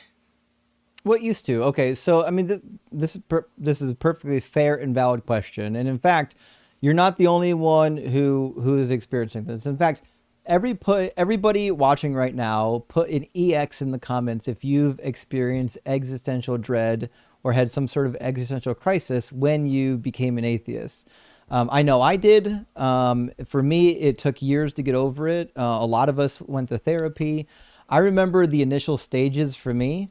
I remember literally going to work and getting literally nothing done because I'm spending the whole day just in a fucking panic, realizing in my early 30s that I'm going to die one day and no longer exist. It's fucking terrifying. That being said, you go through the stages of grief, just like when you lose a loved one or something, and eventually you get out on the other side. Does that mean like it never bothers you? Yeah, from time to time it'll pop up. And I'm like, well, that's some fucking bullshit right there. But it doesn't really bother me like it used to. Like I don't go into panics. I don't lose sleep over it. It just becomes like another fact of life. And the reality is a lot of people, like the people who grew up atheist, they dealt with this when they were like teenagers. And so they're not having, midlife crises over this kind of thing. What do you have to say, Dalton? I'm just gonna say I was one of the lucky ones that I had no like crisis after like losing faith. If anything, I felt a lot of relief about it. Mostly because I felt a lot of guilt for doing things which are completely and utterly natural for young teenage boys to do. Also, it was kind of relief knowing that my thoughts weren't constantly being monitored, and that what I was thinking in my head was completely my own thoughts and my own alone.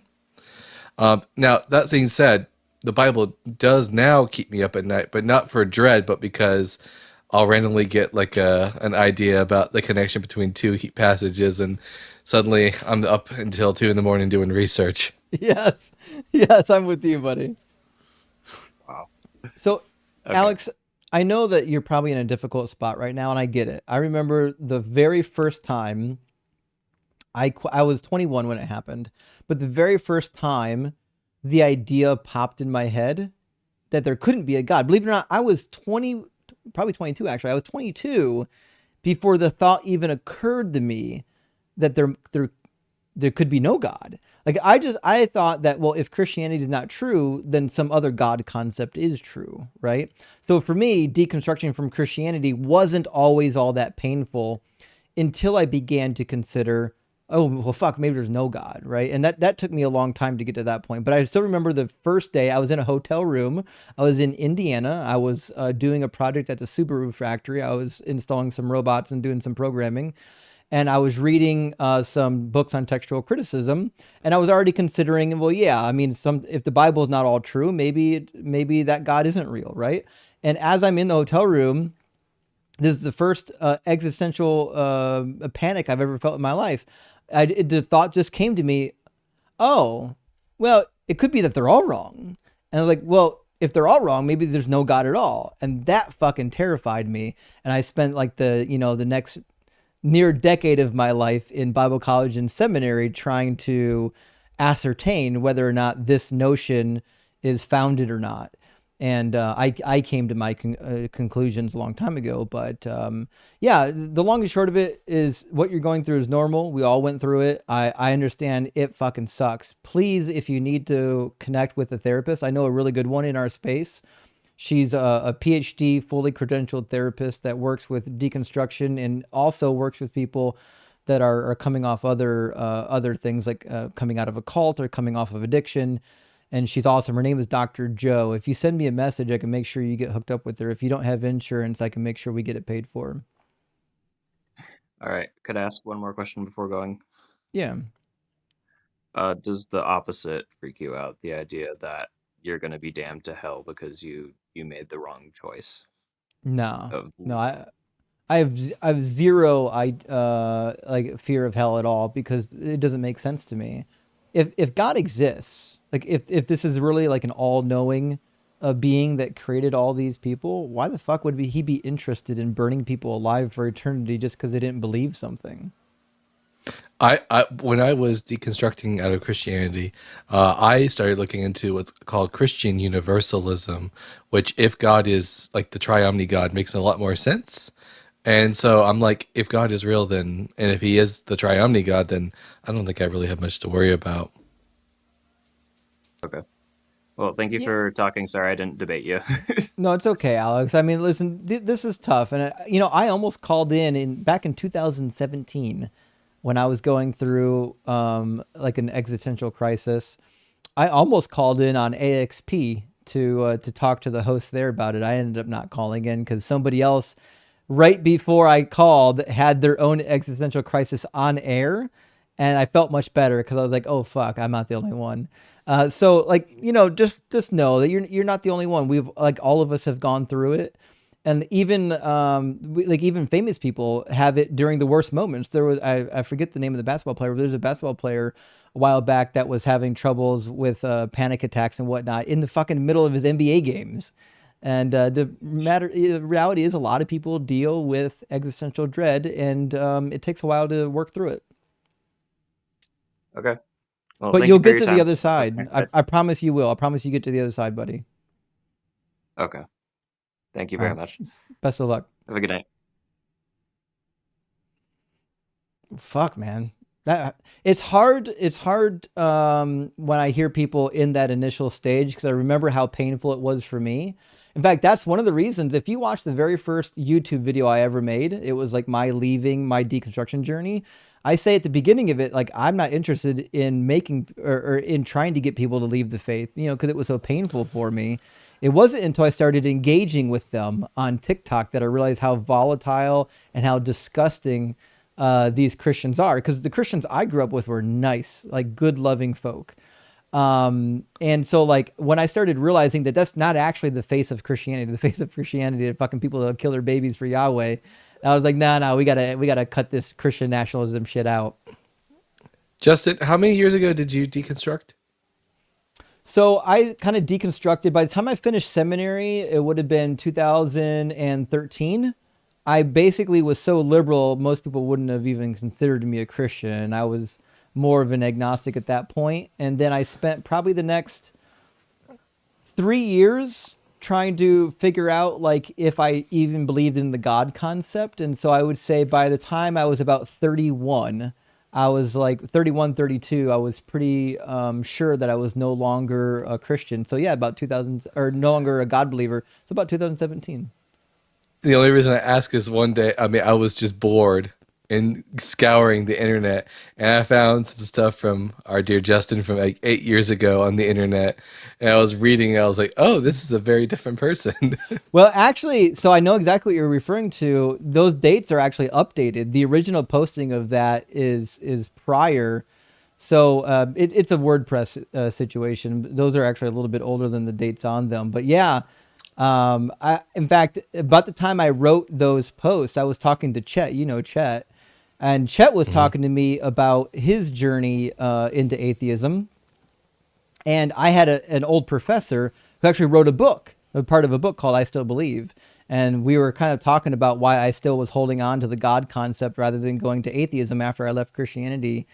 And I was digging. I'm like, I don't know, fuck, why am I holding on to this still a little bit? And then I wrote like 2 posts on it. And then I was like, oh, you know what? After I published those, I started to actually have good dialogue with other atheists, and turns out those weren't really good support. But I left the whole website up. The whole fucking thing's there. You can see my thought process. Like I wasn't a fake Christian. I was a real Christian through and through. I was, you know. Before we move on, just a quick syllogism for any of Christians out there who are worried about hell. This is a syllogism I came up with when I was still a believer and I was deconstructing hell and going into universalism. Premise number one: if God is all good, he should desire that all should be saved and come to the knowledge of the truth. If God, premise two, if God is all knowing, he knows exactly what it would take to accomplish this endeavor. And premise number three: if God is all powerful, he should be powerful enough to accomplish this desire, and he knows how to perform.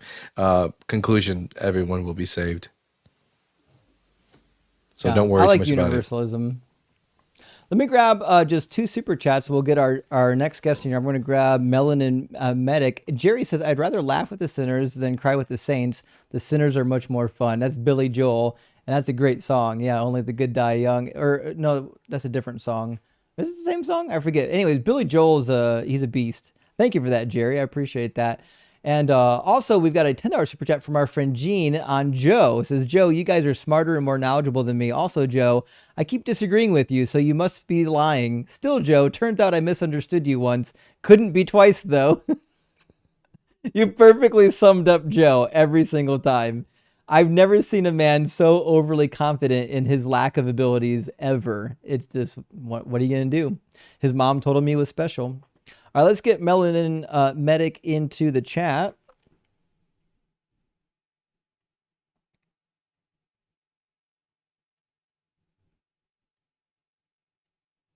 If they can connect. Looks like they're kind of lagging here.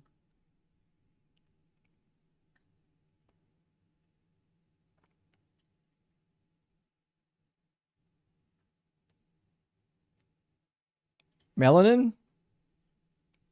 We've had a lot of people on TikTok with weak connections tonight. I wonder if something's happening with TikTok tonight. Do you think maybe TikTok's glitching?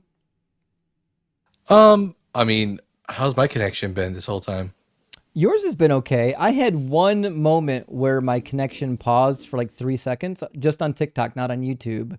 So I wasn't sure if something is going on with TikTok or not. Melanin, are you aware that you're on? I don't think so. Melanin's not actually fully connected on my end. And now they're gone. Okay.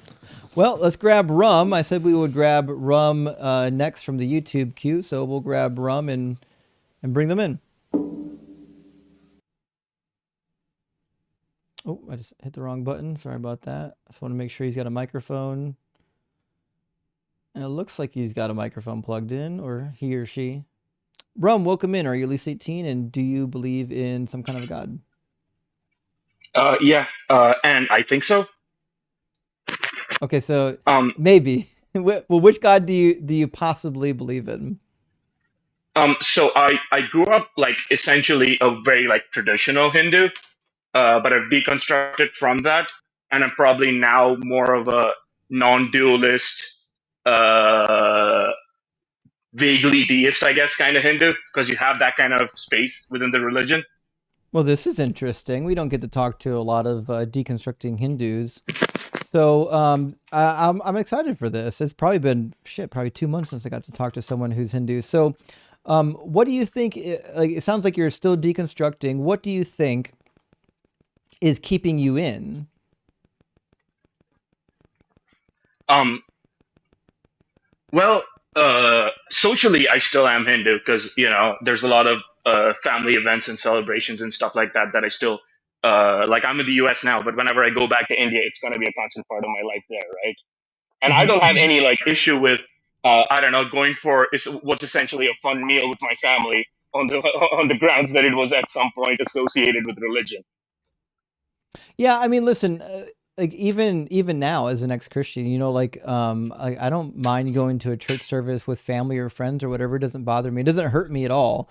I don't have any triggers or church hurt. Now, if you got hurt in a religion, I would understand why you wouldn't want to go back. But I think it's okay. Like if your family wants you to participate in the cultural rituals and you're okay with it, I don't think there's anything wrong with it. And I think Billy, part of the reason for that too is that I was given a fairly liberal version of the religion in the first Hmm. place. So Hmm. I've never had to get out as I've deconstructed as much because various scientific facts or something weren't inherently against my core ideology in any way. It's not like when I found out the true scope of evolution, I'm like, oh well, now this nullifies everything in this book or something, right? Because I viewed it always as being because my grandfather and my family have been in academia for a while, so Hmm. they always had the view, for example, that the 10 Dasavatars of Vishnu represent evolution in a metaphorical sense. Sure. And Because you have the 10 avatars of Vishnu starting Matsya Kurma Varahana, which is basically he becomes a fish, then he becomes an amphibian, and then he becomes like a lion. Now, obviously, that's not how evolution actually took place, at least not from fish to turtle to lion, but, to boar to lion. But at the very least, that's the metaphorical sense in which I was given it. I was never given it as a literal sort of thing. so, what does the amount of the God concept that you still believe in? What does that Uh, explain that isn't explained by science? I believe in Brahman, and what it essentially solves is that like core metaphysical solipsistic problem of like what is the nature of me, what is consciousness. Okay, so if you're trying to explain consciousness.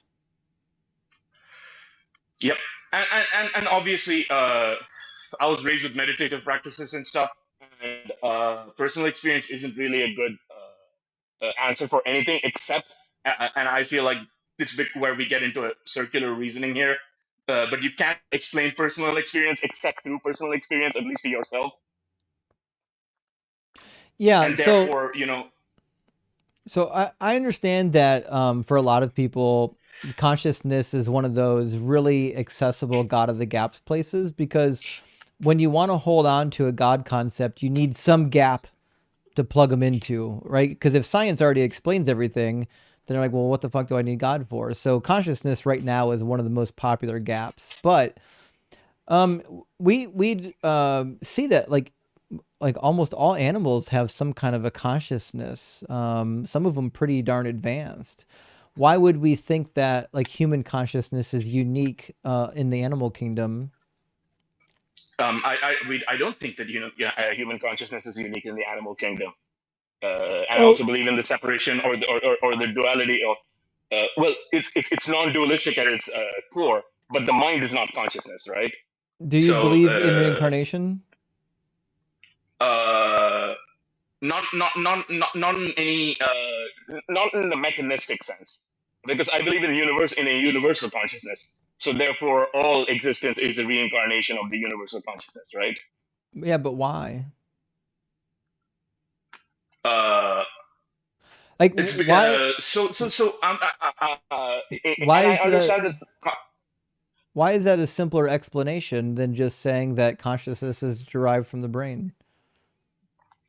Um, well, firstly, saying that consciousness is derived from the brain still doesn't answer the question of what is I, because the brain is individual states across time, right? It's essentially like if you can view the brain as a PNID system, it's basically taking inputs, generating some sort of output, and then taking its own feedback as well as external feedback, right? So okay, so for Rum, are you an engineer?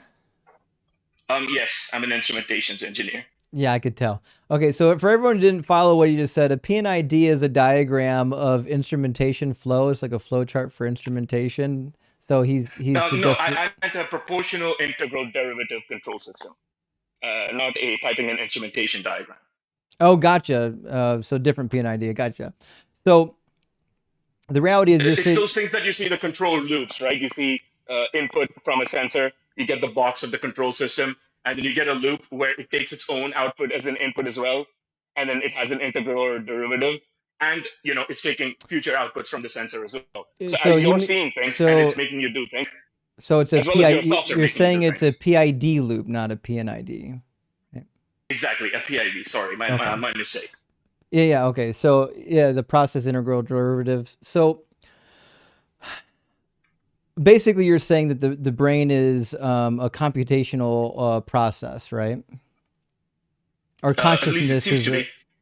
Okay. Yeah. So why would we think that this computational stuff is happening anywhere but in the brain? It isn't happening anywhere but in the brain. But the nature of consciousness, it's essentially an assertion, right? I can't prove it in any empirical sense. Well, But why do it's you a believe in it philosophical then? assertion. It's a philosophical assertion because you can't get an answer for hard solipsism in any empirical sense. Well, yeah, but an assertion without evidence can be dismissed without evidence. Yes, I agree that if it was an assertion that ran contrary to any evidence fact, then yes. But assertions that don't run contrary to any evidence fact, because for example, you can't solve the problem of hard solipsism, right? And the argument of Hindu non-dualism hasn't. But your worldview can't either. The argument of Hindu non-dualism isn't a trendy Garden the Gaps argument, right? It's been there since No. at least in What I'm its saying first is iteration, the Buddha. you can't solve hard solipsism either. It's not so much. Well, you only think that you experientially can. It can be So solved, right? no, it can't. So like what you're Experientially, saying, yes.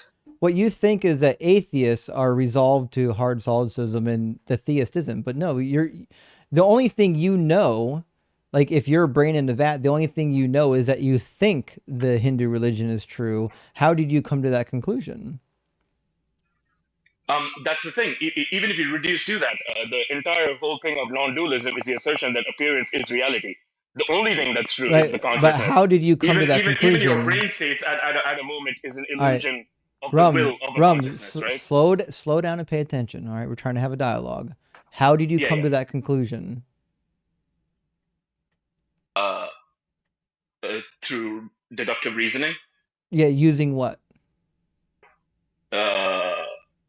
My thought processes, my brain, I suppose. Your brain, yeah. We're still in how, material reality, yeah. And how do you know that you're not a brain in the vat and this is all happening inside of your brain only? That you're just in a dream state? The viewpoint still holds, though. Because even in a brain in a vat situation. Try this again. I said, how do you know that you're not a brain in the vat? We don't. We don't. Okay, that means arises to consciousness is illusory. That means both of us have the same hard solipsism problem. Nobody has a solution for solipsism. That's why the minute any theist goes to the atheist and wants to push me into hard solipsism, I'm going to do the same to you. You don't have an answer for it, neither do I. So it's a useless conversation. Well, it's not about providing a specific answer. It's about a philosophical framework that makes sense, right? It's not as though even in the field of atheism, it's not as though non-dualism is dead. There are still people that maintain that consciousness, based on some information theory nonsense, so what do I care? Could be separate from the brain, right? Well, you're not talking to one of those. You're talking to somebody else. So what I'm asking is, why would we believe that there's some sort of external consciousness that is giving rise to our consciousness? What's the evidence for that? In meditative states, you can feel that to be the case. and You can because feel you're it? How do you know what you're feeling is an external consciousness rather than just something that your brain is doing? you can't. You're stuck Okay, in so the so catch. so then there's no Yeah, it's evidence, right? So this is just what you feel. You feel like it's true, and you probably feel like it's true because it's part of your cultural background. The same reason why there are Christians who just feel like Christianity is true. They feel like when they pray to Jesus that they're heard and that somebody's actually watching over them, but it's just a feeling. yeah, but I'm not asking. I'm not talking about any like specific feeling of like an external. This is just me probing into my own consciousness via meditation. Yeah, I Surely know, that's but less susceptible to like the noise of, I don't know, hallucination and stuff than yeah, anything else, because at the very it's least it's a focus. it's just a feeling. That's it. I mean, The I same suppose way in that sense, yeah. when you were a kid and you had the feeling there was like a boogeyman under the bed or in the closet. It's just a feeling. And this is the part of the thing of my deconstruction where I do feel like I was like, I think I am ideas, because I understand that this is essentially a, I grant materialism up to the nth degree. You know, it's essentially almost the equivalent of I grant materialism, except the Big Bang God did that. Yeah. Which is certainly not my viewpoint, but you know, I understand that I'm sort of coming from the viewpoint of it's all materialism except for consciousness. That's fundamental. And why? But I Why do would we feel that say way, that? and I Why can't would we explain it. say that everything is material other than consciousness? The idea is that even material reality is contingent on consciousness. Nothing can be Why? experienced Why outside of would we think? consciousness. Have we ever observed consciousness outside of material? We've never observed consciousness in any direct sense. We've only observed consciousness as we describe it as coming from a physical brain. That's why we can modify it. We can modify somebody's consciousness. Like we can change their personality. We can change their love hormones. We can even read their memories. Rum, are you We can change familiar their with mind. Phineas Gage? No, could you tell me about him? So Phineas Gage had this horrible accident where he actually had like a pipe shoved into his head. Oh. Eh. So you've heard of it. And as Yes, a yes, result, yes. he actually ended up developing a second personality altogether. This is not a problem within the philosophy, because the mind is a separate thing than the consciousness. The consciousness is universal. There is no separate consciousness for any. Like a tiger has consciousness, right? It's just that the mind of a tiger is the mind of a tiger, right? It has its particular limit to its whatever rational What about when capabilities these and sensory capabilities. accidents produce multiple minds where there was just one? That's still not a problem, because it's one consciousness appearing through fractured multiple minds. The idea is that consciousness is universal, and material reality is an appearance in consciousness. So it seems like all the data seem to support the idea that when we like affect the brain, that we're affecting consciousness. It seems like, and also like physical drugs can seem to affect our conscious experience and our minds. Like for example, lessen depression. But we don't seem to have any data that supports like consciousness existing outside of like organisms with brains.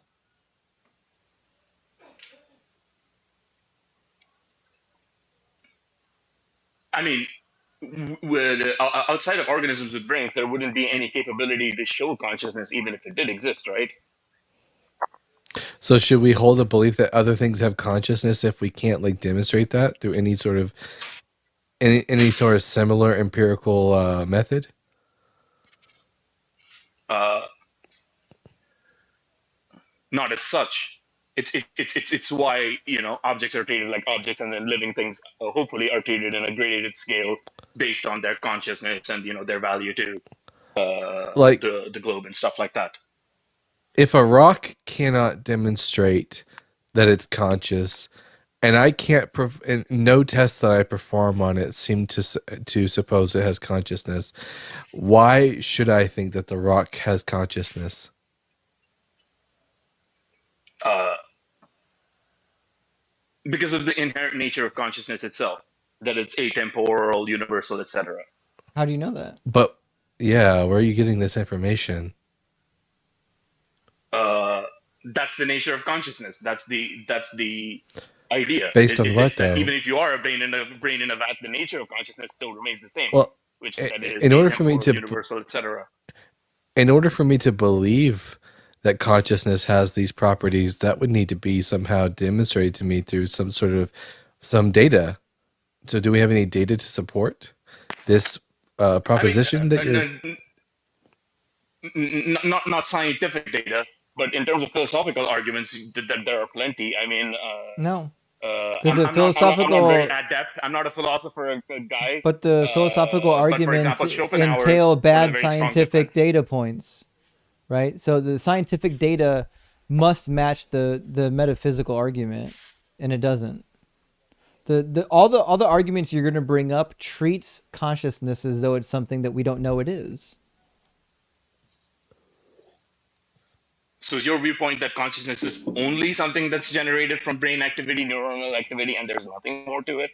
That's it. That's why you don't have a single memory from before you were born, not one.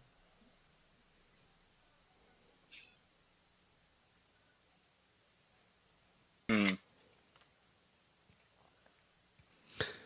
I mean, would it make any sense that if consciousness was not this physical thing that's basically just my brain and what it does, why is it that drugs can affect my conscious experience, make me less depressed, for example?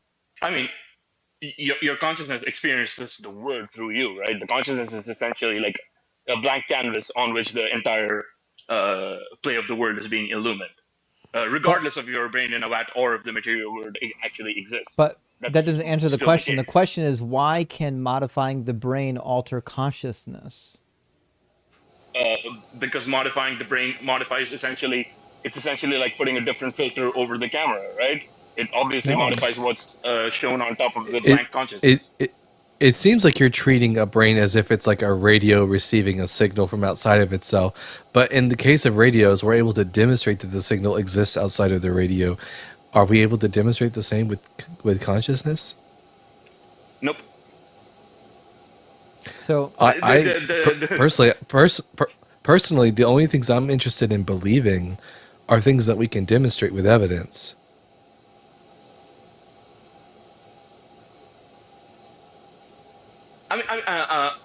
I mean that's Rum, fair, but yeah, do you think that believing this theory of consciousness is your answer to the afterlife? no, I don't think so.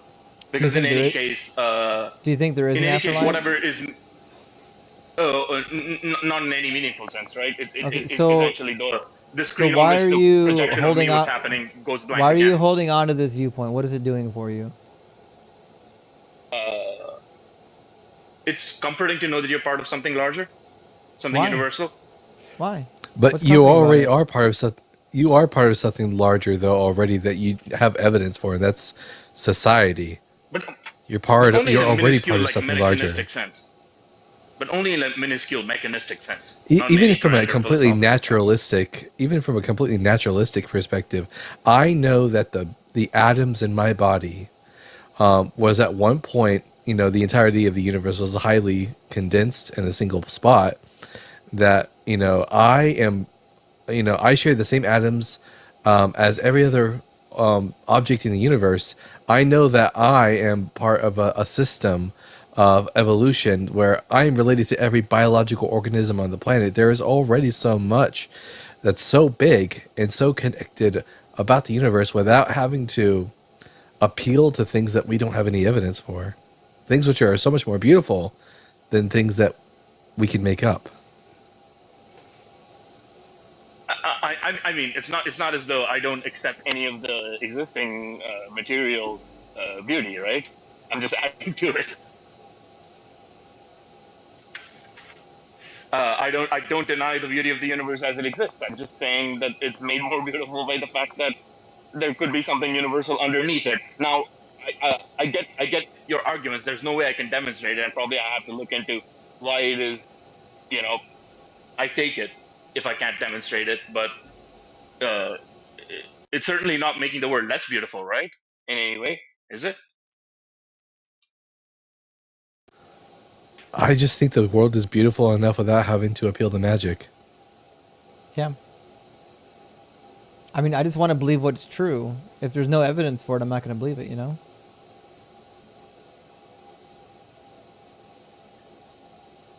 So this reminds me a lot of how I was when I left Christianity. I wanted so bad to still believe in some kind of a God that I had to continually like change and mold the God concept that I was still holding on to. It took me a long time to get to the point where I was willing to accept that there was no God. It sounds like you're still in that spot where you're holding on to something not because it's true or because there's evidence for it, but because you just want it to be true. But the reality is, somebody with your intelligence level, if you're an instrumentation engineer, you're going to end up in the same place we are. You're going to end up figuring out that it's irrational to believe in things without evidence. And the best evidenced position we have is atheism. I don't necessarily disagree with you. And it's part of the reason why I haven't been like vehemently like, no, what you're saying, Hmm. I can't take that. It's because I know that I'm already backed into this corner because the concentric circles of. Initially, I started believing that I could literally chant incantations to keep demons from invading my mind at the night, which is a fairly like literal mechanistic belief in the supernatural, right? You do X and God comes in, a God comes in and protect you from Y. And then, Hmm. I went back to, well, avatars exist, but in the sense that, rage is a metaphorical concept. Some like Jordan Peterson type nonsense. And Right. then I Yeah. realized that, and then I realized that you can't defend that either. Even in Hinduism, which is inherently metaphorical, they never wrote history, right? Yeah. They tell you this is not history. We will intentionally change the names of kings and stuff to make sure that you do not take actual history because history is not important, at least the way the ancient Hindus saw it, right? They believed that Hmm. metaphor was more important than documenting actual history, which is why the sort of post-Herodotus Thucydides thing never happened in India, even though it was in continuous contact with the Greek word at the Yeah. time. So it was very defensible to go into the Petersonian position as a Hindu, but I still couldn't defend it, and I am backed up all the way here. But I don't Right. know if I'm just gonna give that up necessarily. Yeah, you will when you're ready. Don't worry. It's not a sprint. It's more of a marathon. So, just keep doing what you're doing, and eventually you'll come to the most logical conclusion. And let us know if you need any help along the way. Hey, thanks, man. And I really have learned a lot from the about the Bible from you because Anytime. I was looking at all the other. I was shopping for beliefs, and you shut one of them down for me real quick. Appreciate that. Yeah, Christianity's a no-go. It's dead on arrival. Yeah, and I grew up in Kuwait, so another one of them's gone for me as well. Yeah, That yeah. one's not happening. Well, you know that one. Yeah, that one's definitely dead on arrival. That was dead before arrival. All right. Well, Ron, it was good to hear from you, All and right. it's good to hear that you're trying to put your rational faculties to use. So keep doing that. From one engineer to another. It looks like your brain is fully functional. So I'm sure you'll come to a conclusion eventually that you could be happy with. Yeah, I hope so too. Keep doing what you're doing, man. I'm a huge fan. Cheers, All right, friend. peace. You can definitely sense that deconstruction phase when you hear it. It's hard to be in. It's a difficult thing to not know what you believe and to be kind of groping around, hoping to find something to hold on to, that you're not alone in the dark room. And the reality is, you're not going to find a God in that room, but you will find lots of other Christians or ex-Christians, ex-Muslims, ex-Hindus that are in that room with you that will give you a hand. But you're not going to find, there's no gods in that room. Let me grab a couple of super chats. Dr. Pizza says, pre-subs taste awful no matter how you cook them. That is the case. They're the worst people on the internet to talk to. I must admit. Like I would rather talk to a toddler on the topic of God. I think they'd be more coherent. Killface, how do you justify belief in God without using your brain, you dunce? I know, Killface. Yeah, back to they can't do it. They can't do it. They think that they can justify their God existing by somehow finding a gap in the atheist worldview, and then they think they win by default, but they don't. That's not how that works. You still need evidence for your position. And Design says, my guy, what day after you were born did you become conscious? Answer, or you're just a mere matter, or you're just mere matter. Yeah, actually, you know what? I should have done that. I should have asked him the same question. Yeah, that initial Philbro on the when did animals become conscious, thinking he had a gotcha was crazy. But I'm just gonna I'm redubbing him Irrational Matter. that's what it is. That's his new name. Jamin says Saint's brain is an inverter with input from its output. Yes. It's a race condition. It's a cyclical loop. It's just a feedback signal. You nailed it. And Tim Davidson says, I created consciousness last Thursday and I built you and everyone around you with all of their memories filled in. That's what happened. I believe that. There's as much evidence for that as there's for Jesus. And Master Machetier says, at what point in time did God create this idiot? Well, I think no point in time, but if God was in the business of creating idiots, he would be a top tier idiot at that. And Dr. David says Saint was a waste of time, space, and matter. Severe acute verbal diarrhea seems to be the only proof he has of his God, who is a POSFF. I couldn't agree more. Rock hard for Doug and Simply Wet for Sharon. And pulverized for pebbles. I think that's what we're going with. Get pulverized for pebbles. And Janice, thank you for the super chat. It says, dude is trying to turn God of the Gaps into Justin of the Gaps. You must know everything, Justin, or science isn't real. You nailed it, Janice. That's what he was going for. He was just finding any gap he could find to stick his God into and claim victory he was going to. And he found an obscure fact that I didn't care about nor is relevant to the topic and wanted to parade victory. Good thing eventually we were able to rope him into reading his holy book and make him run. Like the coward that he is. Adam Helg, if he was a real precept, good Philbro, he wouldn't have let me burden shift back to the Bible. He was weak. His Philbro's weak. He knows the only way you can precept is to never give answers for your religion. Always burden shift back onto atheists. Adam says, guest audio is really quiet on TikTok. Keep on cooking. Well, Adam, that happens sometimes. He got quiet as he started to pipe down. And Duke of Shaska says, I see a priest talking to a little boy. Oh, I don't know. Oh, is it?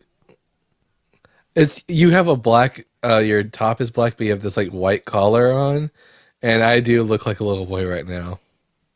I mean, without your mustache, Dalton, I don't know. You look like you're in high school.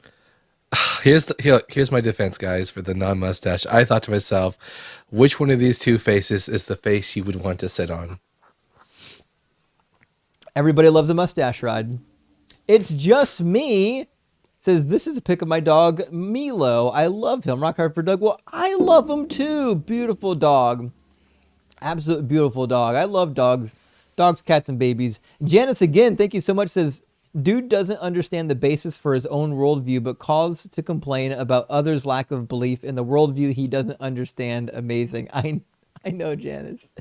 Dude, I'll never understand why Christians will get up here and claim that their worldview is true by trying to disprove like evolution or some other scientific concept. You still need positive evidence for your position. And the apothecary says, Saint, what does the Bible have to do with the existence of God? Also, Saint, identify the nanosecond sentient life came into being or God is real. That is not a conclusion that follows anything. Flash says, damn, Dalton coming in hot today. Jesus couldn't be this stupid. Love you guys. Well, I don't know. I personally believe that the historical Jesus wasn't as dumb as the Jesus of the book. Was he deceived? I don't know. But the Jesus in the book is an idiot. Listen, guys, I'm really tame on Justin's live. I'm a lot more mean on my own life. Which reminds me, guys, if you're not following Dalton, what the fuck are you doing here? We've got like 2,500 people. Make sure you're following Dalton on YouTube and TikTok, and make sure you visit his link tree to find his support handles so you can support his work as well. El Loser says, did you listen to Adventurers in Odyssey? I vaguely remember a couple of them, but it wasn't something that I really grew up with because I didn't really grow up in that world. Like I went to Catholic school for 12 years. I became a Christian as a teenager, mid to late teen, 16. And so the Catholics they didn't really do all that weird Christian programming stuff. They just... I watched a lot of VeggieTales and Bible Man when I was younger. I must admit, at least VeggieTales was interesting. Hank says, Saint is what happens when a man never reads the source docs and only has a surface understanding of the fanfic. 100%.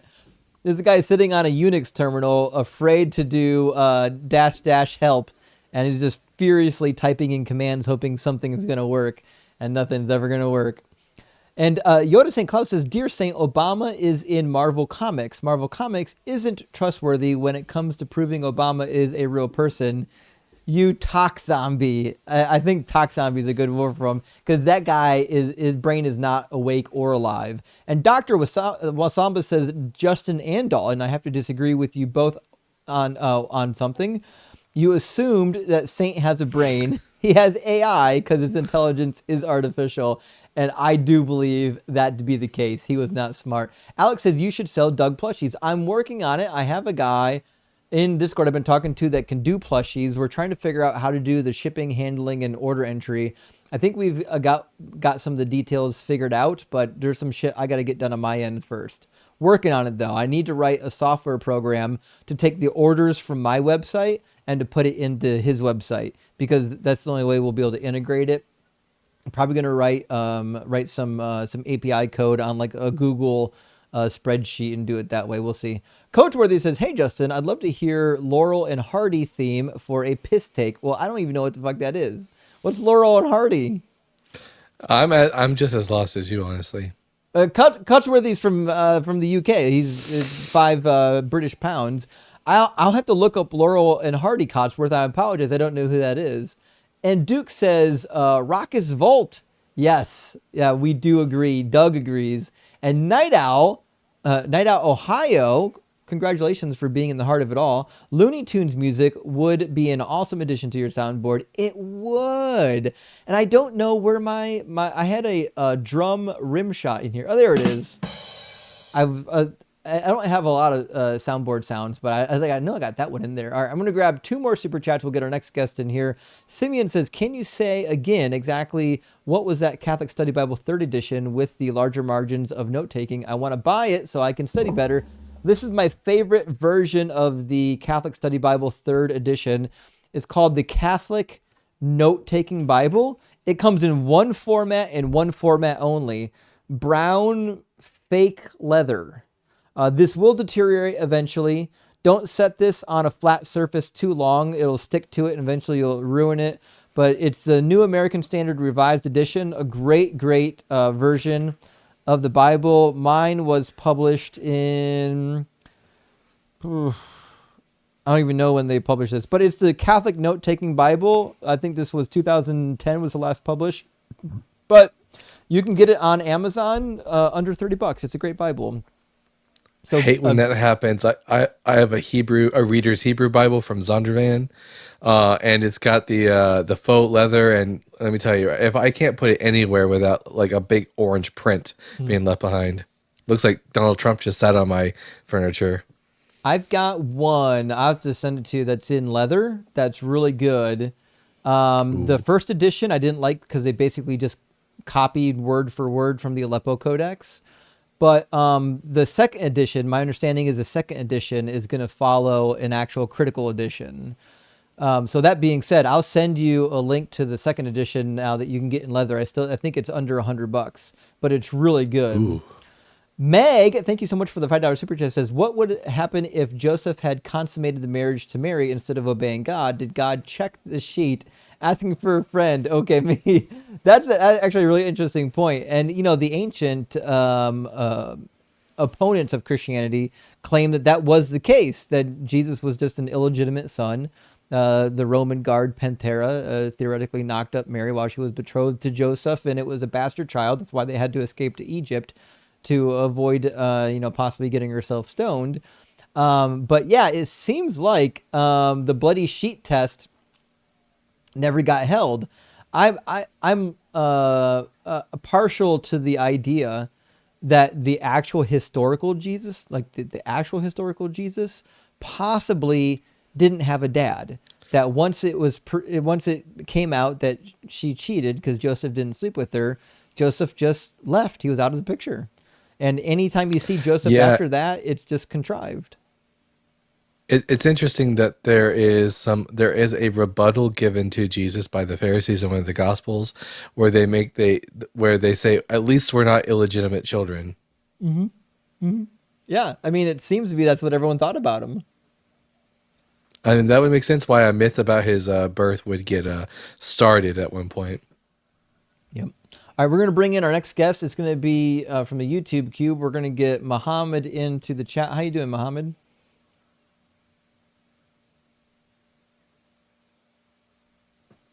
Muhammad, are you with us? It says you have a headset plugged in. It says that you're listening to the sound of Quran right now. You have a Samson Meteor microphone. Those are dope. I had my Meteor microphone stolen from a hotel a couple months back. I'm still upset about it. Good thing it's only $35, but it's my favorite travel mic. It's like only this big, and it's a badass mic. At least we can know with high certitude which God he worships. Yeah, I can only wonder. I mean, so going out on a limb, I'm gonna say maybe he's Muslim. Muhammad, you get your mic figured out? You're okay over there? Did you fall asleep listening to the Quran in your headphones? Okay. Well, come back if you get it figured out. We're gonna move on to Jack from the YouTube queue and see if Jack is ready to have a conversation. How you doing, Jack? Can you hear me? Yeah, I can hear you. How you doing? Hey, Jack, are you with us? yeah. Can you hear me, sir? I can hear you, yeah. Good man. So, Jack, are you at least 18 and do you believe in God? Oh, I wish I was 18, pal. I'm 47 Mm-hmm. and I'm agnostic. Okay, so you don't believe in God. No, I'm agnostic. So you don't believe in God.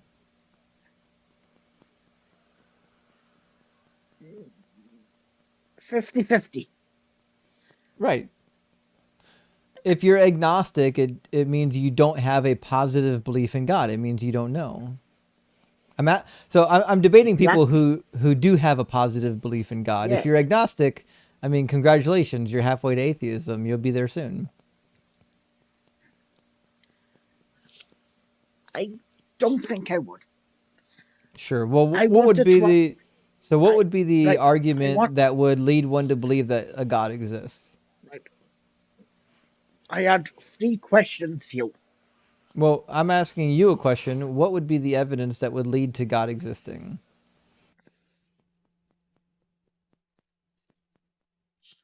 With you. Should we check for a delay? I think it's a delay, and I think he's on a different plane of reality. We're going to move on from that, and we're going to try to get Muhammad back into the conversation. Muhammad came back, so I assume they're ready to go this time. He got off his flying horse, and now he has returned to us. Can you hear me? Yeah, how you doing, Muhammad? Pretty good. How about yourself? Doing good, thanks for asking. Muhammad, are you at least 18, and do you believe in God? Yes, I'm at least 18, and I do believe in God. Sure. And is it a specific God or a generic God? I believe in the God in the Quran, the Prophet Muhammad Sallallahu Alaihi Wasallam. Sure. And what would be the best evidence or argument for the Islamic God being real? So I think what we focus on is just it talks about the signs. So maybe we could just go focus on God Himself. And the Yeah, signs that's that what I'm we see on asking. Yeah, everyday what's the life. evidence that that the God is real? So it's the design theory. So Oh, basically, Theory's a strong word, but all right. So basically, what you see is like the fruits that come out. All of our resources that we use are from nature, correct? And the sun and the day and the night and the day. We wake and we sleep. Where we sleep, how we sleep in the night. Because how we rest in the evolved. night. Yeah, we evolved in a planet with all these things in place. The reason why we survived is because we were the entities that were able to survive in this environment. The ones that weren't able So to survive are dead. so let me ask you this. So what caused us, like, why isn't there another species similar to us? Why is it only humans with the There same There is. genes? was. Have you not heard of chimps, bonobos, apes? Okay. So explain to me chimps, bonobos, apes. What do you need to know? Do you not know what they Do are? they have the same logic as we have? They have intelligence, maybe not to our level, but just because we have a little bit more intelligence than them doesn't mean that we're entirely different. I mean, Homo neanderthalis had But logic similar why to isn't there any ours. basically other race than human race? say that The again. Homo neanderthalis. Why isn't there another race than human race? Like currently, while we're currently Well, alive. why isn't there another lion? Well, there's other types of Like these animals are similar to a dumb lion, like a questions. cheetah, like a cheetah. No, Isn't a lions and Cheetahs cheetah? aren't cheetahs lions. are not the same. But they're both felines, right? Yeah, I know, and humans, human beings, and apes are part of the same family too. We are apes. Like chimps, bonobos, and human beings are all part of the ape family. We're Okay, as similar as apes as cheetahs and lions are. okay. So why isn't any other like animal or any other species on our level of knowledge? Why isn't every animal as strong as their fucking chimp? Like because that was our adaptation that allowed us to survive as a species. That was a thing that we emphasized. But to be sure, Okay, dolphins did too. Dolphins have insane brains, maybe second only to human beings, and they have very, very detailed communication and social structures, and they even play games with each other. And they even take recreational drugs. They'll even fuck around with puffer fishes and get themselves high. And pass them around to all each right. other. Every Have they species, every traded? every species of animal has something about it which is unique. It just So can happens I to be ask that you? humans, what makes humans unique is our intelligence, and because you're an intelligent human, you tend to just think of that as making you above the rest. No, I don't think we're above. So basically, okay, so is there any animal creation, that can cause global warming? Yeah, Cows. cows. Have you not heard of methane? Yeah, cows, but will cows overpopulate the society that they'll get to the point of, unless us humans allow them to? Well, no, that's why we're in an actual ecosystem. There are checks and balances in Okay, ecosystems. so the checks and balances is where I'm at, like where I'm at. So say Something that else, we something we else keep would kill them driving. if we didn't. Wolves, coyotes, bear. Okay, yeah, yeah. So keep them in check, right? And we have to keep them in check with our own intelligence. So like think about this. No, If we we don't have drove, to. I mean, okay, so let's say this. It, Say it we it drive. seems like Muhammad, like your argument essentially is humans are unique among all animals, therefore we're special. But guess what? Elephants are also unique among all animals, and tigers are unique among all animals. Every species is unique in its own way. But what is that? My main thing here that I'm trying to focus on is what can our intelligence affect on the environment? Like for instance, if we Why? drive, What does that? What if does that have to we do with the fucking price of rice in China? well let's look like, We're okay, so trying if to we figure keep, out. We're trying to figure out why you believe in God. We're not trying to well figure this out is, why human beings adapted higher intelligence than the other animals. this is the whole idea, is that no other animal has this ideology of, they debate about God, or they communication in So regards to what? God. They're built in communities. So what? So the whole idea here is why I come to this and I say this is By the that way, we Homo we neanderthalis had spiritual beliefs. okay. So we believe, okay. So we believe, what do we can eat cows, right? And we can eat goats. And so can lions. Lions eat them all the time. Yeah. No, I'm not saying, I'm saying we can eat cows and goats, right? Say that we take a V8 engine and we made all our cars V8 engines in society. Would it eventually, the CO, the bad gases coming out from there, would it eventually cause global warming if the entire world started It driving doesn't V8s? doesn't have to. No. It wouldn't cause global warming. I said it doesn't Why did have we have to? to. Why did we have to hold that back? I said it doesn't have to. Yeah. So what would it stop Is if we didn't have is to? humans propensity for causing global warming somehow evidence that your God is real? That seems to be the No. case he's trying to make. So basically, what I'm trying to say is that we have what comes to us is that we have restrictions in the environment. They're kind of like signs. They're not So like there's things that we restrictions. do that we'll Like do that you're will trying to cause say the that they're like world. God-given restrictions. That's preposterous. No, but That's they are. begging the question. No, they're not.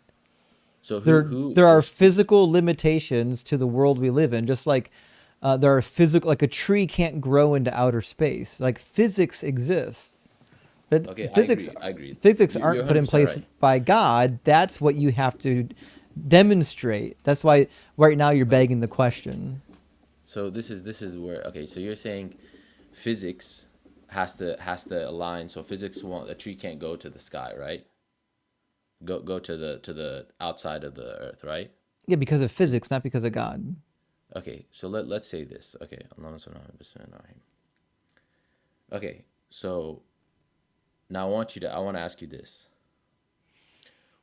Do you know every single thing that you do is good or bad?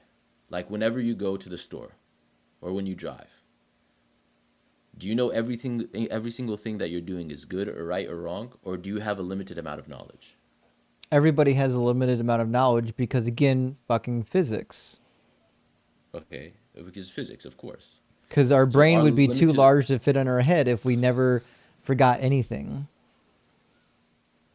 so our limited amount of knowledge could have you ever when you're growing up thought something was good for you when it turned out to be bad for you? Yeah, because you don't know the future. That's the nature Yeah, about knowledge is you can't predict the future. Yeah. I used to believe in the So Bible, and then so I grew out of it. Yeah. yeah, so basically like what I'm trying to say here is that there's the higher power is the one that provides us with the grass that we walk on, Again, that's with the begging the fruits that come out that question. we eat. No, that's your Because conclusion. we I'm eat asking and you, then we poop, right? Muhammad, pay attention. Yeah, go We already ahead. know your Go ahead. conclusion. We already know you think God created everything. We're asking you for the evidence that All right. God did such a thing. That's what you can't demonstrate. So every All time right. you say So that I believe in God because God did something, that's called begging the question. That's supporting your conclusion with your conclusion. okay, I see what you're saying. So let me see how I can phrase this better. I can show you better. All right, let's So, just let's I mean, just let's go to Mohammed, the you're nice. So I'm gonna work through how to form a logical syllogism for you. I don't even like philosophy. I think it's boring, but you're nice, and I think it'll help the conversation go easier. Okay, so your conclusion is that God is real, right? yeah. I'll make this bigger. Sorry, you can't read that. All right. So your conclusion is that God is real. So that's the part you haven't proved yet. What you need to do is add supporting premises that would lead one to that conclusion. So what would be the premises to lead to this conclusion? Okay, so I like how this is working. Okay, so like we're looking at like a wall is red. The reason why it's red is because we've seen multiple red things. That's why the wall is red. The wall, it's a wall because we've seen multiple walls. It's hard. It has different features that make it a wall. Correct? Well, yeah, but I mean, a Yeah. wall is something that we defined as a wall, right? Yeah, but so how do we define something as a wall? Well, we use our human language. We point at that and say wall. But okay, the wall has certain traits, right? Yeah, we agree. Yeah, yeah. All things that are described by words have traits that are being entailed in the description or So, so, definition. so like I want you to think like say God is real. What are like the traits that God would have? Well, he would be probably all knowing, probably all loving, probably transcend. Well, maybe transcend space. Certainly not transcend time. That's illogical. That being said, I don't think your God is any of those things. So let's say okay, so when you say he would be all knowing, when he's all knowing, do you think that our limited knowledge, he would have knowledge above our knowledge? I would certainly hope so. And the reality is, we have no evidence that the God of the Quran has knowledge above our knowledge, which is why the Quran says statements about the world that are patently false. Surely Yeah, an so all-knowing God would know the difference between two different women with the same name. so so let's say this. Okay, so if I was to give you a statement that the God is true, you would have to see that God has more knowledge than we have, correct? Nope. Nope. What would make you believe that God is true?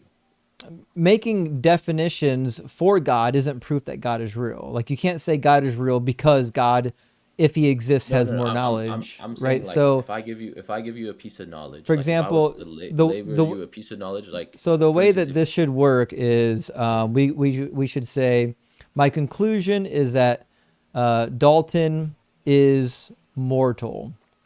That's my conclusion. How would I support this? Well, what I would say is all humans are mortal. And then I would say Dalton is a human, and then the conclusion just follows. All humans are mortal. Dalton is a human, therefore Dalton is mortal. That's a valid and sound logical no, syllogism, I agree with you. I agree with you. right? But So what if I'm your trying to conclusion is that God is real, we need some sort of valid premise leading to a conclusion. yeah, so let's say okay, so like for instance, now what we're trying to focus on is God is all knowing. Right? So let's No, put the that first one, that God is no, all knowing. nope. That's another claim. Oh, okay, you're saying that's a claim. Okay, so You let's say can't this. prove God is All right. real by saying God is all knowing. That's just an additional claim. How do we know All right. God's even Yeah. But real? let me say this. Let me put P1, put that. Okay, You, I'll explain knowledge to you that shows that knowledge that we didn't know at the time of 1400 that we know now is true. Does that make sense? What does the 1400s have to do with now? Because like this is a book that was developed in the 14 not 1400s during Prophet Muhammad sallallahu alaihi wasallam time. Yeah, I 1400 think there's years like ago. Yeah. yeah. So 1400 Okay. years ago, Okay, this so was a then book what that you was want to developed. do is say God is real. And so premise number one would be some information can only come from God. Now, I don't believe that to be the case because one, it's begging the question, so your syllogism's already invalid. But number two, what kind of information you'd have to establish what kind of information could only come from God.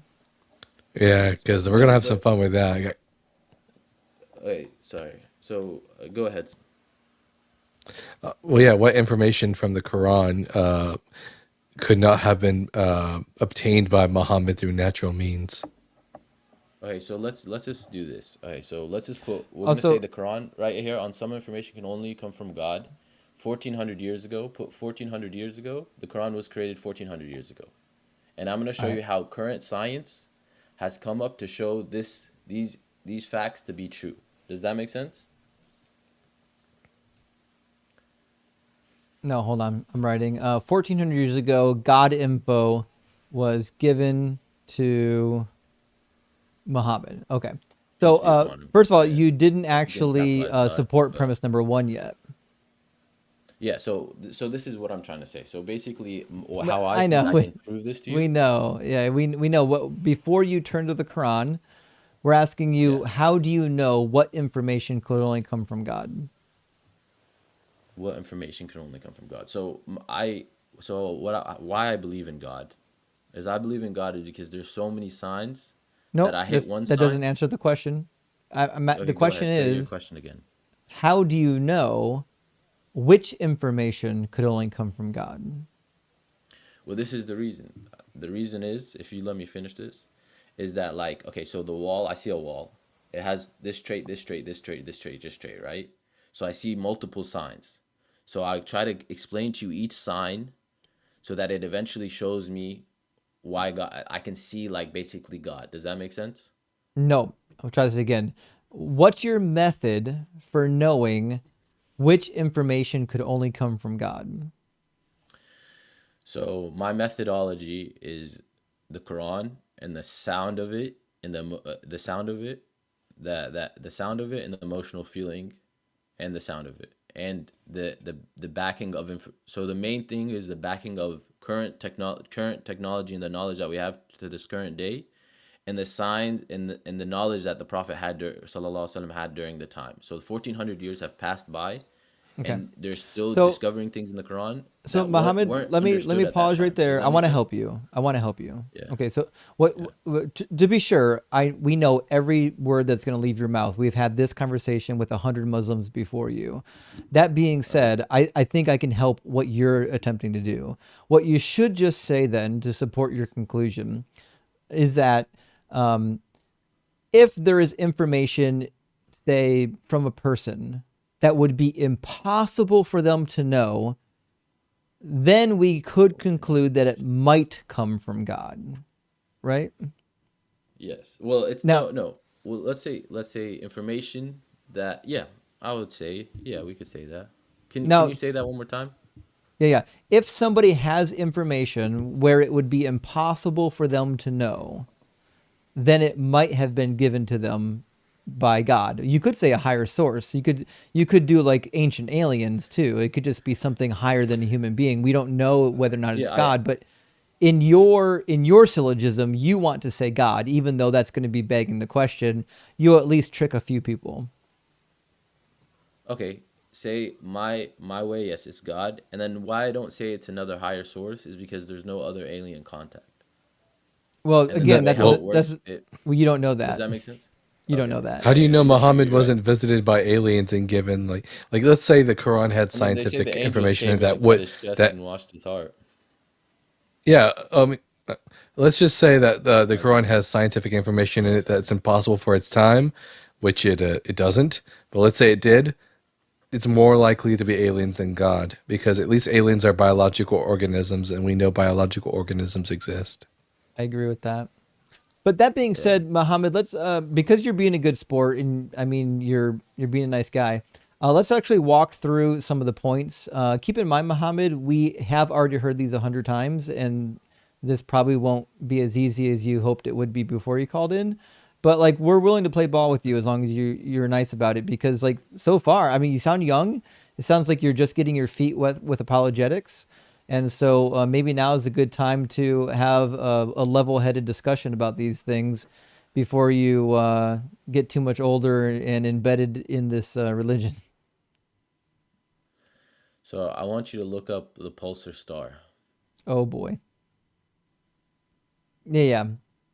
Go ahead. We know this one. So it talks about it in terms. So first, before I want to start, I want to go to Eli Imran. So I'm gonna go to Eli Imran real quick. So we don't know the names of your chapters. You have to give us the chapter number.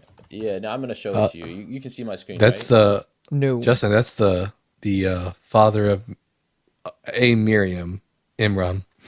Same chapter. Let me just, because I'm trying to do only English translation for you. So basically, okay, so in this verse it says, "It is He who has sent down to Muhammad sallallahu alaihi wasallam the book, this Quran, and in it are verses that are entirely clear. They are the foundations of the book, and those are the verses of Al Hakim. They're the commandments. Like you know how like the Bible has the 10 Commandments and stuff like that. Mm-hmm. Yahim. So Al Farid is the obligatory duties, and the Al Hud is the legal laws for the punishment of thieves and adultery. Okay, I and think other. in the Hebrew they're a chokim, right? The Yep. Arabic and the Hebrew, there's so much crossover. I remember I was married to an Arabic speaker once, and I was amazed by how much crossover there was between Hebrew and Arabic. It's wild. Somebody needs to create like a spreadsheet. I would love to see that. Sorry, Mohammed. So I think what you want to talk, are you trying to get to the knocking star verse?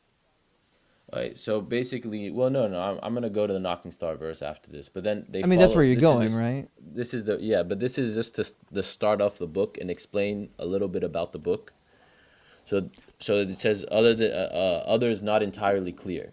So as for those in whose heart there is deviation from the truth, they follow that which is not entirely clear, therefore seeking al fitna. Fitna is like trials or and seeking from it hidden meanings. But none knows its hidden meanings save from Allah, and those who are firmly grounded in knowledge say, we believe in it. The whole, clear and unclear, are from our Lord, and none receive abomination except men of understanding. Does that make sense? No, we don't believe any of it's true. We want to get to the actual talking point about the star that you brought up. Well, okay. Well, I just want to do one more verse before I show you the star.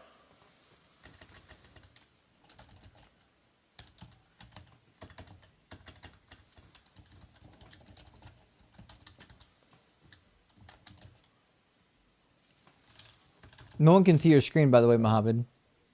Oh, okay. Well, I'm just people who know. I just want to go over this real quick because I want to explain how the Quran encourages knowledge.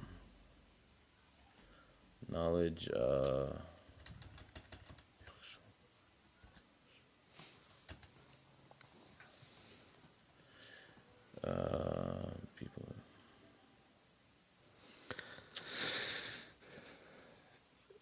Justin, is this about a verse about a star which happens to be brighter than the rest in the sky, and that's it?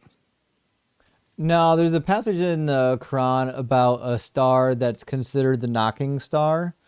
And there's about 5 different talking points around the knocking star miracle information, and none of them are actually in line with science. So, Yeah, I'm looking at this passage. It looks like it's just describing a star which is like more brilliantly bright than the rest of the stars in the sky, and therefore yeah, which is it like ironic because most of the pulsars you can't see with the naked eye.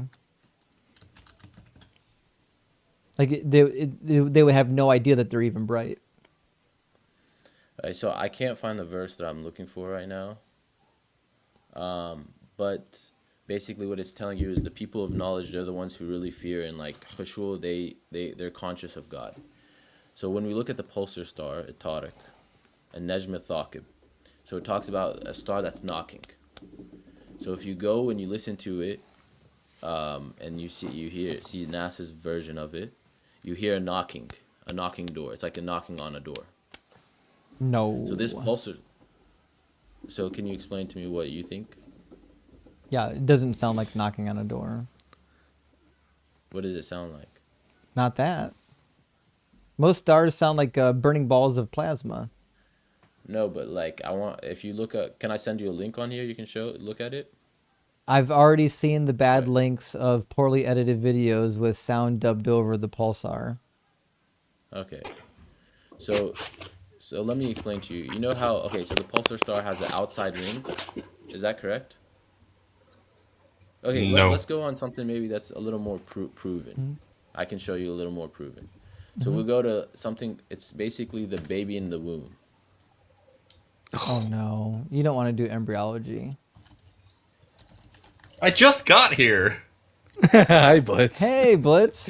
Hi. He was excited to talk about pulsars. Yeah, now that we have someone who might know something about pulsars here. All right, so tell me, what does he know about pulsars? A lot. I know that they don't make sounds. Yeah. They don't make sounds. Dr. Blitz, what is it you do for a No. living, Dr. Blitz? Well, currently I am visiting a university for a research trip. I'm a physicist / mathematician, depending on who you ask. Well, he might know something this- about this is pulsars. Let's hear him out. This is good, alhamdulillah. Okay, so let's go. Bismillah ar-Rahman ar-Rahim. Okay, so let's just say, okay, a pulsar star, is it similar to a black hole that has a ring on the outside? No, pulsars don't have rings around them. You're thinking about an accretion disk.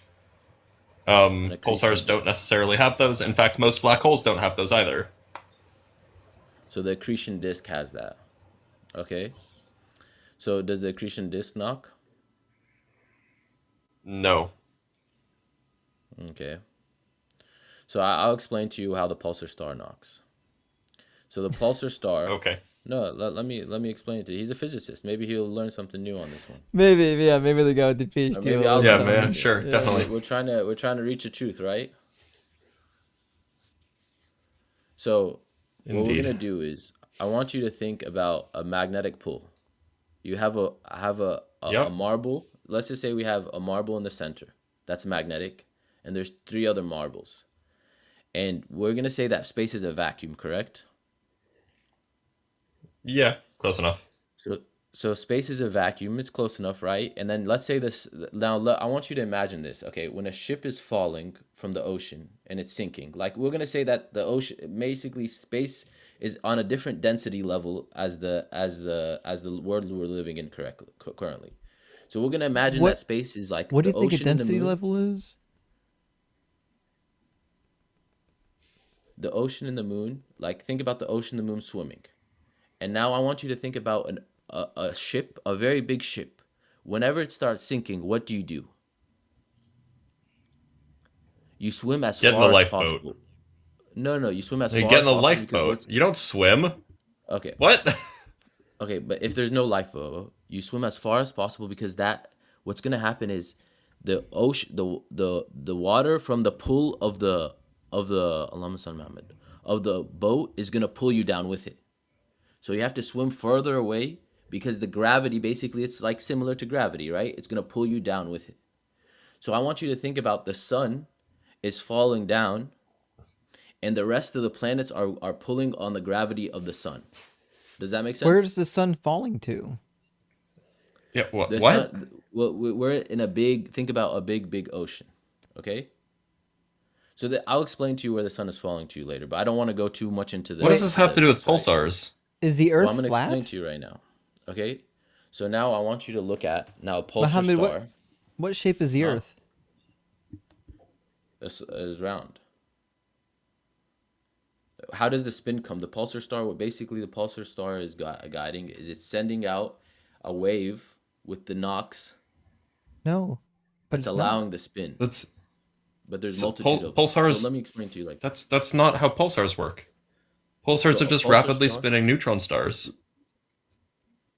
So let me explain it like this. Rapidly spinning, perfect. Yes, So please explain it to when me. Yeah.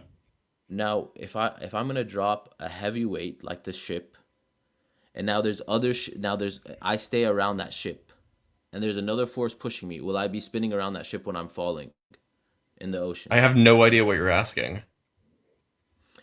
So like, have you ever studied like with water? Whenever a big ship falls, what are you supposed to do? You're supposed to swim as far as possible, right? Because it's gonna pull you with it. I've Correct? never heard this before. I don't even know if that's true. So there is Well, look it something up. that Let's look it happens up. in the wake of a ship where it could like temporarily pull you under briefly. That's one of the reasons why, like, if you fall off board, you don't want to like stay. You think you might want to grab onto the side of the ship, but that's a bad instinct. It might actually pull you under the hull. But you don't like necessarily get trapped under there. Like the boat goes over top of you and you come back out on the back end. No, when it's sinking though. The weight of the boat will pull you in. If it's a very big ship, it will pull you in How? with it. What effect is the weight Because of it the has boat a, having on you? It's not have you ever gravity. seen a ping pong ball in a cone? A ping pong ball in a cone? When you blow in the Yes, cone, it we pushes the know, air but back in. that's the Venturi effect. It doesn't work in water. Are you sure? Not naturally. I don't know what effect you're referring to. Ping pong ball So cone. let's just like He's Is talking it the about thing where if explain you this. blow air up? he's talking about the Is it? dumb Are you talking about the thing experiment. if you blow air up? Ship. No. There's a dumb experiment showing the Venturi effect where if you blow down at the right time, the ping pong ball will stay in the cone rather than falling out because of the Venturi effect. Sinking. Is this like a funnel? Like what cone? It's a funnel, and the way that the way Like is that it going? It's going around?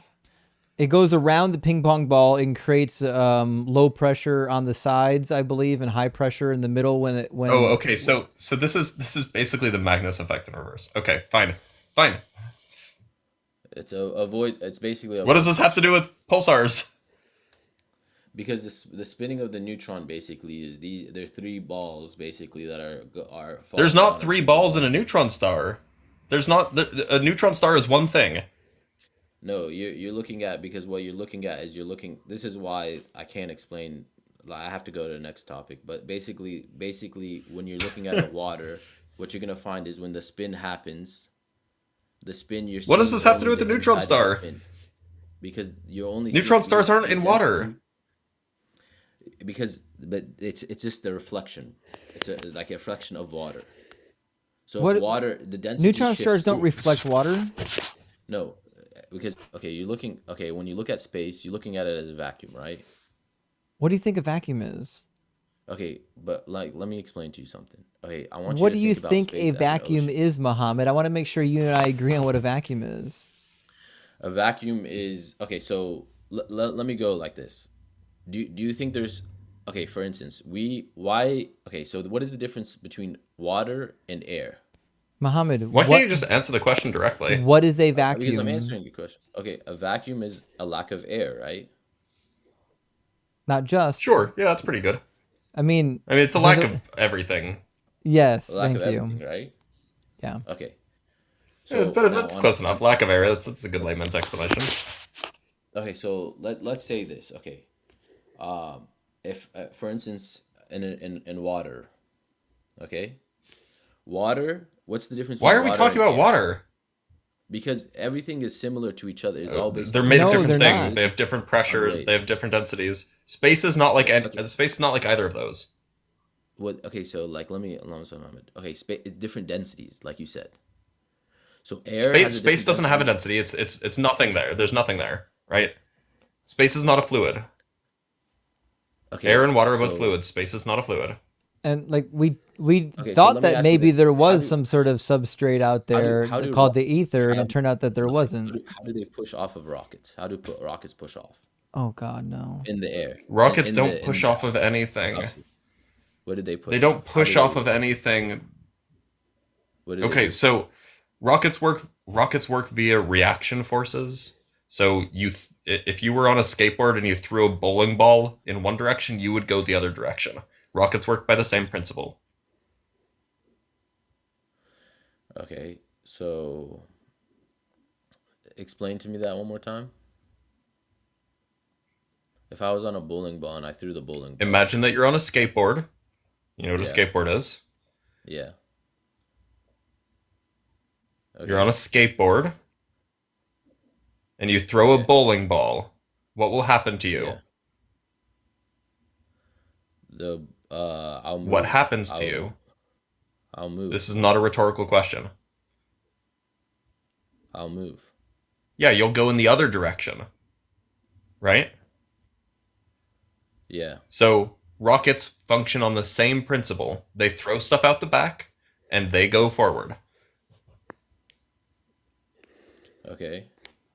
So like, let me ask you this. Okay, they throw something out of their own system, not inside the system. Like for instance, I Yeah. push water and then I swim. Correct? No, Is that not like correct? swimming. Well, rockets No, push fuel yeah. right. Rockets push their fuel own. that they had inside of them. Yes. Right. Yes. The They same throw their way- own stuff out. They're not pushing on something else. Yeah, the Okay, same way so- the bowling ball is so part how of the do- system till you let go of Okay. it. So how do the planets move in the sun? It's crazy pivot.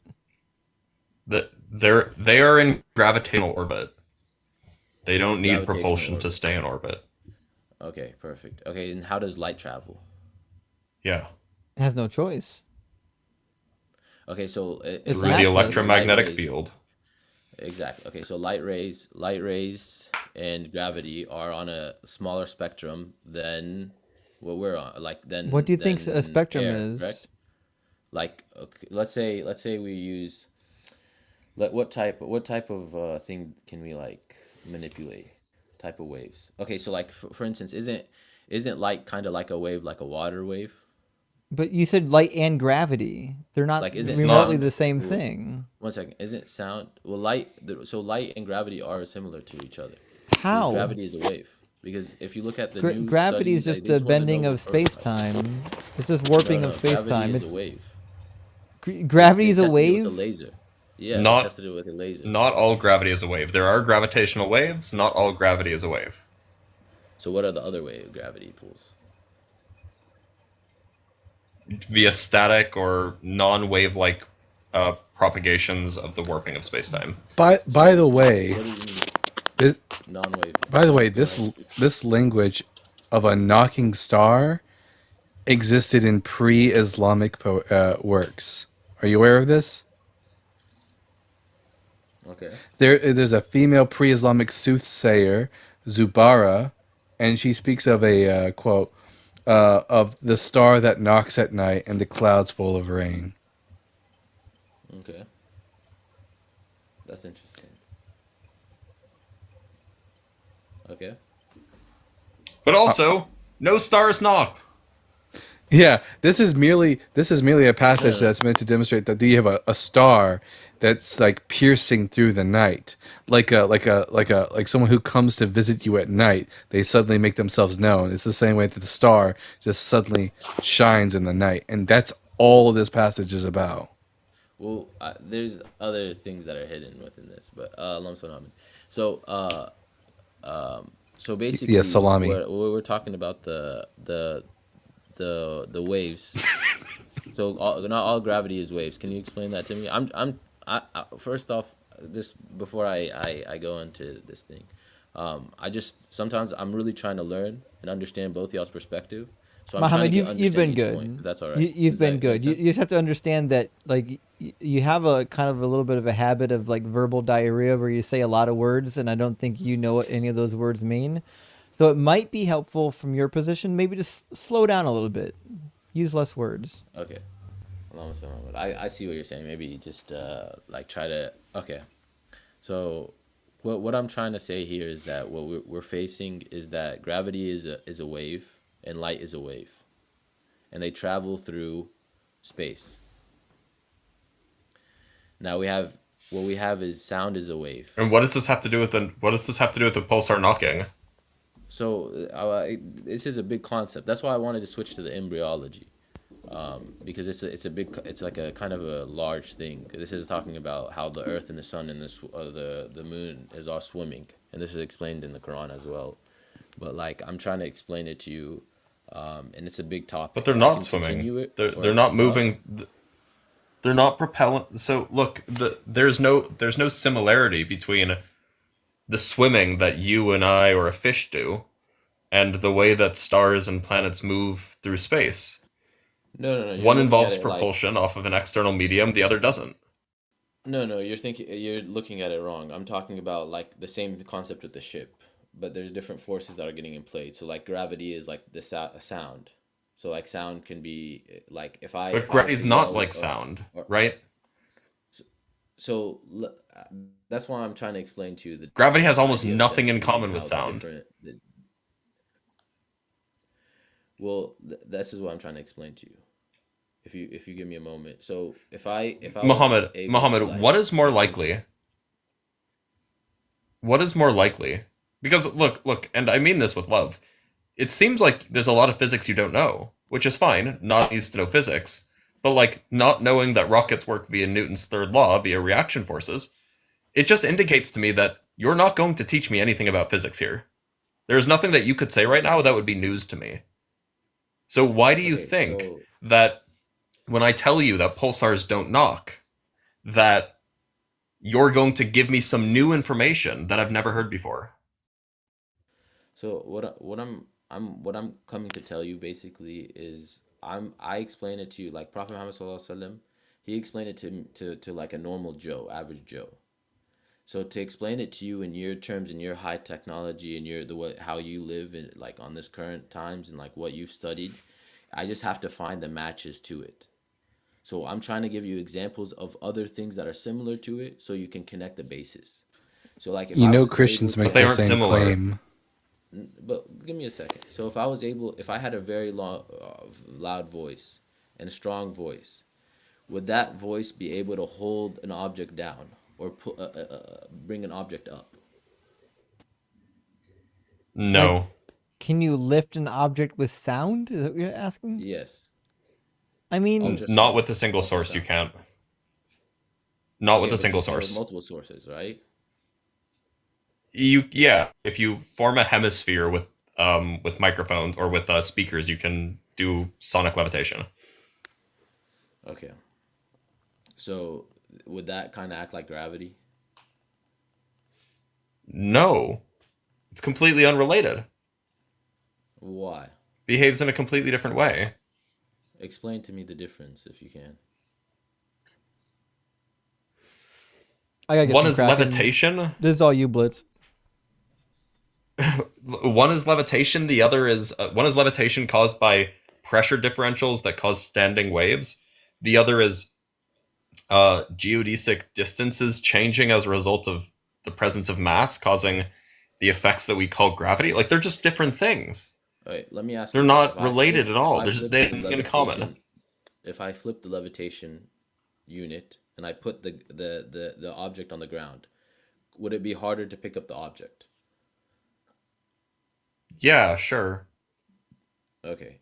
So right now, as gravity, it's harder for us to get up, right? Because of gravity. We would be floating away if it wasn't for So gravity, correct? because wait, sorry.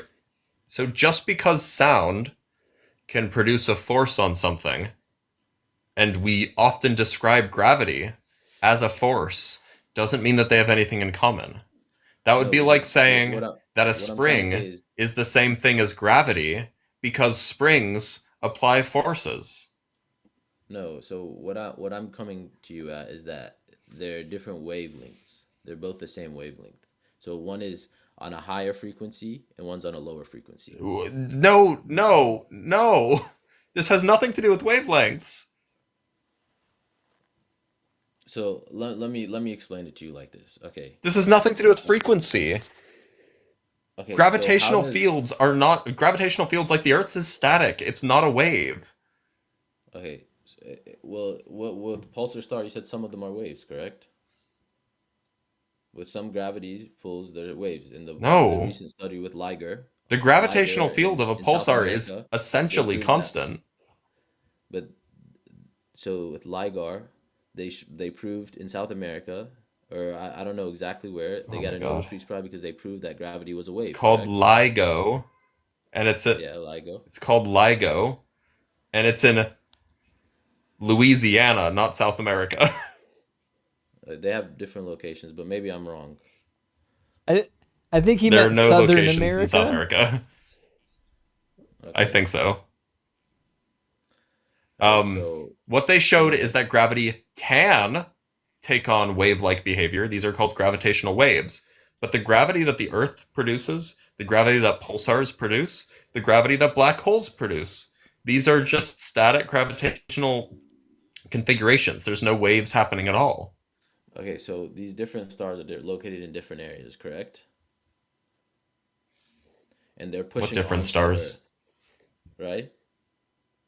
They're What all different producing stars? gravitational pushes towards the Earth, correct? Gravity doesn't push. Gravity pulls. Okay, so okay, so the gravity pulls. Okay, so with the sun Yeah. pulling us, the sun is pulling us in, correct? And that's why we're rotating. Is that correct? Yep. Right. That's why What we're is making orbiting. us spin? Yes. Is there another separate force, gravitational force that's pushing the Earth and spinning it? Do you mean why does the Earth like spin about its axis like every 24 Yeah, hours? is it because of another gravitational push? No, that's not. That has nothing to do with gravity. No. Why is it No, it's spinning? just conservation of angular momentum. So is it because of the spinning Because from when it the formed, it was the sun? spinning. So there's No. nothing that continues The it sun spinning spins for then. the same reason that the Earth spins. The sun spins for the same reason that the Earth spins, in that the cloud of gas and dust that formed the solar system was spinning. Okay. Okay. So whenever now I want you to think of this, okay? We drop the sun that weighs huge amount and we drop an earth nearby in the water. What's going to happen is the sun is going to pull the earth closer until it comes together, correct? Why are they in the water? Well, because why I say we're in the water, okay? Because I want you to think about the vacuum that we're looking at. The space is similar to the water, And why I say it's similar to the But it's water. not similar to the water. Okay, so let me explain to you why I say it's similar to the water. Like they have nothing in common. What is the difference? Like let's just put the traits. What is the traits of the vacuum and what is the traits of the water? Almost by And let's look at definition, the a vacuum has no traits. Okay, but why does light and gravity, It which is would waves, literally be gravity is the a wave absence and of light is water. waves. Yeah, but what light has to travel on something, correct? It travels through No. electromagnetic fields. These are not Electromagnetic substances. fields. Okay. So electromagnetic hmm fields, okay, electricity, like we know, electricity is a wave. So if I'm trying to send you No, my it's voice, not. how is electricity not a wave? Can you explain to me that? So many 9/11s in one DC conversation. currents. I know. DC currents are static. They are Okay. not oscillatory. They have no frequency. Okay, so You're thinking of let's just alternating current. no. DC current as well. That's why they call it alternating. Is a voltage that has speed. Yes. Then then The electricity is voltage not a wave because DC current is not let me oscillatory. say this. Voltage Okay. voltage is a potential. It's a potential. It's not a wave. Okay, so let me. It's explain to you like a this, okay? force. So how does our wireless network work? Oh God. The electromagnetic waves. That's Wi-Fi. Electromagnetic So waves, light is a correct? wave. Yeah, Okay, light is a wave. Okay, now how about electromagnetic? Electricity, like the we have a wave spectrum, right? When you look at this, like So microwave, just like how look up Google. gravitational waves, just like how gravitational waves are the phenomenon of gravity taking on a waveform, but not all gravity is a wave. Electromagnetic waves are the electromagnetic phenomena taking on a waveform, but not all electricity is a wave. Okay. Okay, sounds good. So water, when we go look at the ocean, is it always waves? Is it always waves? It Or does probably it is stay always still waves, sometimes? but no, not always. Yeah. No, but can't water be still? I mean, the reason mean, why like, not the the ocean. ocean isn't flat glass is because there's other objects acting upon it. Exactly. That's the same thing with our environment that we're facing right now, but we're not seeing these actions No. applied on it. Okay, except so The for gravity. moon. So what about this? What the about rotation this of the sonic? Earth. Yeah, there you go. Hmm? What about this sonic pulsar? The moon How are and the we talking rotation about of the sound? Earth. Tectonic plates. I mean, there are things acting on the water making it move. The sun, the wind. Yeah. So, is the effect, like for instance, of a black hole or the pulsar star doesn't have effect on our environment at all? Oh no, they are much too far away.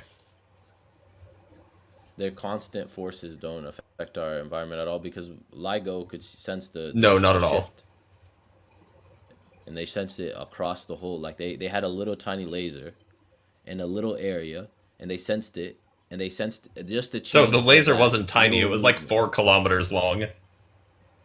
Yeah. So do you know how small the movement okay. was? And by the way, what LIGO detected is not just a black hole being a black hole or a pulsar being a pulsar. They detected 2 black holes colliding with each other, and that will have a tiny, tiny, tiny but measurable effect on us. Okay, so let's say this. Okay, I'm gonna say this. Okay, our atom. What is the size of our atom? Atoms are about 1/10 of a nanometer We're across. 10. There's tons of little tiny atoms, correct? Yeah. And they make us our human self, correct? So some Yeah. little effect on a multitude of high scale could affect us significantly, correct? No, see, here's the thing. The effect from the kind of effect that LIGO detected wouldn't even affect a single atom. That's how small it was. Yes. Well, because the thing is, we haven't even been able to detect. This is our first time even just detecting gravity, correct? And that was because this was such a strong No, force. we've been Whenever, detecting gravity since like humans yeah, dropped down from the detecting. trees, you know. Yeah, detecting gravity is because of the drop of the apple, or however the story they explain. But let me explain it to you like this. Okay, so I think a black hole colliding is like a big, massive event, correct? So that Yep, would very cause like if, massive, if you're very if you're big. talking about tsunami, when a tsunami hits, we're definitely going to detect a tsunami, but we're not going to detect little tiny waves in the ocean, correct? Do you know how tiny? Do you know how tiny the effect was from the two black holes colliding? Yeah, but two black holes is It wouldn't massive, even affect a bro. single atom. I know. Okay, Do you know how tiny the effect was? I understand, man. That this is behind Do this you? is No, no. beyond This is our not a technology rhetorical can question. Do see. you know the answer? Do you know the answer? No, I don't know the answer. So, over a 4 kilometer distance, that 4 kilometers shrunk in length by something about 1/10,000th the width of a proton. Okay. So we're Okay, talking let me 10 to ask the you this. minus 20 meters shorter compared to 4 kilometers. That's how small the effect is. Let me ask you this. If I'm sitting in space and I see the waves of the ocean? From Probably not. space? I mean, with a telescope, you probably could.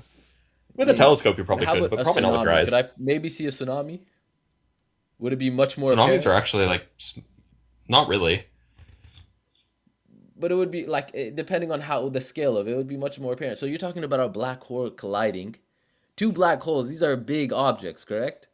It's gonna make a much bigger Yep. sign, right?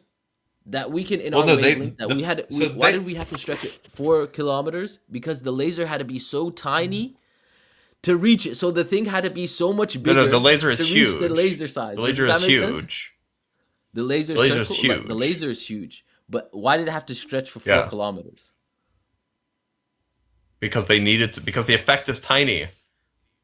Because the effect is tiny, exactly. So now think about the gravitational pulls, even if it was even tinier. Oh, Does that make sense? but Mohammed, here's the thing. Does that make sense Here's to the thing. you? Do you Single understand what I'm saying? stars. Yeah, except you're wrong. Single stars don't give off gravitational waves. No, it's okay. Allahumma salli ala Muhammad. Okay, so Allahumma salli bismillah. Alhamdulillah. I understand Hey, your point, Doctor. what you're trying to say, the knowledge that you have, but I'm just trying to explain to you where you might see the tsunami, but you don't see the other effects of other gravity. So what I'm trying to explain to you is that the vacuum that we're looking at, No, no, the we vacuum. know that regular stars don't give off. No, no, no. This is something that we know for a fact. We know that single stars don't give off gravitational waves. We know that colliding stars do. And the reason we know this is because it was predicted by Albert Einstein and then confirmed by all of the experiments in the last 100 years. Okay. We know that Doc- single stars don't give off gravitational waves. This is a fact. Well, this is Dr. what I'm trying to explain. Dr. Blitz, how does it feel to be talked to like a living chat GPT? Okay. Uh, honestly, it's been better. Yeah, I know. Alhamdulillah. Have you Hey, so considered that maybe you should turn your diploma in and take lessons from Muhammad? Alhamdulillah. Seems like a good idea. Suffice it to say, Yes. pulsars don't knock. Okay. And neither Like, does so the do you want to go star to in the Quran. embryology? Do you want to do the embryology? No, it's 11:30. I was supposed to stop debating at 11 o'clock, but this has been the absolute train wreck I couldn't look away from, so I had to keep it going. Wait, is But it? we'd love for you to come back Friday night. It's Wednesday night right now, right? We'd love for you to come back Friday night, maybe at a earlier time period. We can have a longer conversation. Okay. I'll try to be honest with you. Friday is a little difficult sometimes for me. But I'll try Well, to. I'll be here Wednesday again next week and Monday. Monday, Wednesday, Friday. I have to do it a little later because I go to five. I pray 5 times a day at the mosque. So Right. after the mosque, I'll try to come and talk to you. I appreciate y'all's time. Okay, love to hear from you. All Yeah, right, thanks thank for you. being cordial. It was interesting. Yeah, I really appreciate your time. Have a great day, guys. Cheers. Justin. Dr. Blitz. Well, yeah. Yeah, Thank you for so real. much for doing that. I wouldn't have been able to I would have cut So him so before long we ago. get off topic from pulsars, I found out about something that I don't know how I haven't heard of this. There's a thing called a blitzar, No. which like it's a thing. You have your it's own a star thing. now. Somebody wrote a paper about it like 10 years ago. I'm right, It's before this guy prophetic. started rambling about pulsars, I was gonna write a script about it because, like, come on, like I have to. That's I amazing. have to make a video about That's that. amazing. I Hell know. yeah, It's perfect. that's prophetic. Anyway. Yeah, I mean, It is. you It's know, prophetic. well, maybe we should start a religion. It was Too late. prophesied. I mean, we could. It was prophesied 11 years ago. This While y'all were is talking obviously about the fulfillment of Numbers 24, the star the star, rising from David. I mean, or Dr. Blitz is from Judah. is ethnically Jewish, so he I could be did the have fulfillment. I had a great I grandfather, always forget. great grandfather, whose name was David. There you go. While y'all were talking about pulsars, I used a chat GPT to create a picture of a guy made out of salami rising from a lake, aka a salami lake man. Is that Islamophobic? I don't know. It might be. Before we read super chats and close out the stream, listen, I got to do something. I really have to. Jack, I apologize. We don't have time to do any more debates, but I got to bring you on for a second because your twin brother is on the screen. Okay. Oh, that's weird. Don't tell me that before Dalton shaved his mustache, he wasn't twin brothers with Jack. Are you Dalton on the bottom here? I'm Dalton on the bottom.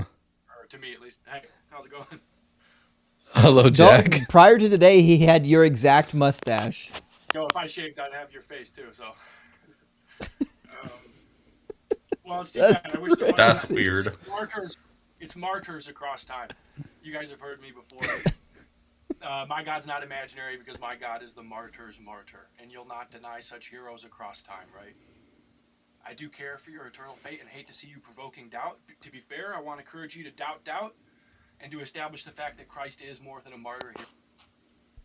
Yeah, we're not doing any of that. No preaching here. He started preaching. Anyways, Jack, it was good to hear from you. I would have kept you up if it wasn't for the preaching. But anyways, adorable script. You were nice about it at least. We're gonna read some super chats and probably fill up the next hour. And we got a bunch because we had some long conversations tonight. Usually we have like 10 people come up, but we only had, I think, 5 conversations, and they were all pretty long, like an hour each. So that means we're kind of backed up on super chats. I apologize if yours hasn't been read yet. It will be read at this time now. Dr. All right, Blitz, I'm gonna dip I don't know out. how you I'll be do this listening. science nonsense. I watched. I'll be I listening, watched, but I have to write a script. I just watched your video Thank today you, my on friend. with talking to Riz, and it was. It was so funny. I love Riz. I love that guy. Oh yeah, He and I everyone go has way to- back. Everyone has to go check out Dr. Blitz's channel just for that video alone. Oh yeah, you should do that. Yeah. All right, I'm seriously. I gotta dip. I Absolutely. gotta write a script on Blitzars. Cheers, Fred. See you soon. You know, Dr. Blitz. Justin. You know who just started streaming as well? Who's that? Jim Barrows has started doing streams. Yeah, I helped him set up his computer. I Hell love yeah. Jim. So I'm everyone gonna needs to get Jim go on and the help show out sometime Jim's. soon. Yeah. Yeah. Jim Barrows is awesome. He's on the AXP with me. Nice guy. Dope guy. All right, listen, friends, we're gonna read some super chats. Thank you so much for being here. Thank you for supporting the channel. And I'm sorry we've got so many that we saved for the end of the live, but we just had a lot of long conversations today. Adam says, Mashiach Justin Ben Doug. All hail Rock Hard for Doug. I like this title. I do like this title. Thank you for that. And Lindsay says, what is the Living Bible? The Living Bible was the precursor to the NLT, the New Living Translation, if I remember correctly. Let me double check. I thought that came from the Great Bible. and it was less a lot. So the reason they created a New Living Translation was because the Living Bible was very well. It didn't have a lot of oversight on its translation. Yeah, the Living Bible is a paraphrased Bible started in the 70s. It was the precursor to the NLT. And to be sure, it is a paraphrase. I like the NLT better than the Living Bible. The NLT is what they refer to as the dynamic equivalence. And to be sure, like if you get the NLT Study Bible, while I don't love the translation because I don't like dynamic equivalencies, I do love a lot of the study notes in that Bible. So I knew a number of the scholars that worked on the NLT Study Bible, and they're fantastic scholars. But again, the translation is. I have an NLT Catholic edition, so it's got the deuterocanonical books in it in the same translation style. I wish I had that. I do not. That sounds dope. I would love to have that. Handsome Cat, good to see you. Thank you for the $2 super chat. Says, can you back up Planet Peterson at DebateCon soon? I don't even know what DebateCon is. I do know this, though. I know that there are a lot of debate circuits that people go on, and I understand the appeal. But the reality is, we've had this discussion here before, I want the message of deconstruction to go as far as possible. And from what I can tell, the best way to do that is continue doing these live streams where we could talk to as many people as possible and have as big as audience as possible. I'm not opposed to going on like the debate channels, but the reality is our channel is growing so big, we've got more viewers than them. What does it get us to go on their channels anymore? As I've been saying from the beginning of this channel, stop giving Christian channels attention. Make them come to us. Make them come to our turf where we can actually engage in the dialogue we want to engage in, rather than having to do all these horrible pre-sup bullshit conversations that don't actually go anywhere. Plus, I think, oh God, I hate formal debates. They're so boring. Like, why would I want to participate in one if I don't even like watching them? Yeah. I mean, they're not exciting unless you get to go somewhere big, like you go to Cambridge or Oxford or something like that. I don't think they're worth the time. I mean, that's how Alex O'Connor got famous. He was doing debates on the big stage. But unless you're on like a gigantic stage, I don't see how it helps you. You have to build your own brand. Like even, and I hate to say it because people are mad, with the name Charlie Kirk. Charlie Kirk and those who did this, like the stuff before him. What was the guy that got in trouble for abusing his wife, but he was doing the same thing Charlie Kirk did first? He's talking about the he had the Change Prove Me My Wrong Mind guy? banner. Yeah, that guy. Stephen, what the hell is his name? Stephen something. Crowder, yeah. Crowder, So yeah. they did the same thing we're doing, except we're doing it on the internet. They went out and challenged randos to debate them, and it was, for them, that was their way of getting their message out. We're just doing the same thing. We're getting our message out in the way that we feel is the most effective. So if I can get a big stage, if I can get on like a big university or on Jubilee, of course I'll do it. But I'm not going to waste a bunch of time going on like random podcasts here and there that want me to debate their channel and 5 people are watching. Why am I wasting my time with this when at the average stream on YouTube we can get between 2,000 and 3,000 people watching? What are we doing with our time, right? Yeah. So it's just, math is math. I always just skip to the cross-examine portions of the debates. I agree. I hate the preambles. But anyways, that's the answer to that. That's why you don't see me on a bunch of debate circuits, because it needs to be at a particular level for me to care about it. Because my goal is not to be famous. My goal is not to be the face that everybody knows. My goal is to make sure that as many people deconstruct from toxic religions as humanly possible. That's my goal. And I think this is the most effective way to do it. And Jam and Jay says, Dalton is the new Hanji. I expect ooh-woos and roars. Well, we absolutely have ooh-woos. Listen here, you malakis. Malakas. I love Assassin's Creed. I also love Assassin's Creed Odyssey, so it's not that far off. Yeah, Hanji's doing well. She's floating around TikTok, guys. Make sure you say hi to her. Dr. Pizza says, please stop indulging Joe's humiliation fetish. I contemplated whether or not I'm going to stop taking Joe because he never brings anything good or new to the argument. But I have this, you guys know me, I have this deep hope that eventually he'll see the light of his own folly and he'll just give up the act. We'll see. You never know. Helping Mega Deconstruct says, Joe, you need SPF 2 million. Trust me, that joke hits close to home. Trust me, I'm FPS 50 or I'm going home like a lobster. Anything below that. Thank you for that. Doc Soul, thank you for the $5 super chat. Says exactly why is the King James considered not good?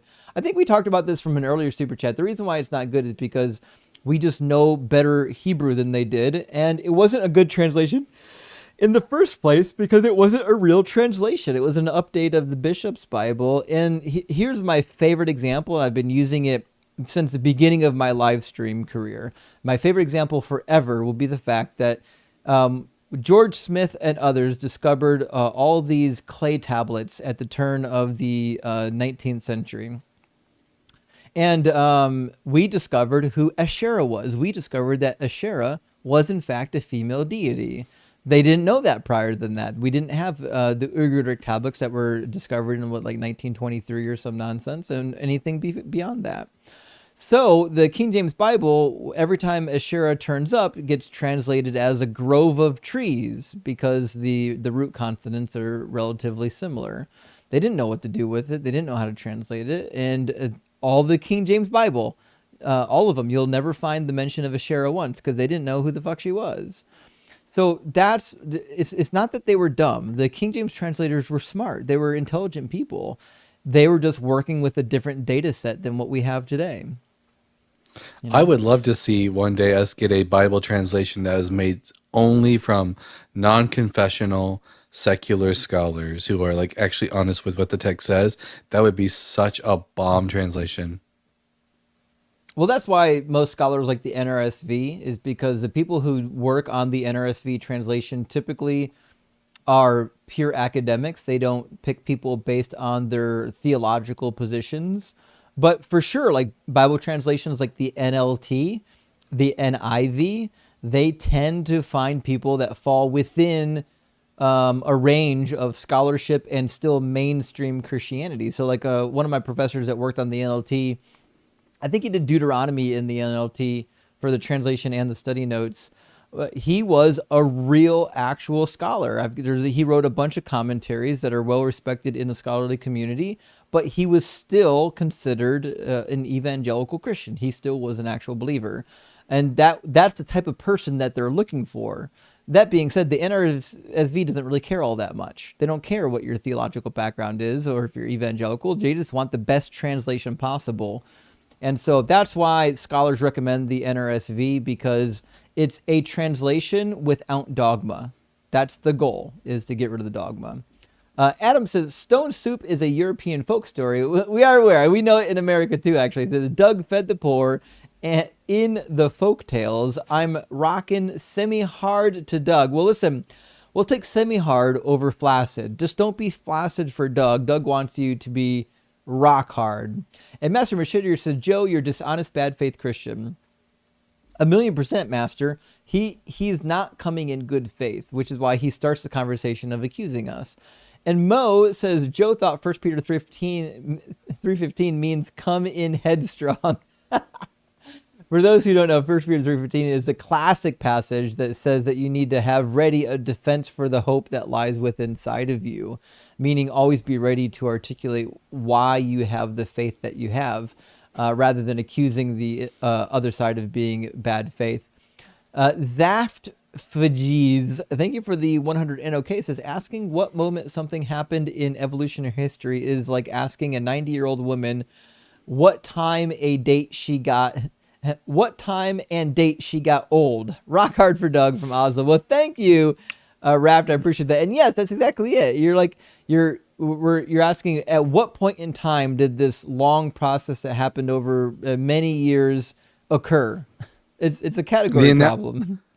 The analogy I often use for talking about evolution and this gradual process is imagine you have a color gradient that starts off black and goes to white, and it's been cut into a million slivers.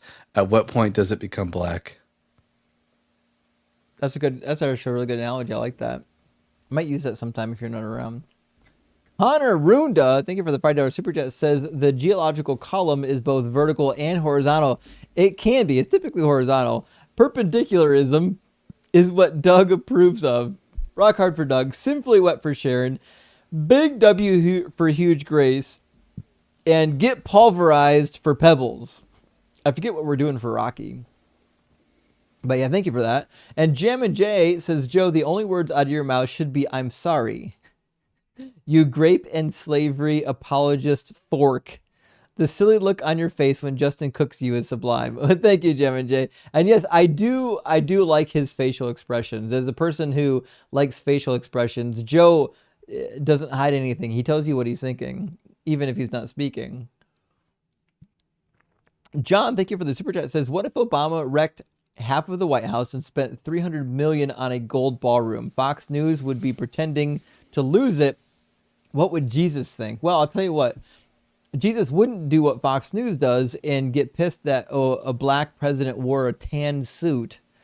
I'll never understand the performative outrage that they had for Obama, and then the way they'll completely look aside when we have a pedophile president in the White House with absolutely no regard for the country or its laws. Preach, Renaissance brother. Media says, thank you for your donation. And thank you, Renaissance Media, for your donation. And also, Renaissance says, I've talked to Kirby salesmen before. I've talked to Kirby salesmen more honest than him. And yes, to sell Kirby's door-to-door nowadays, you do have to engage in some lying. But listen, here's the thing. If some motherfucker comes to my house selling Kirby vacuums, I'm buying one. Those things are amazing. Have you used... Unless they changed them. If they're still using like the 1950s like cast iron polished Kirby that weighs 100 pounds, I'm buying that son of a bitch. Those things are amazing. You don't have to sell it to me. I'm buying it. The only question is whether or not they've changed it. If they changed the design, then I don't want it. But that old school heavy vacuum cleaner, it was so heavy it would really clean the carpet. It was heavy enough to really get into it. All these new plastic vacuum cleaners are horse shit. By the way, guys, this entire stream was actually just a covert operation to sell Kirby vacuums. Brought Now to you we're done, by we can Kirby go home. Vacuums. This was a hidden ad. Space Lord says, embarrassing to dudes that have been dead 25 years plus. Written by someone else? Yeah, you're right. Written by somebody else. It wouldn't be embarrassing for the disciples because the disciples didn't write that shit. We know that. They're written way after the disciples were engaging in any of this behavior. This was written by people who weren't disciples. They weren't Jews. And they were giving you a story about why the Jews fucked it up. Johnny, thank you for the $10 super chat, says, all hail the power of Doug for his angel of retribution, Kim Kelly. Kim Kelly's a badass. For producing a pernicious posse of predators pursuing pedophiles, pitching perverts into prison, lake of burning hemorrhoids. Yes, I love it. We do love anyone who is fighting against the pedos, whether they're in the church or out of the church, and Kim Kelly certainly is doing that. And SkepticQuest, good to see you. Thank you for the super chat. Says the unearned confidence of Joe continues to astound me.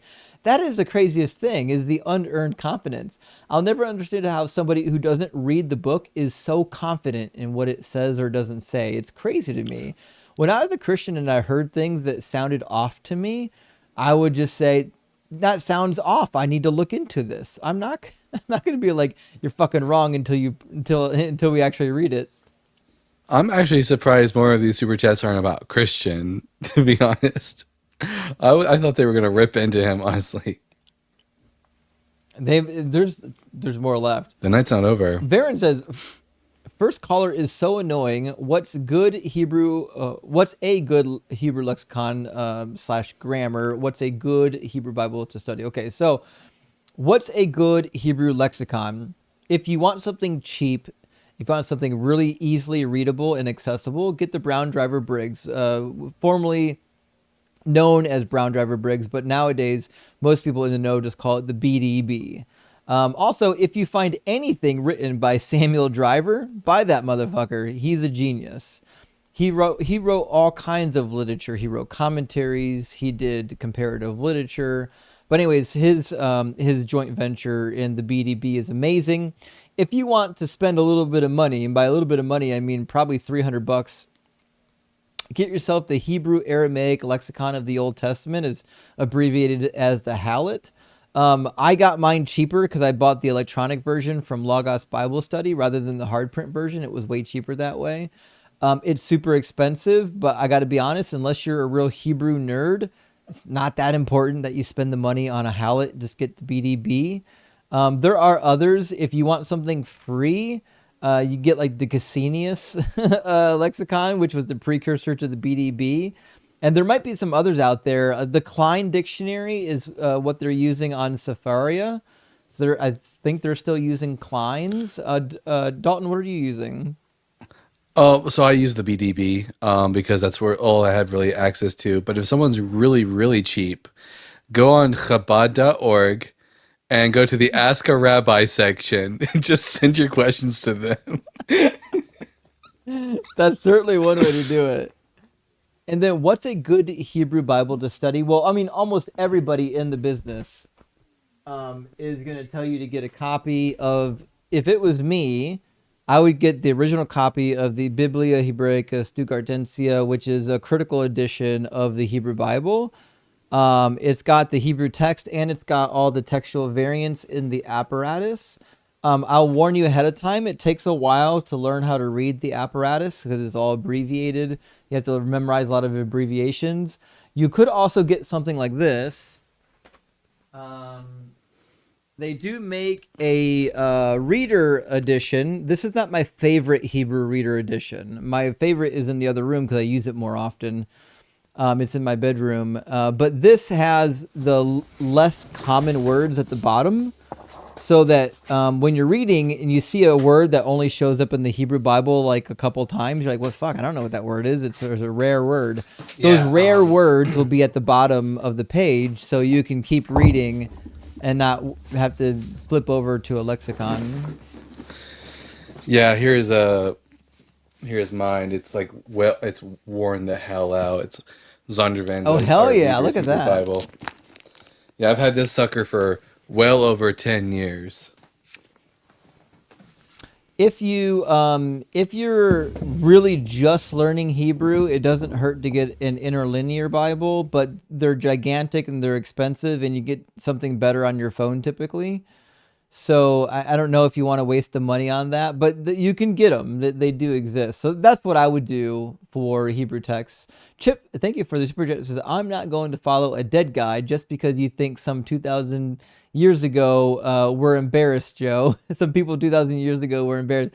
That's a very good point. Like the idea that Jesus rose from the dead because a couple guys got embarrassed over the story is, I don't think that's a good marker of validity for the story. And John hates the stupid. I'm with you. Thank you for the super chat. Hey, I finally caught a live. You guys are awesome. Praise Doug and pass the Kraken. Listen, cheers and salute to you. The Kraken is flowing. I'm not having too much tonight because I actually have to go to bed and do some stuff tomorrow. I got things to do. But Hank, thank you for the super chat. Says, in Australia, we'd call Joe an oxygen thief. Yes. We would actually say the same thing here, friend. Jennifer, my friend, good to see you. Says Jerusalem only had about 60,000 people in 30 CE. Rock hard for Doug. Yeah, that was the number I was pulling up, between 500 or 50,000 and 60,000. Well, the internet said between 500,000 and 600,000. So I don't know. Maybe we missed a zero. Jared Dean, thank you for the $5 super chat. Says, if embarrassing equals true, then Horus and Set are real. Yes, of course, because Horus tricks Set into eating his seed as salad dressing, and that's embarrassing. I totally fucking forgot about that story. Yeah, and like the example I already gave, Like, it's part of the Romulus myth that Romulus commits fratricide against his brother, which is like super shameful in Roman culture. Yet they believed it. There's a lot of embarrassing deistic stories. El of the Ugaritic pantheon gets drunk and can't control himself in the bell cycle. Asherah gets stripped naked and hung on a wall for 3 days. So Yeah, ancient literature is full of embarrassing moments. Spurting Fluid Dynamics, also formerly known as Reverend Ricky Skaggs, says, whenever this strange bald man shows up, my dog avoids the TV screen and my toddler cries and hides. They know things. They don't like Joe either. I don't blame him. I don't blame him. And Lou says, just like Jesus, Justin once rode an ass. I have ridden a donkey and maybe an ass or two as well. But I don't think Jesus qualifies for that prophecy fulfillment. That's one more on top of Jesus. Andrew says a potato on Instagram has more followers than Jesus did. That is true. And a sock puppet on TikTok. Herbie Shine, thank you for the 10-pound chat, says, well, on Promises Facebook, a guy said that there's more written about Jesus than anyone. Oh, no. How do they say this with a straight face? Than anyone in history, so it must be true. He says there's history of resurrection. There's not. What would be a good counter argument? Well, I mean, literally, you can just say, look at all the textual writings we have of Alexander, or even the god Marduk. Take, for example, this text here, the ancient Near Eastern text relating to the Old Testament by James Pritchard, and just look how many writings there are of the deity Marduk. He's fucking all over the place. Or yeah, we have Anu, the sky god. We have so much more information about Alexander the Great. The problem is Christians seem to confuse number of manuscripts with us having more information about Jesus. You nailed it. We have almost no information about Jesus. We just have lots of manuscripts of the same bad information.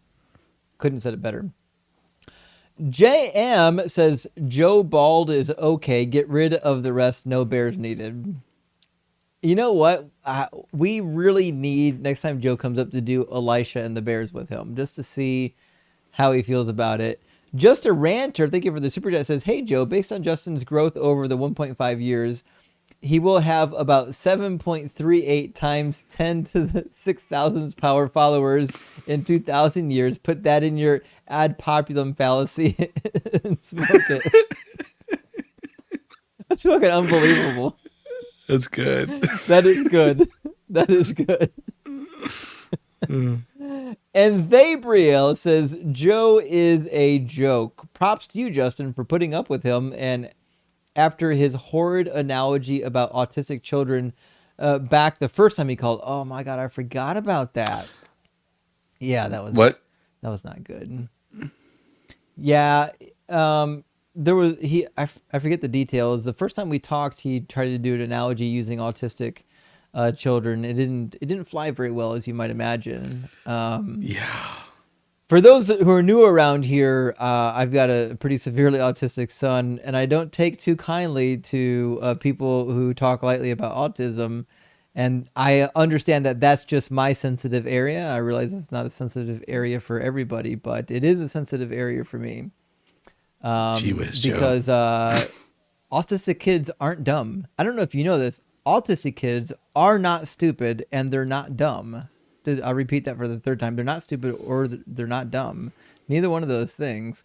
There's a portion of their brain that just didn't develop the same way everyone else's did. The portion of my son's brain that is associated with verbal communication did not develop. Other than that, he's incredibly bright and intelligent, emotionally connected, very sweet. My nephew has that same exact form of autism. Mm-hmm. Yeah. They're just living in a slightly different reality. It's like, imagine just being born deaf. You would have a very different reality. It's not all that different. It's just, there's a part of their developmental process that didn't come into existence. And no, it didn't have a fucking anything to do with Tylenol. We'll say that out loud. GH says, as well as the part about Jesus was interpolated. Also, can we give Joe or someone else 30 seconds? I don't know if we ever did that to Joe because he's not quite as preachy, but you're right. We do need to do that more often. I'll try to bring back every time we get a preachy guest, we'll do the 30-second to a minute joke with them. It's a fun thing to do. I enjoy it. Sonic I did it Shroom on says, my live how a would couple you weeks. know? I did it on my Was it live good, huh? last week because I heard about you doing it. I was like, oh, that was so satisfying. It's the best way to end it. It is the best. Sonic Shroom says, how would you know what is embarrassing for a person 2,000 years ago? They don't. They're just repeating talking points. They don't actually know what would have embarrassed them. The reality is, if the women weren't first to the tomb, the story would have been stupid. No one would have believed it because women would have been at the tomb first. And Singer Soul says, I just saw your live on YouTube and I immediately noticed Joe on the thumbnail. And I was like, here we go, Joe. Yeah, I know. Fucking dude keeps coming back for more. I've never seen someone come to get so many beatings. And Hank says Joe skipped into a minefield wearing clown shoes, and nothing has been truer than that. Nothing has been more true. And Hopian says, hey, Justin, what are some recommendations on resources for learning biblical Hebrew? Well, I can tell you an easy resource if you want to learn on your own.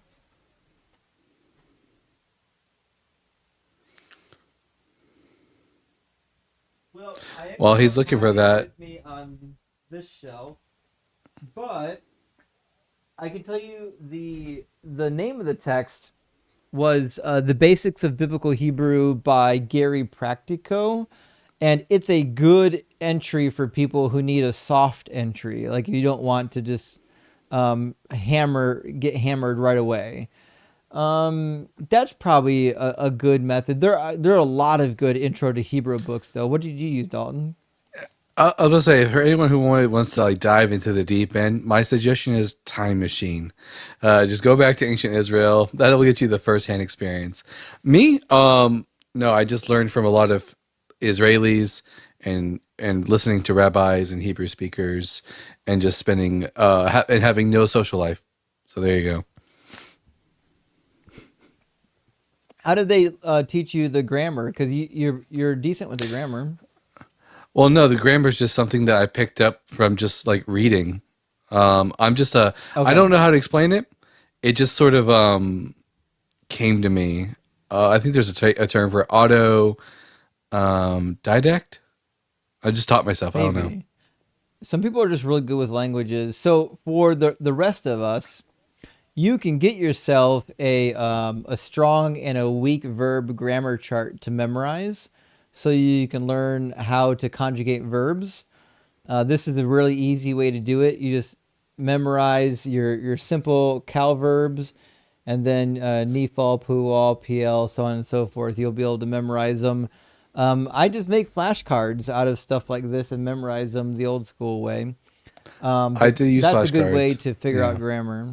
Yeah, flashcards is the way to go. But yeah, so I mean that's a good way to do it. Honestly, you can take online Hebrew class through all kinds of resources for cheap, even if you don't want to get a university degree. There's lots of ways to do it, or join your local synagogue and ask them if they do Hebrew lessons. A lot of them do, actually.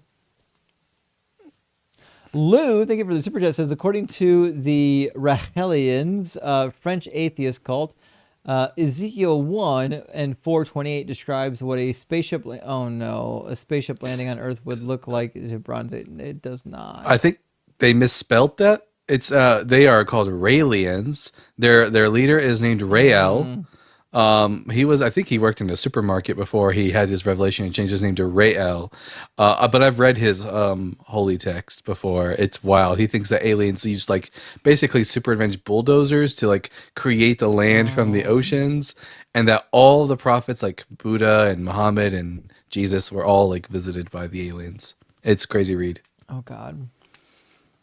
Sounds like he's related to Marshall Applegate.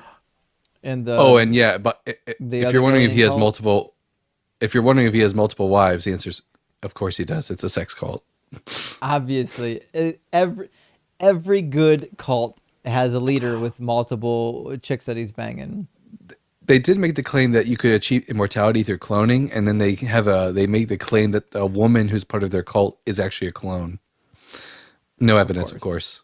Of course. Matt, thank you for this super chat. It says, in the future, may we have a Joe Bro timer, less toxic in smaller doses, and he'll never learn. So maybe we should limit how much time we spend with Joe, because you're right. I don't think he'll ever learn. He's definitely going to get clipped every time, though. And Doc Paleromanot, good to see you again, says, if the Holy Spirit were half as clear as Christians claim, seminaries would be out of business and Bible studies would last 4 minutes tops. Couldn't agree more.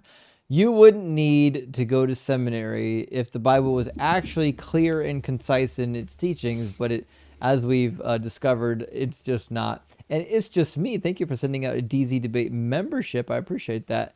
And amazing says, lookness of Muhammad splitting the moon is the same as Christ. I think you're trying to say that the mythology about Muhammad splitting a moon is the same as Christ. And I agree. It basically is the same thing. And Michael, thank you for sending out a DZ Debate membership. And also MMC, another DZ Debate membership. Thank you. Adam, thank you for the super chat. It says, ever since being introduced to the Orthodox Jewish Bible, I've been making up my own verses. And Jesus said unto Peter, Gut Yantif Pativ. Gut Yontif Pontiv. Good something. Yiddish is not my forte.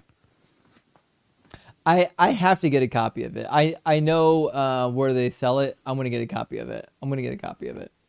We'll read James it one day says, on the we live. don't want to know. We should. Yes, we got to.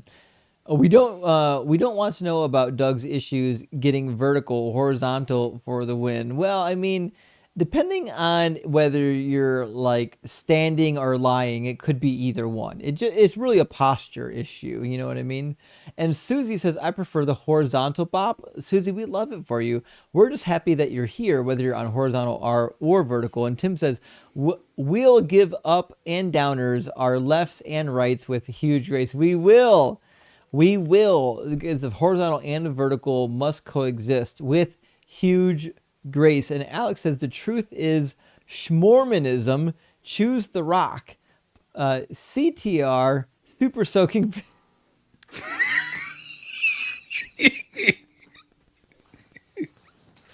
Super soaking for Sharon. That's amazing. That is good. Matt, thank you for the super chat. It says vertical on my phone, horizontal on my laptop. That's the way to go. Doug obviously embraces polystreamism. Yes, Doug is a polystreamer indeed. And Tim, thank you for the additional super chat. It says, I'm an ally all day long, but surely not the entire Siberian Orchestra is trans. I have never heard that wordplay before. That was a new one. And Tim, we're glad you're an ally. We're all allies here. At least I hope we are.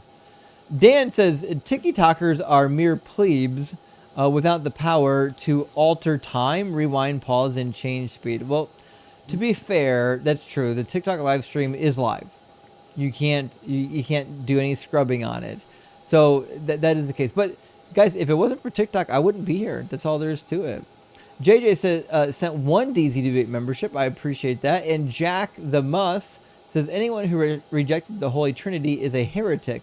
TikTok, vertical and horizontal, 3 streams, but one divine message. The only way is to be truly rock hard for Doug, and I agree. The stream Trinity is the way to go. Doug is all about the stream Trinity, not a duality, not a single. And House says, to be fair, Christian gave us all a well-earned laugh, almost feeling sorry for punching down.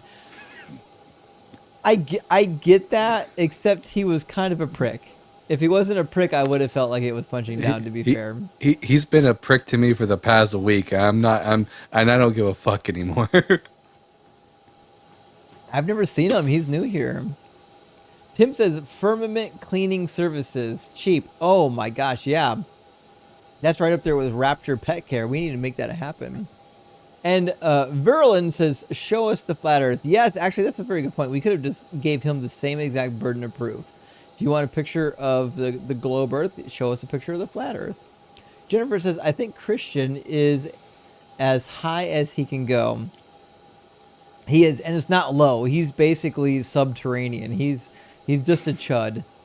Sans Sensibility, I love that name. That is a good name, Sans Sensibility. It says, rocks in outer space prove Doug is the true God. May the quartz be with you. Rock hard for Doug. Sinfully wet for Sharon. And down to frack for Rocky.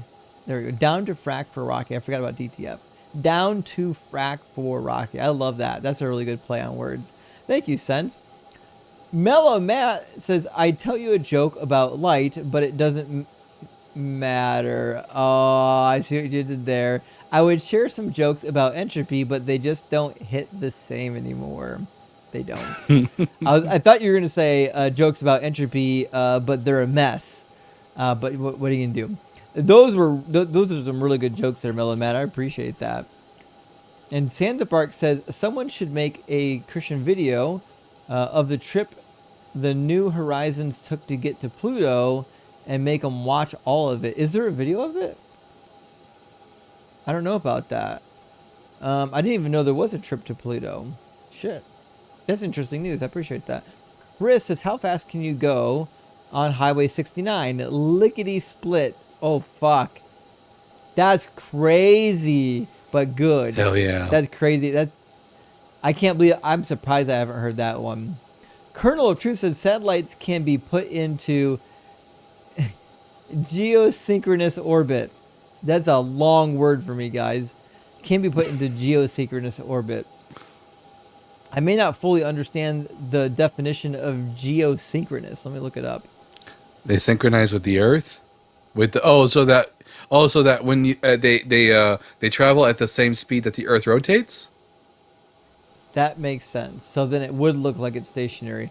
A geosynchronous orbit is an orbit around Earth where an object's orbital period matches the Earth's rotation, causing it to return to the same position in the sky each day. So returning to the same position. So it does, in fact, move across the sky at least.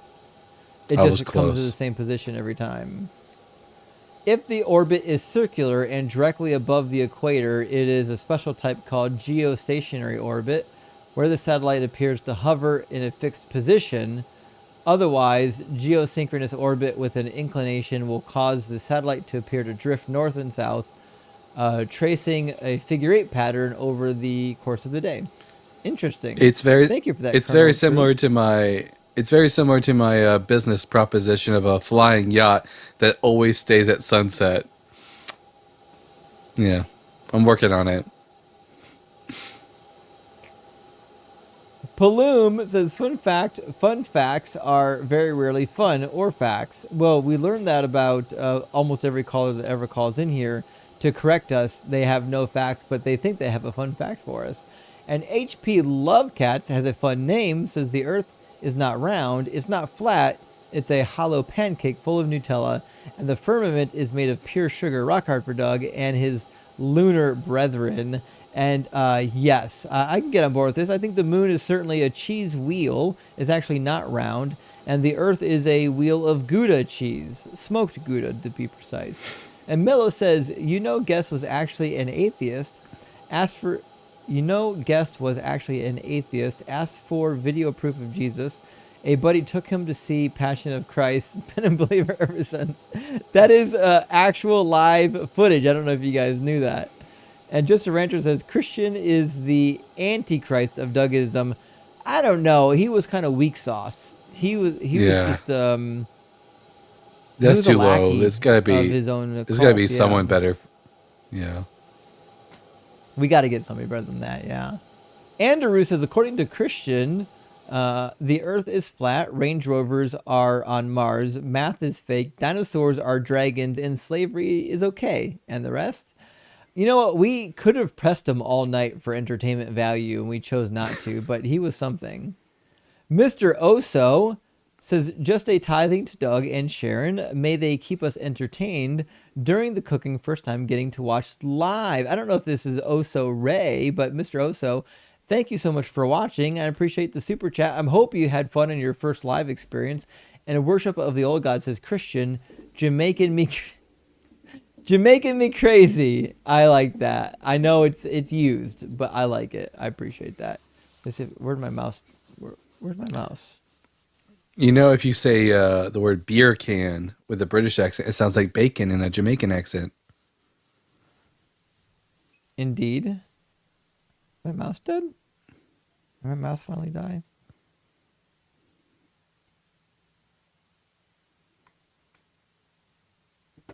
There we go. I think no, never mind. Okay, apparently I have to go get a different mouse. I think my mouse died.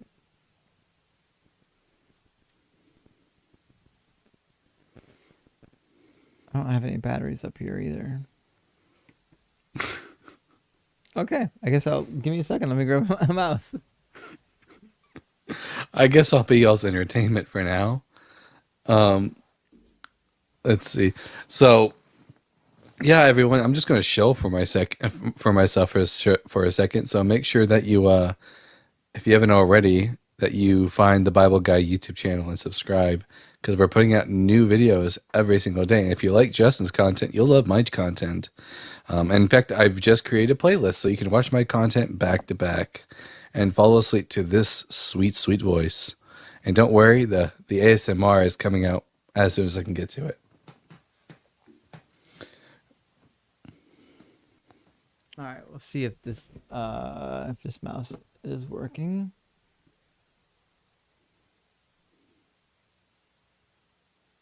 Maybe. What's the this battery dead too? Well, fuck, now I just gotta go find new batteries apparently. Okay, well, friends, I'll be right back. I apologize. Apparently I need batteries in both my mice. Oh my gosh. Someone said, I am enjoying Dalton's streams as part of my usual YouTube addiction. Hey, love that for you, bud. Yeah, in fact, I'm going to be putting out a video pretty soon. I'm writing the script right now. A video describing why it is that scholars don't think that King David wrote any of the Psalms and how that tradition evolved. Because a lot of the arguments that we get from Christians on these streams are about how Jesus fulfilled certain prophecies in the Psalms. And I say, well, those Psalms aren't prophecies. And they say, well, David was a prophet. Well, guess what? David didn't write the Psalms. And it's all about the prepositions used in the superscriptions. But you'll see, it's going to be good shit.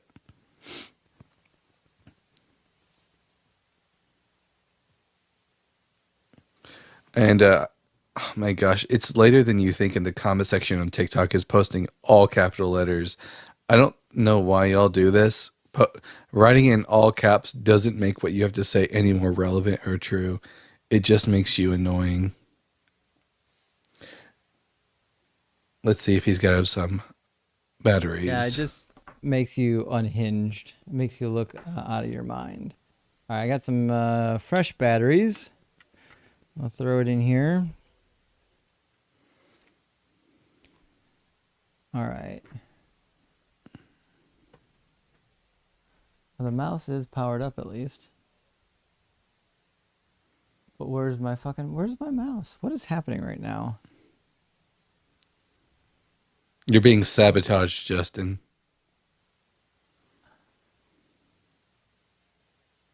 I can see it. I see where my mouse is at. I just can't fucking move it. Why?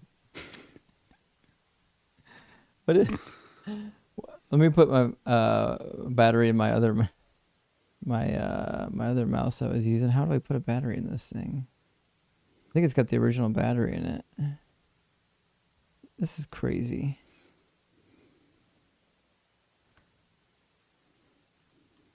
How do I open it?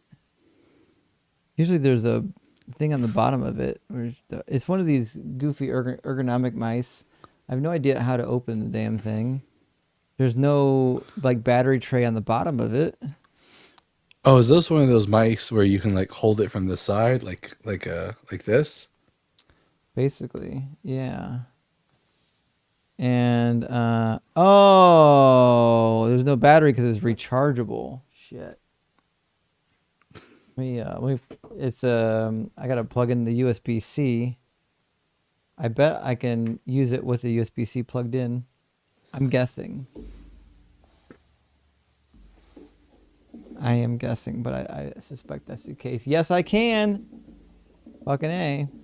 All right, we're back in business, friends. Sorry about the delay there. Jay says, did we get Dalton to monetize to the monetization threshold? Yes, we did. Thank you, by the way. Yeah, we did. I'm just sort of waiting right now. It says that your account is being created or is being created or associated. The approval and association process usually takes several days. So, I'll let you guys know as soon as it's done. Soon, friends. Tim says a priest, a tabby, and a cardinal walk into a bar. The atheist ducked. A priest, a tabby, and a cardinal walk into a bar. Oh, yeah, because he's smart. He doesn't... I don't know what a tabby has to do with anything, or a cardinal, though. What do you call a nun that goes on long walks? A Roman Catholic. Oh, fuck. I've heard that, but I forgot it. That's a good one. I know what a priest and a cardinal is, but I don't know what a tabby means. Walk into a bar. It's a cat, but but it's slang for something. A cat wouldn't walk into a bar. Like the idea that they're dumb, so they walk into a bar, but the atheist is smart, so he ducks and goes under it. I don't see what. Let me see what you can find for that. Neutrino Fuse, thank you for the 75 pesos, maybe? I don't know what denomination it is, but thank you for that. And Tim says, why is Jesus on the crucifixion in churches so ripped? CrossFit? Nailed it. Actually, wouldn't it be funny if the real Jesus was actually overweight and they just pictured him that way? Good luck getting him up on the cross. I didn't. Listen, we got to have a skinny Messiah. It wouldn't work any other way. Tim says, after Star Trek, Captain Kirk's actor wanted to start a lingerie line, but Shatner panties never took off. Oh my God, Shatner panties. That's crazy. Maybe Tabby was autocorrect. Maybe it was Rabbi originally. Oh, I bet it is. Yeah. A priest, a rabbi, and a cardinal. I could see that. Yeah. I could see that. Jake, thank you for the $10 super chat. Great to see you tonight, my friend. Says, we'll be chatting with CJ Cornthwaite next week on the topic of apologetics. Thanks for the connection. Absolutely, Jake. CJ's awesome. I hope you enjoy your conversation with him. You're going to like him a lot. And guys, if you don't know Jake Knapp yet, he has his own podcast, The Exodus Brothers. I recommend giving it a listen, friends. Oren Patch says, 2 in the vertical, 1 in the horizontal. Fucking A. Holy shit. I did not say, whatever I thought you were going to say, I didn't think that was coming. Well then, thanks, Oren. I appreciate that. Literally Jesus. Says, ever see the movie The Lottery? I have not. I had nightmares that the church would choose my dad and stone him in the church. Religion is dangerous for kids' minds. I agree. I know a lot of people who had like hell anxiety, rapture anxiety, all that nonsense. I was lucky I grew up Catholic and we didn't worry about all that bullshit. We had purgatory. And Carla, great to see you tonight. Thank you for the $5 super chat. Says Kevin Love was the NBA player who talked about his panic attacks. Great read. Everyone is going through something by Kevin Love. Good luck, caller. It might have been Kevin Love now that you mention it. It certainly could be. I liked Kevin Love when he played for Cleveland. I know at one point they wanted him to be like probably more than what he was, what he actually was. They wanted him to be like the number 1 on the team. He's more of a number 2 guy, but I liked him.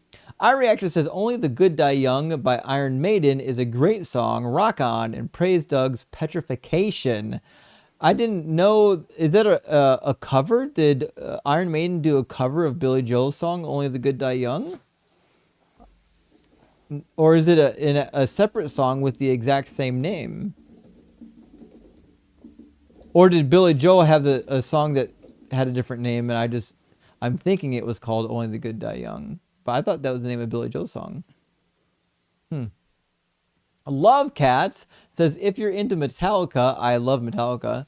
Leper Messiah from the Master of the Puppets album is a great anti-evangelical song. You know, the funny thing about Metallica is I was crazy about Metallica when I was younger, but I didn't really listen to a lot of the lyrics.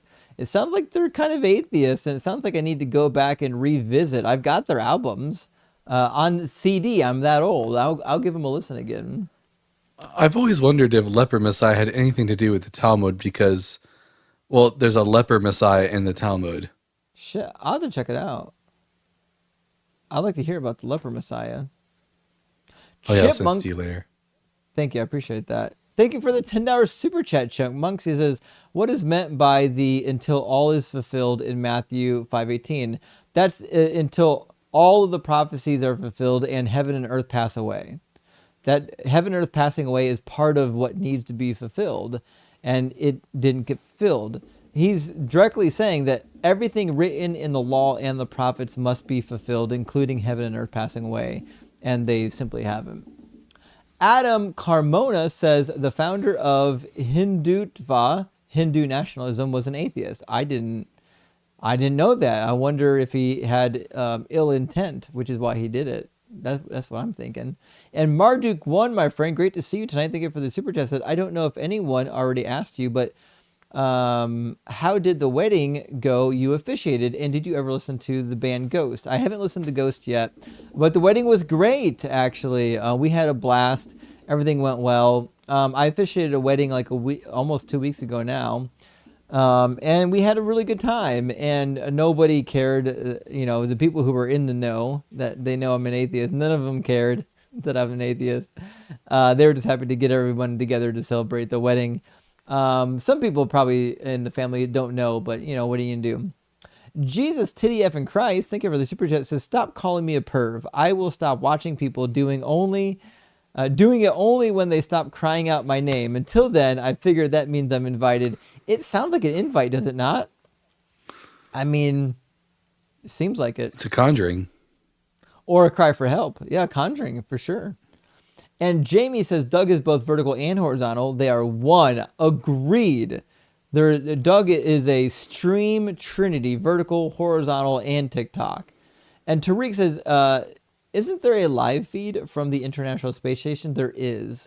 And unfortunately, Tariq, though, it's not always up. It's mostly always up. It's off from time to time. And I did read up at some point why that is the case, why it's not always just straight dead live.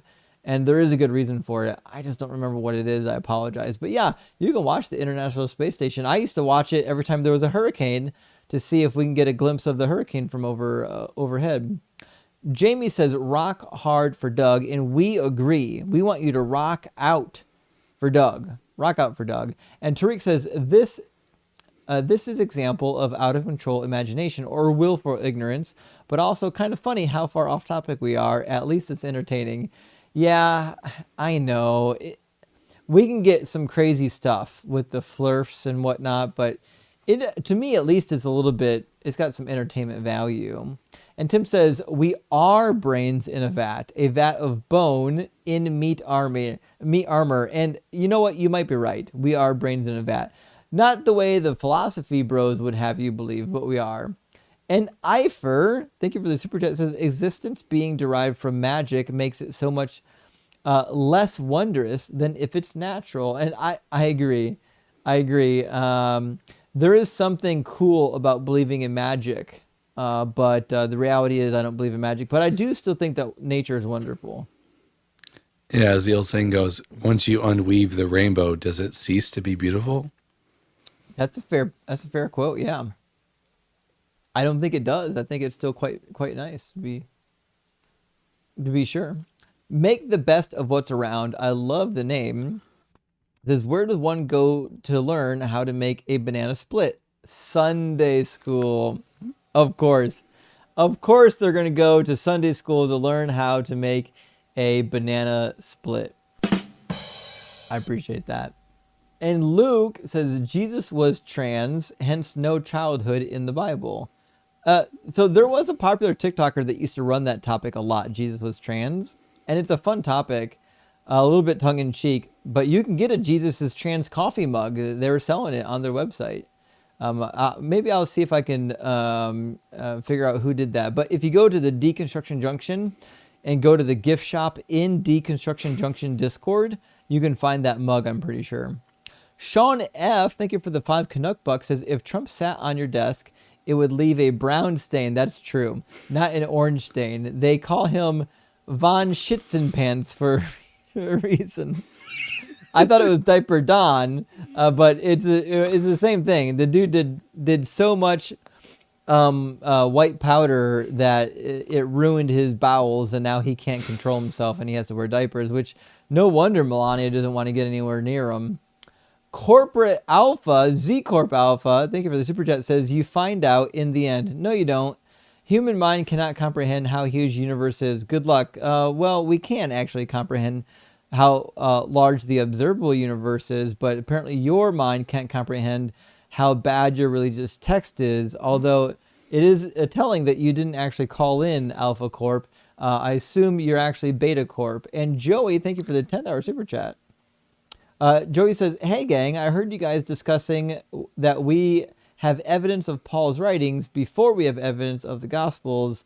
Could you elaborate on this? Sensually soak me, Sharon. Keep cooking, y'all. Okay, so the writings of Paul are dated as such because in all of his writings, it matches a time period prior to the destruction of the temple. And Paul shows no awareness of the destruction of the temple whatsoever. So that's why they're going to get an earlier date. Do we have manuscripts from the first century of Paul? No, we don't. It's only on internal evidence. Now, that being said, I think there is a section of First Thessalonians that I think is interpolated within Paul's writings that mentions the Jewish people having finally received the wrath that was to come to them. And I think that was probably interpolated because it sounds like awfully like something you would hear an anti-Semitic Christian say after the destruction of the temple, and not something that historical Paul would have said. Certainly could be, yeah. The New Testament certainly seems to be a lot of it bordering on replacement theology. Noah's Lions, 8 Dead Babies on the Ark, great to see you tonight, says, you would fit in at my dad's church with that plain suit coat. The beard and stash would have to go, though. Yeah, I'm a little married to the facial hair. That's kind of I've had it for like 20 plus years. I very, very rarely go without my facial hair. Not the hiccups, not again. Yeah, you have to keep you have to keep the facial hair, because how else are you going to dress up like the Messiah? Exactly. I can't be the Messiah without facial hair. With eyes wide shut says, what makes a sound is when two black holes collide. I don't exactly know what you're trying to say here, but I assume that there aren't really sounds in outer space. There's no way for sounds to travel when that happens. That sounds like something the guest said, though. The guest probably said something of that nature, which was dumb, and I probably didn't hear him say it. I didn't catch it when he said it. Rock hard for Doug. Great to see you tonight. Thank you for the $10 super chat. Says Dr. Blitz versus Muhammad. Thank Doug. I put my bet on Blitz in the Pulsar debate. Also, is that Doug and Sharon in a cauldron jacuzzi? They're behind it. They're cooking in the cauldron together. They're making dinner of Christians right now. They're doing Christian stew. And Adam, the perspective makes it look like they're inside of it. So doesn't it? Yeah, it really does.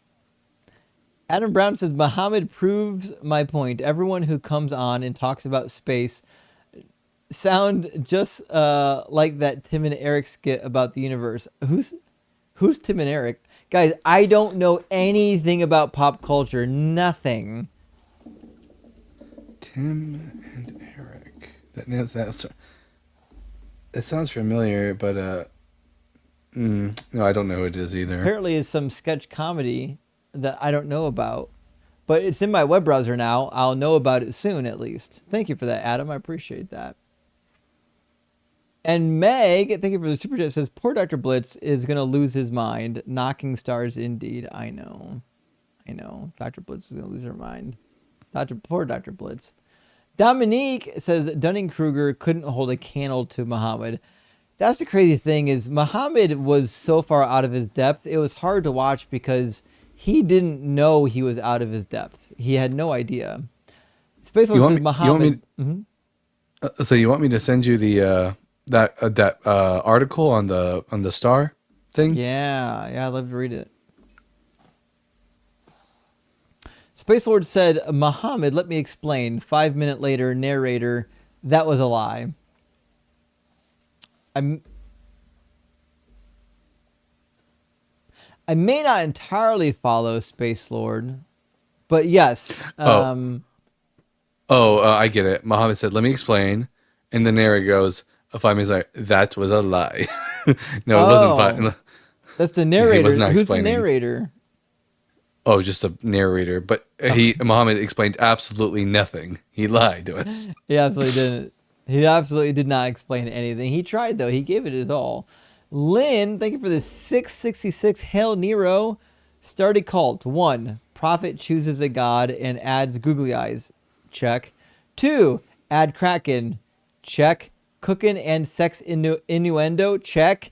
3. Factions develop. Vertical versus horizontal. Check. 4. War breaks out. There will be no war. There will be no wars. There are no wars, friends. Although I would say today the horizontal stream did beat the vertical stream in memberships by about 10 or 12. Helping Mega Deconstruct says, DZ, no one said the crusade between horizontal and verts had to be violent. I was thinking of a gentleman's game like bocce or croquet. And to be fair, those are fun. I do like bocce ball. It's a really fun game. Mega. We'll talk about this. Just Rancher says, what did Muhammad say about the 9-year-old star? I'm gonna fuck that up. Crazy but true. Justice for Aisha. Justice for Aisha. And Mega coming in again says, DZ, I was actually thinking the horizontal and the vertical schism gives an opportunity for a charity show. It can determine which stream is in Doug's huge grace. We could do a charity a runoff to see which stream actually donates the most. We certainly could do that. Gretchen, thank you for the 666, says a long night of needlessly long chats with idiots and no crusades and no TikTok war. Sad. 1 out of 5. Oh well, back to horizontal supremacy. We did have some long combos tonight, Gretchen. I apologize. You know, we don't always do it that way, but it happened to be that way tonight. Thank you for being here, though, Gretchen. I mean, it was a long stream, too. We've been here almost 7 hours now. Ben Bloodworth, thank you for the super chat, says, in my heart, I know that DZ Debates is the one true stream, but I'm still developing my horizontological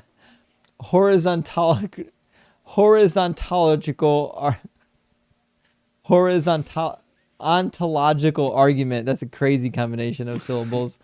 I do appreciate this use of words, Ben. I apologize that my inability to pronounce it is so bad. And Jaredy, thank you for the $5 super chat. Says more commentaries equals true. Maybe more than 400 volumes of Confucian commentaries still remain new printing, and that's just the ones that survive. I didn't know there was that many commentaries on Confucianism. Now I've got questions about the damn religion. Edward 316 says, Prophet of Doug barbecued 1 Mallory and 1 husband. That was enough to feed everyone in the tribe of DZ. Wait, who's Mallory and husband? Is this the caller we had on Monday with the woman and her husband? I don't recall. I don't know. My brain doesn't work like that. We talk to so many people, friends. It's hard to keep track of them. But thank you for the super chat, Edward. And also, Simple Programmer says, I recommend horizontal in bed and vertical in the shower. I'm with you. Thank you for the 666. And yes, are in wholehearted agreement there. And JMR, great to see you tonight. Thank you for the $10 super chat. It says, you can tell who is less deconstructed by the amount of pixels they think they are entitled to. Typical Horzos. Oh boy. Oh boy. The war rages on, friends. Simple Programmer says, member of the No Mustache crew here for what it's worth. Okay. There are some people that like fresh shaven baby face Bible guy. And Martin Papatera, thank you for the $10 super chat, says, when a Christian says, let me explain, he or she means I have no fucking idea how to answer that question. And that is the truth. That every time a Christian says, let me explain or watch this, some bullshit's about to come out of that mouth. Ron, Goat, thank you for the 25 Ron. He says, hereticzontal, verticataltis, bah, diagonal stream is the only true answer. Again, Doug is bi-directional. It's okay. Doug doesn't care which way you go. Space Lord says, I have facial hair because I hate shaving. That's part of it. That is part of it. It's way easier to not shave. I do get lazy, but I like the feeling of a clean shaven face. I used to actually be bald, but I got too lazy. Either way, you look great both with and without. Goat616 says, what's the deal with Luke 14:26? And why does it make Jesus look like a 4-letter word starting with a C? Well, I don't have that one on lock. Luke 14:26. Let's see. Let's see what's going on. Is this the dog thing? Wait, no. If anyone comes to me and does not hate his father and mother, yeah, because he's a cult leader. Let the dead bury his dead. Yeah, I forgot about that. Yeah, so I mean, the guy's a cult leader. The same chapter in Matthew and Luke, he gives the warning for when he sends out the disciples to go preach in the villages, and says those that reject you, it will be worse for them than it will be for Sodom and Gomorrah in the day of judgment. And these are just randos that, like, somebody showed up at their house preaching, and they're like, I don't think that doesn't make a whole lot of sense to me. And Jesus is like, well, we're going to fuck them up even worse than Sodom. Yeah, this passage of him saying you have to hate your mom and dad is pretty much up there with calling the Syrophoenician woman a dog. Like, it's not one of Jesus' best moments. Not a good moment. Definitely not. Woolite Mammoth, thank you for the super chat, my friend. Good to see you. Says the real question is, will the YouTube horizontals and verts come together against the TikTokers? And I hope not. I hope not. Guys, we're all on the same team. We should not be fighting each other. We should be joining forces together and doing what needs to be done so that we can deconvert people from this terrible religion. I think that's all. Troy and Gabrielle. I was going to say, quote Troy and Gabriella, we're all in this together. If you know, you know.